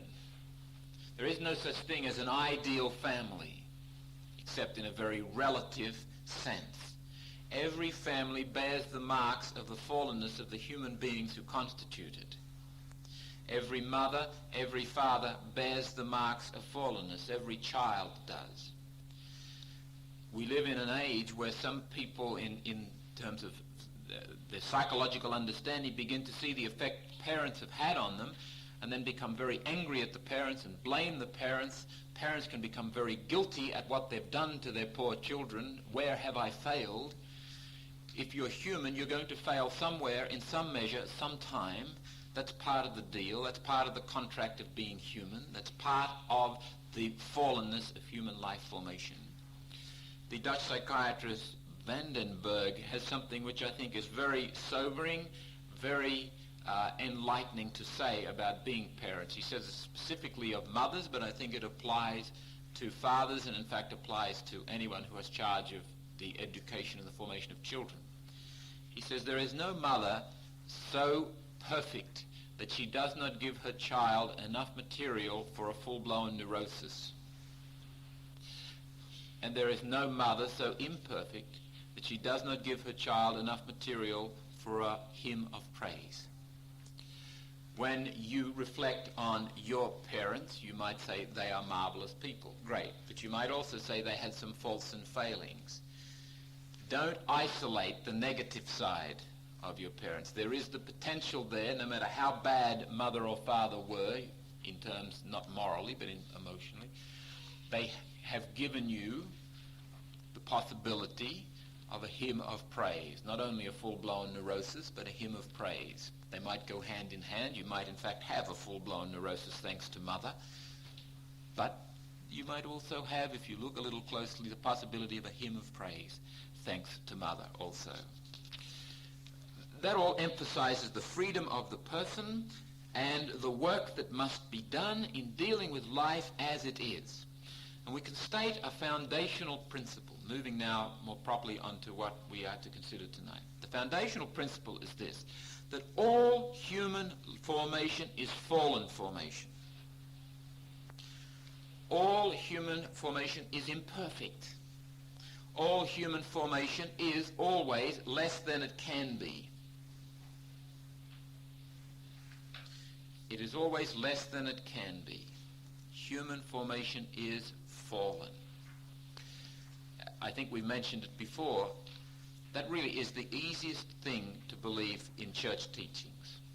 There is no doctrine, there is no teaching about life, church, whatever, more easy to believe than that. It is most obvious. If you only reflect on your own experience, you can see that brokenness, that imperfection, that less than is present in your life and the lives of everyone around you. Despite our most loving, our most generous, our most self-sacrificing intentions, we continually hurt people. We continually mess up relationships. The legend of the fall, which we read in the sacred scriptures, one of the most outstanding features of that is the rupture that is wrought in human relationships. Relationships between human beings, relationships between humans and God, and relationships within the one human being. That is markedly present throughout the world, in all times, in all places, in all peoples. That we don't spontaneously and easily and harmoniously relate with one another. We are constantly doing things deliberately and indeliberately, implicitly and explicitly, consciously and unconsciously, to alienate ourselves from each other. We can't even get on well with ourselves all the time. We're fallen human beings. That's part of what it means to be a human being. The French social philosopher Paul Ricoeur has written a book called Fallible Man, Philosophy of the Will. And he says, man, by nature, is fragile and liable to err. By nature, man is fragile and liable to err. You can substitute, instead of man, any aspect of life. Parents, by nature, are fragile and subject, liable to err. Priests are by nature fragile and liable to err. Teachers are fragile and by nature liable to err, etc., etc., etc., etc. Every human person is marked by that fallenness.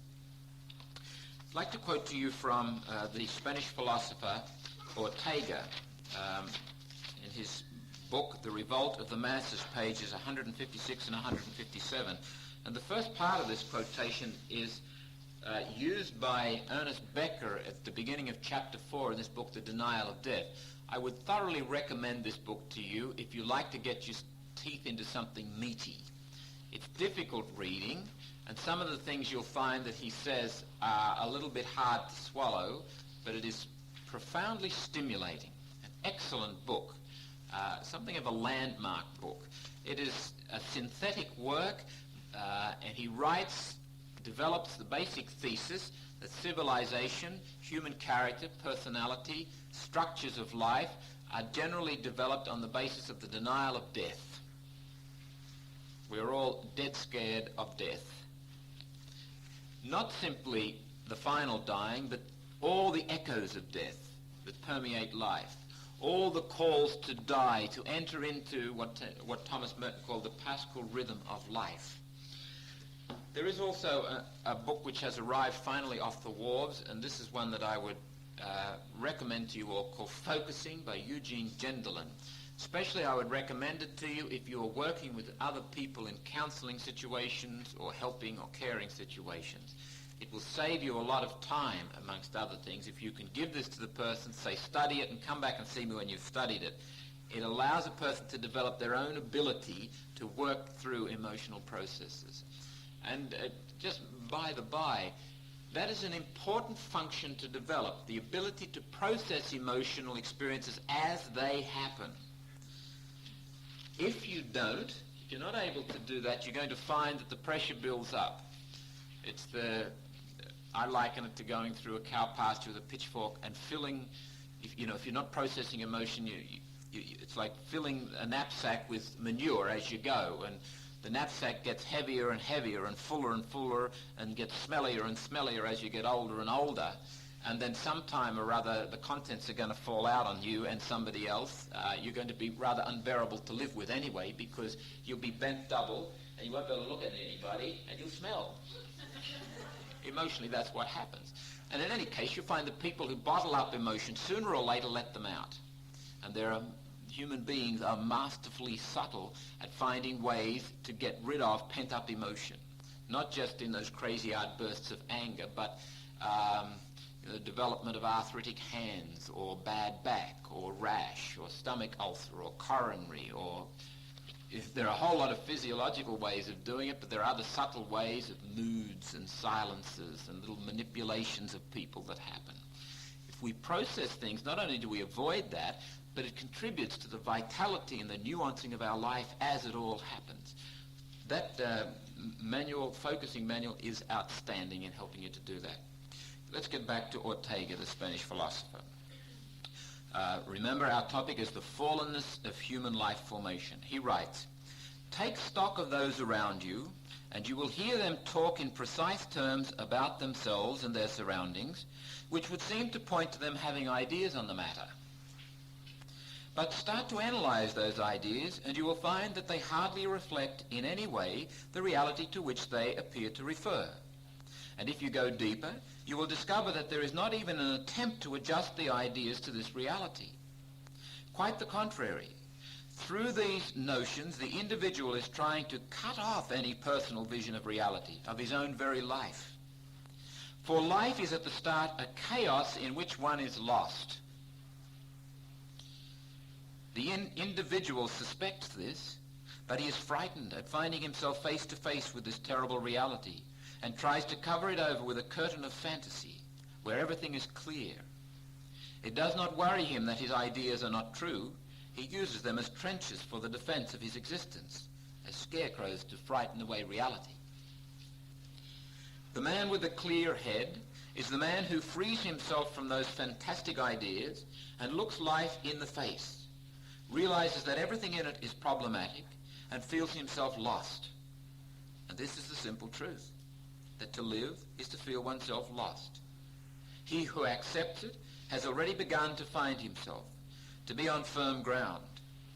Instinctively, as do the shipwrecked, he will look round for something to which to cling, and that tragic, ruthless glance, absolutely sincere, because it is a question of his salvation, will cause him to bring order into the chaos of his life. These are the only genuine ideas, the ideas of the shipwrecked. All the rest is rhetoric, posturing, farce. He who does not really feel himself lost is without remission. That is to say, he never finds himself, never comes up against his own reality. Now, that is the kind of statement that seems absolutely ludicrous. I mean, the real people are those who feel themselves lost. Surely they're the people who we need to help. Reflect for a moment. If you go back through the formation tradition of the church, the spiritual guides down through the ages constantly reassert the beginning of the spiritual life is the experience of my sinfulness. Ortega calls it chaos. We are at the beginning all, how does he put it? For life is at the start a chaos in which one is lost. Kierkegaard talks about despair. At the very heart of my being is despair. And the great deception in which most of us live is that we, in distinction from the rest of the human race, don't live in chaos. We contrary to most people, don't live in despair. There's no chaos about my life. And we have that ludicrous saying of contemporary people, someone's got it all together. Ludicrous. We live on a fragile sea of social customs and rituals, ideas, concepts, rubrics of life, etc. Underneath is potentially chaos. If you can imagine a kind of a line, on the left-hand side of the line, or the right-hand side of the line, is the self. The line represents social structures, rituals, rubrics, myths, legends, and on the other side of the line is truth. Now, the purpose of those rituals, structures, legends, rubrics, etc., is twofold. One, it is protective, the other, it is facilitative or educative. It's protective in the sense that, as Exodus says, who can look on the face of God and live? No human being can take truth as truth. We can take little smidgens of truth, we can take little glimmers and inspirations of truth, and the purpose of those structures is to let little glimmers through, so in that sense they are both protective and facilitative. They protect us from an onrush of truth which would render our life literally chaotic. It would destroy us. In the rush of naive optimism of the 60s, people spoke about authenticity. You've got to be authentic, you've got to be honest, you've got to tell it how it is, and you had the development of T groups and encounter groups where people told it how it is and destroyed one another. You cannot do that. You've got to respect the value of structures. And that was part of the naive optimism of the 60s, that you can live without structures. It's absolutely impossible. Absolutely impossible. The problem emerges when the structures lose their facilitative function and simply become protective. E.g., structures within society and the church. Rubrical structures within the liturgy. Their purpose is to provide us a place to stand which will allow the truth, the majesty of God, and the significance of the Christ event to filter through to us, and we can contemplate it. But they can protect us from the onrush of truth. Those structures no longer have credibility for us today. So we have to, as part of the pain and the anguish of our time, come up with new structures, because until we do, there's some chaos about our liturgy. And there is. But those structures have served their purpose. To cling to them would be to use them just as defensive structures, to forget their educative, their facilitative function. When structures begin to fall apart in the individual's life, Otto Rank has made a fascinating and provocative statement. I don't know whether we've mentioned it before, but it's worth mentioning again and again.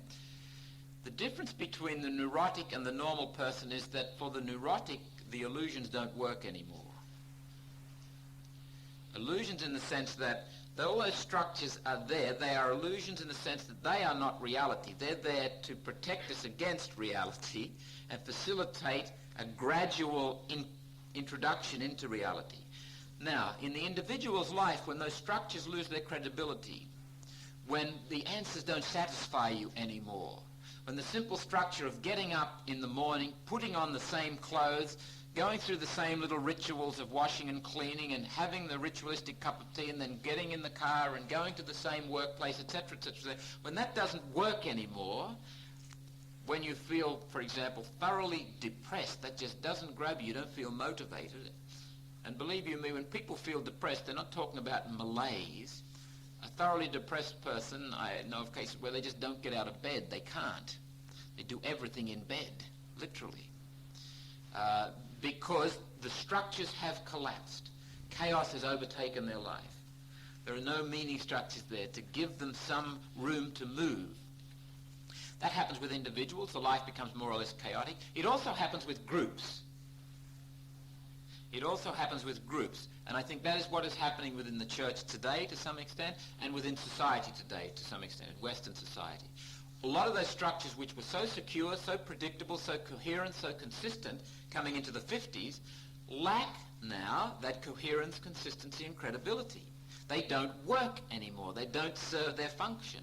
And one of the great challenges for our politicians and for our civic leaders and for church leaders and for everybody generally is to work together to come up with new structures that are relevant, that are credible for people today.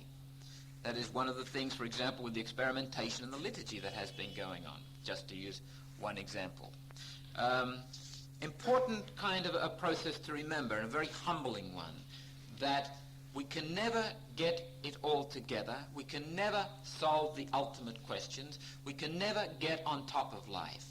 Our call is to submit humbly to life as it is, as we find it.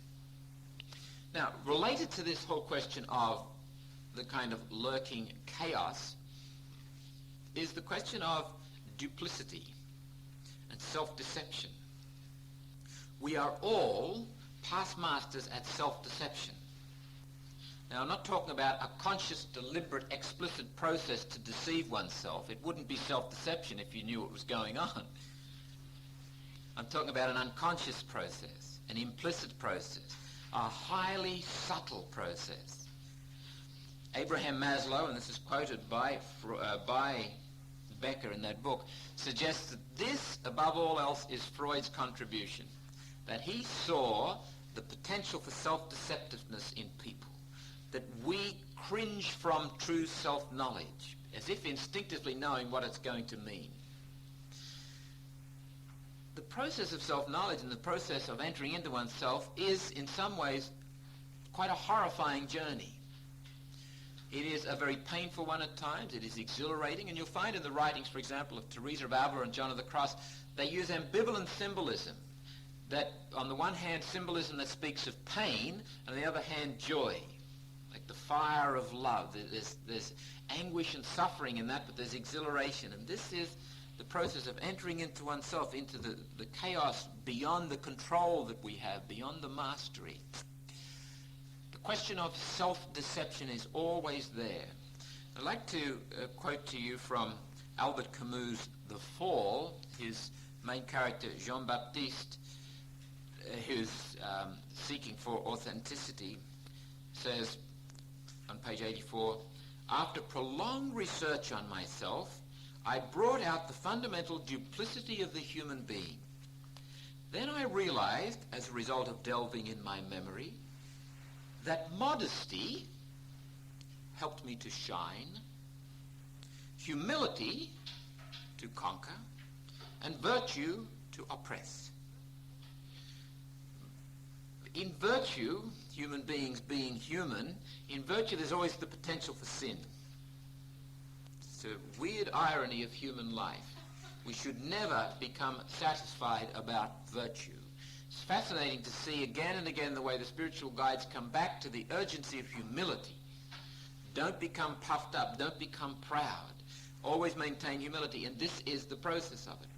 We mentioned C.S. Lewis's insight about the person always doing things for others, and you can tell the others by their hunted look.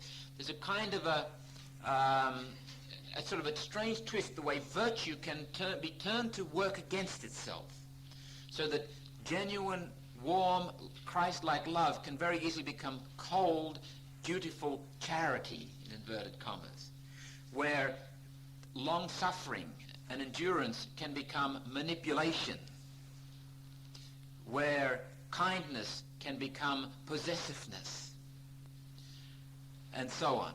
Virtue can be used to oppress. Modesty can be used to shine. Humility can be used to conquer. And this you could say, well, this is a very cynical view of the human person. I mention these things to evoke a kind of a humble realism about myself, about the world, about people, events, and things. That we should be very, very leery of becoming too puffed up about what it means to be a human being. We are fallen. Hamlet in Act 2, Scene 2 proclaims, "What a piece of work is man! How noble in reason, how infinite in faculties, in form and moving, how express and admirable.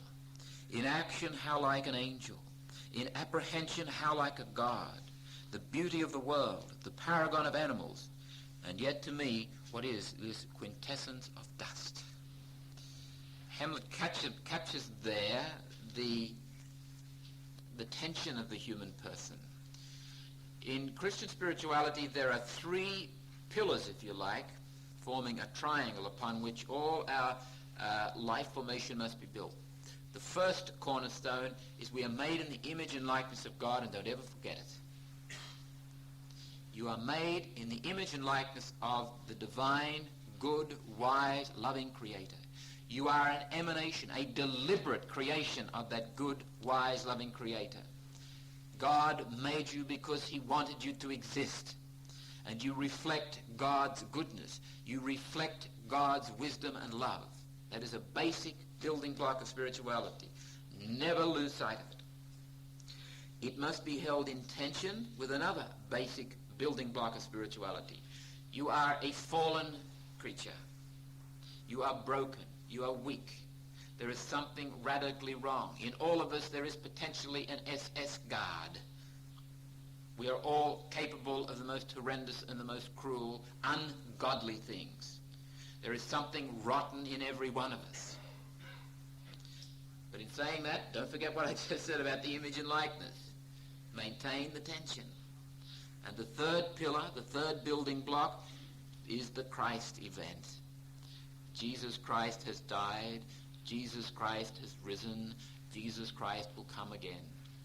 The eternal hope of the Christian.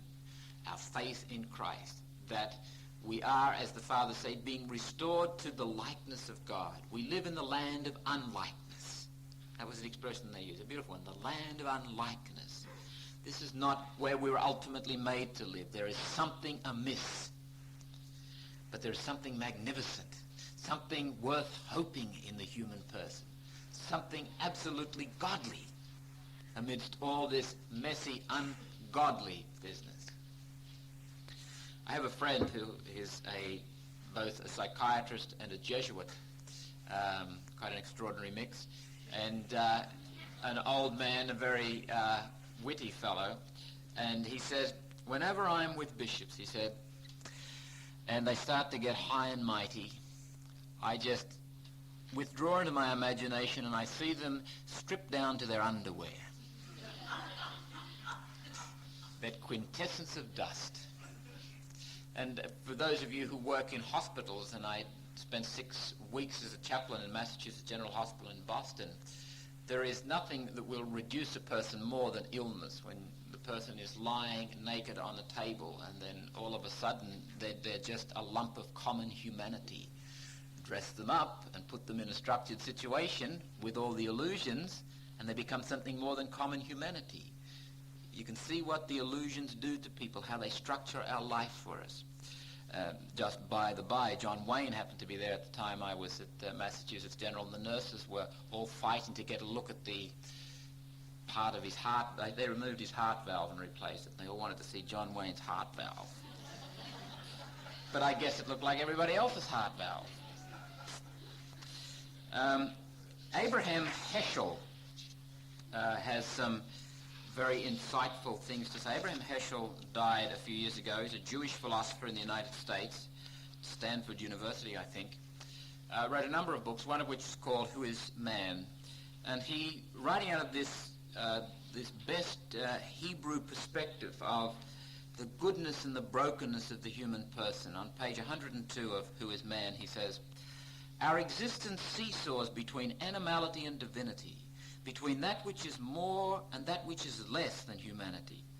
Below is evanescence, futility, and above is the open door of the divine exchequer, where we lay up the sterling coin of piety and spirit, the immortal remains of our dying lives. We are constantly in the mills of death, but we are also the contemporaries of God. Man is a little lower than the divine, and a little higher than the beasts. Like a pendulum he swings to and fro under the combined action of gravity and momentum, of the gravitation of selfishness and the momentum of the divine, of a vision beheld by God in the darkness of flesh and blood. We fail to understand the meaning of our existence when we disregard our commitments to that vision. Yet only eyes vigilant and fortified against the glaring and superficial can still perceive God's vision in the soul's horror-stricken night of human folly, falsehood, hatred, and malice. Because of his immense power, man is potentially the most wicked of beings. He often has a passion for cruel deeds that only fear of God can soothe, suffocating flushes of envy that only holiness can ventilate. If man is not more than human, then he is less than human. Man is but a short, critical stage between the animal and the spiritual. His state is one of constant wavering, of soaring or descending. Undeviating humanity is non-existent. The emancipated man is yet to emerge. Man is more than what he is to himself. In his reason, he may be limited. In his will, he may be wicked. Yet he stands in a relation to God which he may betray but not sever, and which constitutes the essential meaning of his life. He is the knot in which heaven and earth are interlaced. Man's being a problem to himself is an expression of his being challenged. The only exit from his plight is in realizing that his plight is a task rather than misery for misery's sake. We are both challenged and invited to answer what we face. Very beautiful and very balanced kind of a statement. Heschel walks straight out of the Old Testament. That's the way I always think of him. Speaks as someone who could be extremely at home with the Jewish mind. And on the more Christian side, we have Gregory of Nyssa, whom Aylred Squires quotes on page 37 of his book, Asking the Fathers. That, incidentally, is an outstanding book. Unfortunately, it is out of print. And it has been out of print for a couple of years. I live in hope that one day Paulus Press will put it back in print, or someone else. If you, obviously you won't be able to buy a copy, but if you can get hold of a copy from a library, I would encourage you to get it and read it, study it. It is very, very rich. Aylred Squires, Asking the Fathers. On page 37, he quotes Gregory of Nyssa. Man established in uprightness by God abused his liberty from the very dawn of history, as a result of the influence of the evil one. Raising himself up against God, he desired to attain his goal outside God. Although they knew God, they did not honor him as God, but their senseless minds were darkened and they served created things rather than the Creator. What revelation makes us aware of coincides with experience itself. And chapter 13 of Gaudium et Spes says the same thing, that if you reflect on human experience, you'll become aware of the fallenness of human nature. For man, looking into his heart, recognizes that he is inclined to evil and sunk in many ills which cannot come from his good Creator. Often refusing to acknowledge God as the source of his being, he also breaks with the necessary relationship to his final destiny, and likewise with his relationship whether to himself, to other men, or to all created things. Thus man is divided against himself. And so the entire life of man, whether personal or collective, witnesses to a dramatic struggle between good and evil, light and darkness. Man finds himself to be, of himself, incapable of successfully combating the assaults of evil, so that everyone feels himself to be, as it were, bound with chains.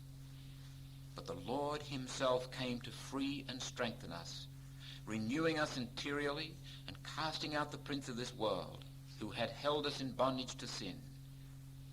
Sin, however, diminished us, preventing us from pursuing our fulfillment.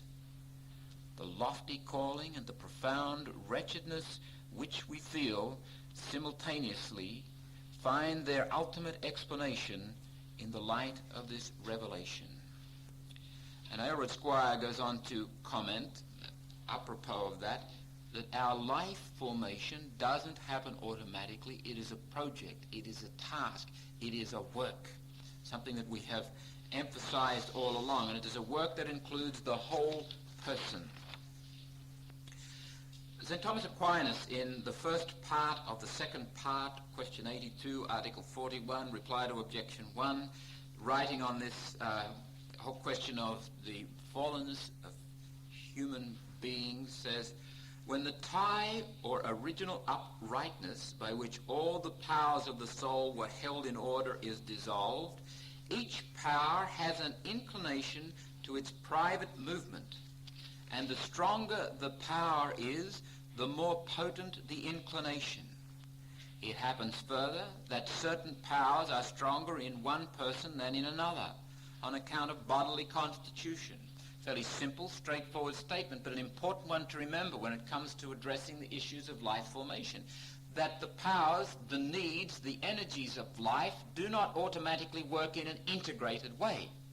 Sexuality is sexuality. Sexuality doesn't stop and consider its relationship with the other dimensions of the person. Sexuality just does what God made it to do. And then it is up to us to work with that, listen to that, and integrate it along with our other needs and so forth. This raises a very interesting question. Freud spoke of the pleasure principle, but he also spoke of the reality principle. And coming to terms with life is about setting up that tension and leaving that in tension. So life formation is as much about saying yes as it is about saying no. Living graciously and humbly with no's is as important as living with yeses in life. To think that life formation can go on only by saying yes all the time, and you can see what disasters this brings to children when all the time they never get any no. They never get any friction against which they can struggle. They never get any disciplined presence. They grow up very anxious, disoriented people. We must learn to say no to ourselves. That is a healthy part of life formation. No is okay. A few practical points. The first one arising out of that comment by St. Thomas. Human life formation doesn't automatically happen. It is a work. We must get that firmly entrenched in our psyche, in our consciousness. You cannot just go about life and think that life formation, your development as a human being, is going to happen. You have to work at it. You have to come to the Aquinas Academy and study. You have to read. You have to talk with people. You have to reflect. You have to do things. Otherwise, you can go on working, playing, begetting children, etc., and never really grow up within yourself. That deeper life formation process is never attended to. It is a work. It must be engaged in as a work. It must be performed as a work. It is a responsibility. It is a call to work. The second practical point, in this work, both the extreme of denial of our fallenness and the extreme of exaggeration of our fallenness are deformative.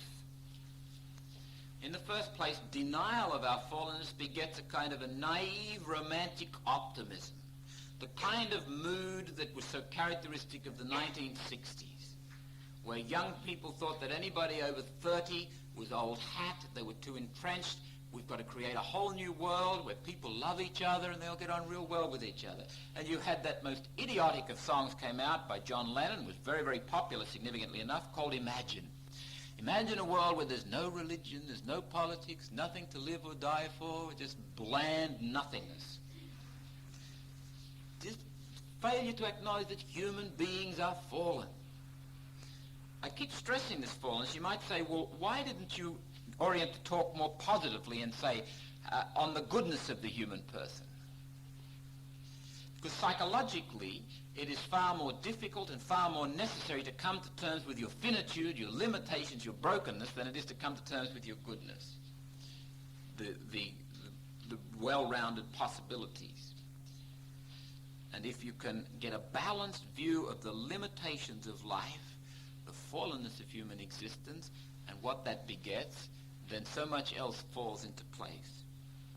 At the other end of the scale, you have the extreme of overemphasis on the fall, denigration of the human person. Preaching becomes focused on hell, fire, and brimstone. And I recall a homily that I heard from one of my own confreres, who shall remain anonymous, but he was an older man and not renowned for giving real insightful homilies. But this day I was sitting in the side chapel of St. Patrick's. It was the novena being given, and the man in question was giving the homily. And he started off using an example, and he said, I was walking across the harbour bridge the other night, And he said, have you ever noticed how the street lights, when you look at them close up, they're all grimy and dirty and there's cobwebs all over them. They really don't look very nice. But as I walked across the bridge and I looked out over the city, I could see this magnificent array of lights, and it was like a jewel box. It was fantastic how marvelous those lights looked like from a distance. And he said, that's the way it is with God when God looks at us. And I said, I was sitting up, I was saying, you beauty, you've really gotten onto something here. And I'm on the edge of my seat, and he says, yes, that's the way it is with God. He sees all the cobwebs, the grime, the filth. Great lesson. But so much of our preaching was based on that, with a view, implicitly or explicitly, to generate fear or guilt. And I must say, much and all as I love St. Augustine, I think he must bear some of the blame for what went on. For St. Augustine, particularly in his earlier writings, original sin was transferred to the next generation through sexual intercourse. Therefore, sexual intercourse, it was a permissible sin, but a sin nonetheless. And you have the whole attitude to the body. This is something that we must look very, very seriously at, incorporating bodiliness into our spirituality. We are not at home in, a lot of it's to do with Jansenism, the influence of Manichaeism and Cartesian dualism and so forth. Westerners typically are not at home with their bodies. But within our Christian tradition, we've had an extra weight to bear because of the denigration of the body, which I think is very much associated with a whole misunderstanding and exaggeration of the fallenness of the human person. The body becomes a burden. There is a hymn in the New Office, which I think is heretical. It's beautiful for a couple of verses, and then it says something like, Lord, protect me from my body which craves to sin. I don't know about your body, but my body doesn't crave to sin. It just does what God made it to do. My body doesn't crave to sin. My body can't sin. Sin and virtue are functions of freedom, are functions of choice, are functions of human consciousness. There's nothing wrong with the body per se, morally. That's a difficult message for us to get through into our heads, because a lot of spirituality has come down to spirit versus matter. Spirituality is about the spirit fighting against matter, the body, sort of get on top of it, control it, willpower. And in that kind of an environment, neurosis becomes a very logical and obvious and predictable conclusion. And no wonder a man like Nathaniel Brandon, in this very fine little book, The Disowned Himself, could make a comment about original sin, which is partly true and partly false. But presumably Brandon, from the way he writes, is a very honest scientist, a person who deals with people in trouble and in need of help. So, but he's met a lot of people who've been hurt by this kind of attitude. He says it is an attitude, that's the attitude of self-acceptance. I might mention that is entirely incompatible with the most vicious of all religious notions, the doctrine of original sin and man's inherent unworthiness, the most vicious of all religious notions. There's nothing wrong with original sin. It's our interpretation of it that presents the problems. Three other practical points before we conclude quickly. It demands a humble realism, facing up to reality. Fourthly, a humble embrace of this truth leads to unity of the human family. Strengths, talents tend to divide, set people apart. Weakness tends to draw people together. When there's a crisis in the community, people come together. Fifthly and finally, a humble embrace of this truth also makes us available to the Christ. When I experience myself as needing to be saved, as distinct from academically knowing it, then I am most likely to experience Christ as Savior. Let us break there and have some coffee.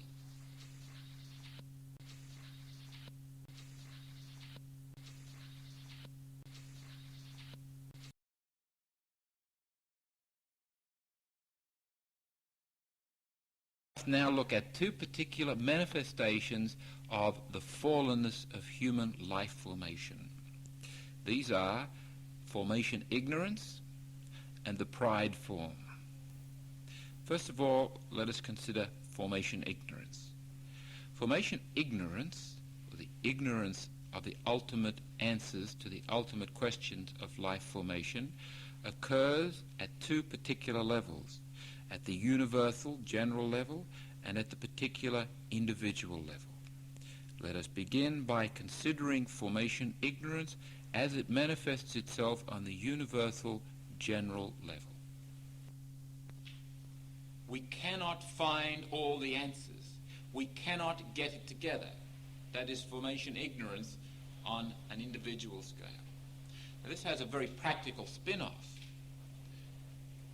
If I am firmly and humbly in possession of that truth, that I'm ignorant, I'm ultimately ignorant of what makes the world go round, of what makes human beings be human. I, as a parent, when I come to my children, I won't come to them deceptively as one who's got all the answers. I, as a teacher who come to my students, will not come deceptively as one who has all the answers. I, as a priest who come to my people, will not come deceptively as one who has all the answers. How terribly deceptive that is. I, as priest, come with a whole basis of ignorance. We are together searchers. And it's an interesting thing. I've said at the beginning of this course that questions are more real than answers, and this is why. True questions come out of ignorance. When you recognize your ignorance and you ask, you wonder what, why, how, when, where. Particularly in a counseling situation or in a parent-child situation, when I come with that sense of I've got the answers, that does something to the relationship. What it does, it establishes a master-slave relationship, whether you like it or not. And this happens, for example, has happened, it surely wouldn't happen anymore in religious communities, where Father Superior, Brother Superior, Mother Superior has the answers. I know what's best for you, child. Instead of saying, we're both ignorant, let's talk about this. The master-slave relationship. And that, of course, drives people down into that reactive lifestyle and aborts the therapeutic process, the formational process, the education process, the growing up process, because you've got my answers and I have to come to you for them, which is a very, very disrespectful way to relate with somebody. Whereas if the therapist, the counselor, the guide, the parent, the superior comes to the other person out of a firm conviction of that formation ignorance, there's a tentativeness, an honest caution. Well, let's consider these issues. You know, what is happening here? What might be best? What do you think? Yeah, well, okay, let's try that. But we remain open to the possibility that we might be wrong, because formation ignorance is the ground out of which myopic, selfish, irresponsible, unwise decisions come. That's life. That happens. We all make at least one unwise decision in our lives.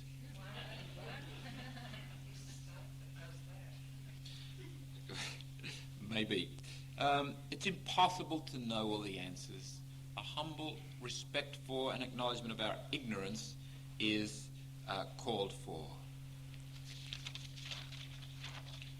This ignorance demands a humble pursuit of self-awareness, that we work at trying to know ourselves and not simply say, well, I'm ignorant of myself, that's it, end of. That is a very irresponsible way to act. Throughout the Church's entire formation tradition, there has been a constant urge amongst the spiritual guides, learn to know yourself, become aware of who you are. Even before Christ, you had written on the temple of Apollo in Delphi, across the doorway, know yourself. And what that was a call to self-knowledge so that human beings would recognize that they were human and not gods. It's a call to humility. And throughout the spiritual guides also, you'll find a constant harmony between truth and humility. Truth and humility. When you get to know who you are, you become more humble. Truth begets humility. The fathers of the church took up that Greek maxim, especially St. Augustine writing in his treatise on the Trinity. Why is it that it is enjoined upon the soul that it should know itself? I suppose that it may consider itself and live according to its nature. And Gregory Nazianzen echoes the same thing. John Henry Newman, in his Grammar of Assent, pages 272-273, writes in the same vein. He doesn't talk about self-awareness, but talks about becoming who you are, living with the finite facts, getting to know what they are, working with them, and living with them as they are. I am what I am, or I am nothing. I cannot think, reflect, or judge about my being without starting from the very point which I aim at concluding. My ideas are all assumptions, and I am ever moving in a circle. I cannot avoid being sufficient for myself, for I cannot make myself anything else, and to change me is to destroy me. If I do not use myself, I have no other self to use. My only business is to ascertain what I am in order to put it to use. It is enough for the proof of the value and authority of any function which I possess to be able to pronounce that it is natural. What I have to ascertain is the laws under which I live. My first elementary lesson of duty is that of resignation to the laws of nature, whatever they are. My first disobedience is to be impatient at what I am and to indulge in ambitious aspiration after what I cannot be, to cherish a distrust of my powers, and to desire to change laws which are identical with myself. That raises the question, too, of an overemphasis on the fall and on sinfulness tends to put people down, tends to drive people into a reactive mode so that their talents, their potentialities don't typically flourish. Sometimes they do if people get certain lucky breaks, but very often talents are put down with the people. John Henry Newman says there, your first elementary duty is to be who you are, not to fit into some mold, but to be the broken, wonderful image of God that you are. It's interesting, in psychotherapy and in all growth processes, central is self-awareness. There's an interesting book published about 10, 12 years ago by a fellow named Freire, F-R-E-I-R-E, called Pedagogy of the Oppressed, and gets back to this question of South America. And in it he coined the phrase conscientization. That is, bringing into awareness, form discussion groups, he says, get the people to meet, get the people to talk about their experience so that they become aware of what is happening. And until they are aware of what is happening, they won't be able to act on it, or they won't be able to act constructively and imaginatively. Needless to say, Paulo Freire came in for a lot of criticism, and I think was actually thrown out of his country, which was Peru or Colombia or one of those, I'm not sure which. But if there's going to be any social change, if there's going to be any renewal in the church, if there's going to be any renewal in religious life, if there's going to be any renewal in family groups or subgroups within society, there has to be a conscientization process. There has to be a self-awareness process. People have to become aware of what is happening, what is going on here, what are the limitations, what forces are operating, what roles are being played, what rules are being instituted, what are the directives, what is happening. Self-awareness and pursuing it avidly and assiduously is not only an important part of life, it's an essential part of life. When people cease to be aware and question what is happening, then they slip comfortably into complacent modes of existence. Then they become manipulable. Then they become vulnerable to the dictatorial, authoritarian power mongers. Self-awareness, both for your own personal growth, life formation, and for the life formation of groups is absolutely essential. Some of the traditional ways the Christian formation tradition has encouraged for growing self-awareness are worth considering. The first one is of long standing is the notion of embedding your life within the sacred scriptures, within the Word. Let the Word permeate your life. And as early as the 3rd and 4th centuries, they developed the notion of learning the scriptures off by heart and saying them as you did your work, or the beggars could quite reasonably expect to be paid if they stood in the marketplace and sang the psalms. That was a good work to do that, because that contributed something to society. And Benedict, certainly coming into the 6th century, had his monks doing that kind of a thing. Take a word or a phrase and chew it over. And that has remained more or less, though somewhat less in the last 400 years, because the Protestants got onto it and we couldn't afford to do anything the Protestants were doing. But the notion of the Word has been at least implicitly, theoretically there. We're rediscovering it. And an interesting discovery for many Catholics is that in the traditional church, right up into the medieval times, the Word has the same symbolic value as representing Christ as the Eucharist does. That it is just as reasonable to genuflect before the Gospels as it is to genuflect before the tabernacle. That it is just as reasonable to have a sanctuary lamp over the book of the Gospels as it is to have a sanctuary lamp over the tabernacle. In fact, in the earlier churches, the book was the presence of Christ in the community, the book of the Gospels. The tabernacle, the reservation of the Eucharist was off to the side, and that was there in case someone got sick. People would wear around their necks passages from Scripture as a protective kind of a thing. It wasn't until the medieval times that processions of the Blessed Sacrament began to take place. Before that, the processions carried the Word. That's a whole new unlearning and learning process Catholics have to undergo there.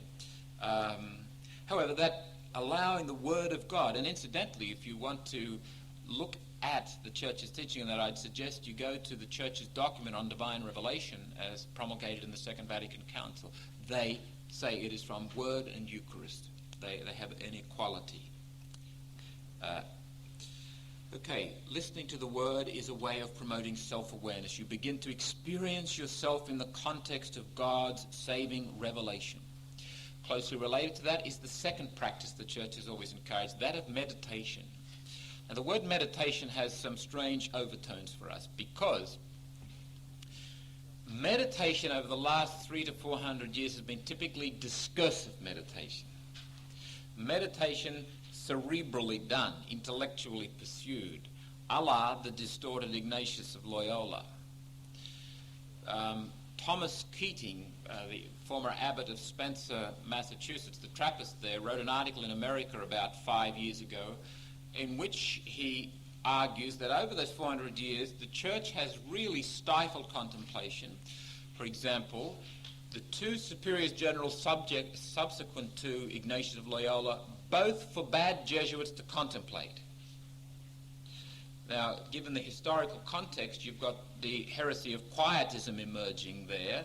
They don't want to have any of this business of quietism, which was a rather nasty habit of just sitting back and, as Ronald Knox in one of his books records, one quietist dying and praying that he would go to hell, and just sort of drifting off into nothingness, a real laying down of effort and irresponsibility. And you'll find in the writings of Teresa of Avila, where she's constantly deferring to the senses. She's a shrewd lady. She would say things that were obviously true and then say, but this is all subject to correction afterwards, because people got burnt for making mistakes in those days. But meditation has taken on a very heavy, aloof, cold kind of an intellectual connotation for us within the Church.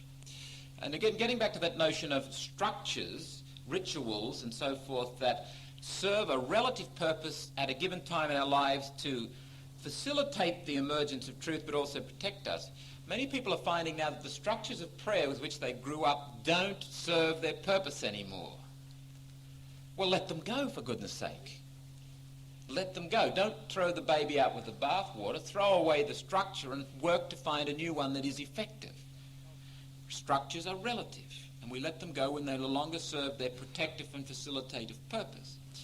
Perhaps Patricia Carrington, in her very fine book called Freedom in Meditation, she's a psychotherapist and has nothing to do with religion, condemns the church's approach to meditation as being tension-provoking because it is too heavily effortful, too cerebral.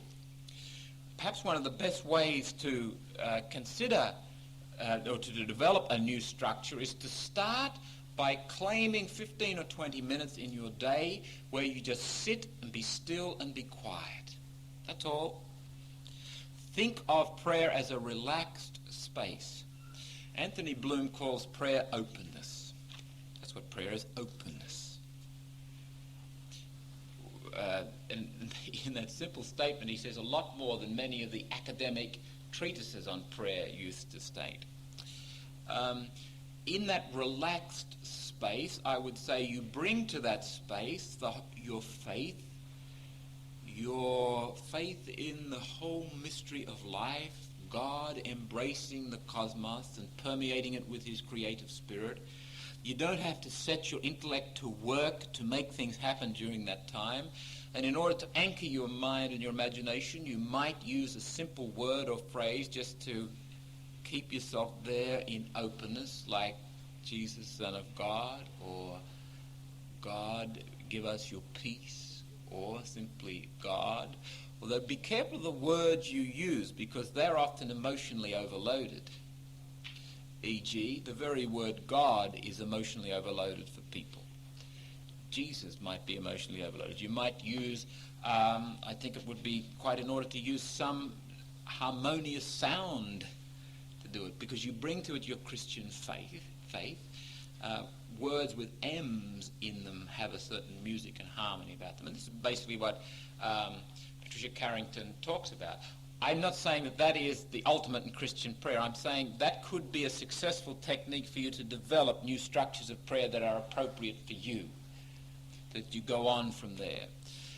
Prior to this development of discursive heavy emphasis on discursive meditation, prayer was basically simple. John Cassian in the 5th century spoke about using a word, what we would call, with the trendy name, mantra now, but you just use a word, stay with it, let it draw you out, associated breathing with that, and going down through the Eastern churches, the whole Jesus prayer movement was that you said that and you kept saying it and saying it and saying it and saying it until it became so much part of you that it just said itself in your heart. And that is prayer. In that tradition of the last 400 years, not only is there an emphasis on the intellect, but there's a tremendous emphasis, predictably enough, on the will. Because if you isolate yourself from that surrender to the mystery and calmly allowing the mystery to overtake you, and you move back and you try to figure things out, so meditation becomes a very intense kind of a searching for points and considering and asking questions and working your way through and then coming up with a colloquy, which incidentally you have to tell Mother Superior about on Thursday morning, and then you make an affective prayer, and then you make a resolution which you examine during partext and so forth. The whole thing is very much, I can see some people frowning there, you weren't brought up on it, but it was a fact. It happened. And it permeated down through the schools and through the sermons and so forth. That then leaves you with a whole network, a predefinition of the way things are supposed to be. And how's it going to happen? Knuckle under, and grit your teeth and have faith and try harder. And try harder some more. And a lot of the sermons are, as Father Burke, who's written a very fine little book on homilies, has said, try harder sermons.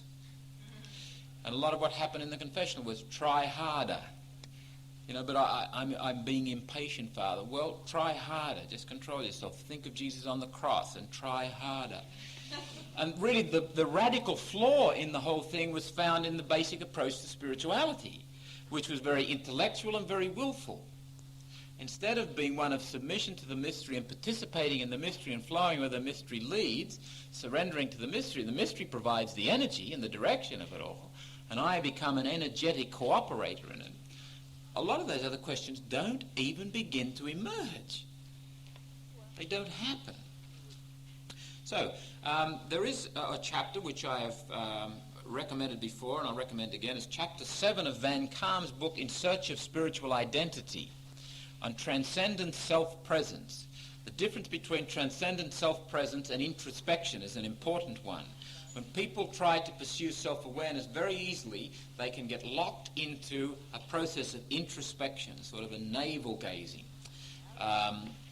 which is ultimately destructive. And that can especially emerge in a person who has a highly analytical mindset, that life is a problem to be solved rather than a mystery to be lived, that everything that comes your way can be figured out analytically, calculatively, so that you'll go through the whole process of self-awareness analytically and calculatively, and you'll get nowhere, because from the tonsils up, your body knows a little bit, but from the tonsils down, if you're not going to listen to all that, how are you going to know what's happening? How are you going to become self-aware? So introspection can be avoided by maintaining this sense of oneself as part of the total mystery. That my experience of life is an experience of being a participator in a mystery. And an interesting thing happens, and we'll come back to this theme again and again. When I have that conviction of myself as part of a mystery, a total mystery, a massive mystery that is much larger than I am, all else in my life is relativized. And we have a tendency to absolutize things in our lives, to exaggerate them. The transcendent perspective helps to relativize, bring things in relation, relative to the transcendent, the overall mystery. So that's a few words about daily meditation. Thirdly, a practical way of fostering self-awareness is the examination of conscience. And this is an interesting one. Conscience is a dirty word these days. And it comes, I would suspect, largely from the bad track that Freud put us on, that conscience is part of the superego, and it's that part of the superego which polices our pursuit of the ego ideal. And it's constantly saying, no, don't do that, or you shouldn't have done that. It's a self-accusing kind of an approach to conscience, which you say, well, gosh, if that's all conscience is, why bother about conscience? I think the best thing is to do is to kill it, get rid of it. I'd like to read to you from Karen Horney's book, Neurosis and Human Growth, an excellent book, a fine book, something of a classic in the field of psychology. There are a couple of copies of it left out there. It's her last book. She died about 1952, I think, 53, a German psychiatrist who came to live in the United States. A number of her other books are well worth reading too, simpler, easier to read and briefer. One is called Our Inner Conflicts, and the other is called Self-Analysis.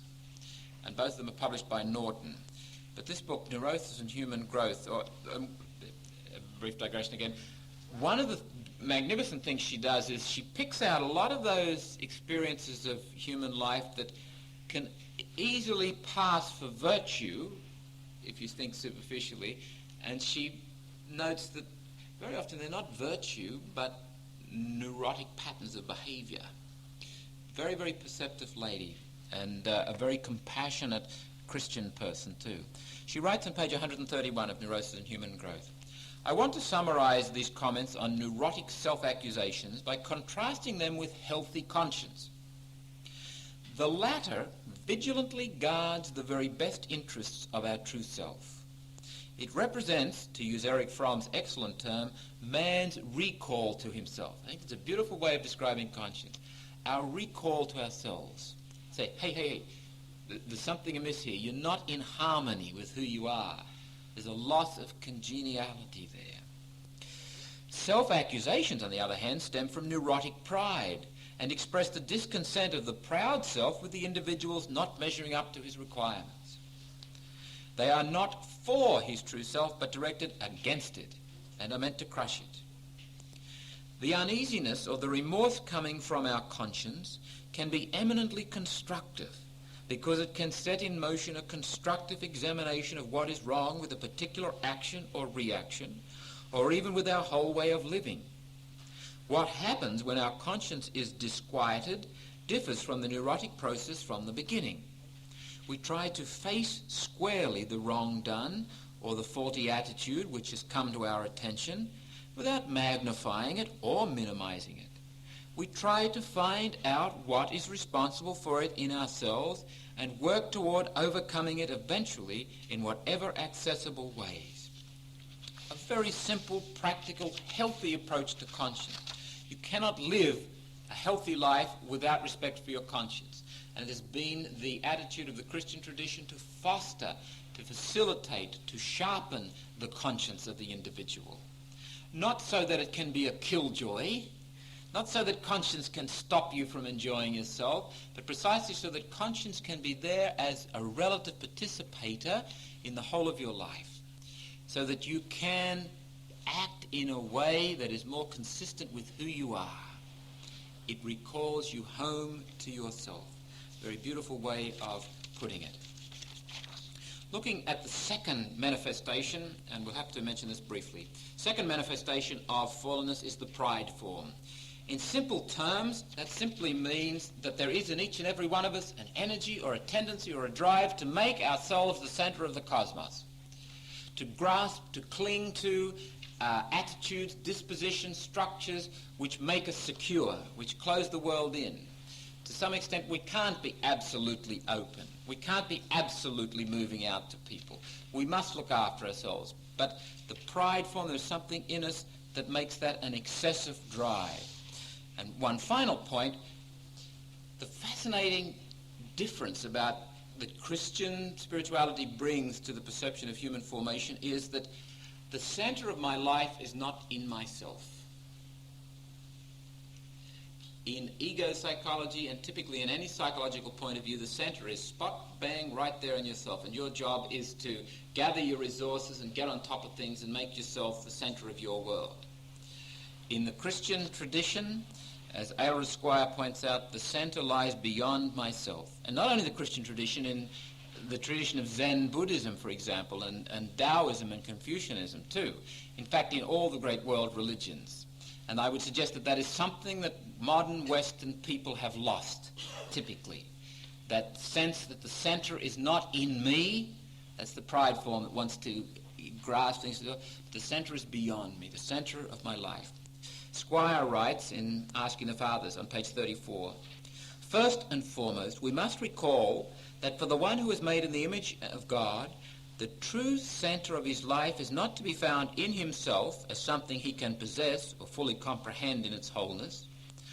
All the great masters make it clear that there is nothing so much like a second nature as grace is. Yet, just as the three disciples in the bright cloud on the mountain experienced a bewildering combination of reverential awe and complete happiness together, so grace, in restoring our lost relationship with God and thereby putting our ultimate center outside ourselves, leaves us in a situation which in practice often baffles our limited understanding. For it must yield to what it cannot always of itself see. Here lies the cause of an apparent contradiction. The redemption is, on any traditional showing, a restoration of nature. And hence we must never forget, no nature, no grace. There is no such thing for man as the purely spiritual. Man is not an angel, and he never becomes one. Hence redeemed man, in common with every man of goodwill, will have to do a good deal of hard thinking about what human wholeness is, and even make a great deal of positive effort to achieve that wholeness. But he will also, in practice, constantly have to give that wholeness up, and apparently die to it too, because his true center lies in being at all costs open to relationship with the one who is so eternally and abundantly alive that he can snatch life out of death. Man finds his life ultimately by losing it. This is the distinguishing mark of the Christian way. In finding God, I find myself. In finding my true self, I find God. To say that the center is outside oneself is perhaps misleading in the sense that I find God within myself and God is my center. It might be better to say the center is beyond myself. The center is God. The center is the ultimate, total, all-embracing mystery. The tendency to make myself the center belongs to this movement of pride. Let us break there and throw it open for questions, comments.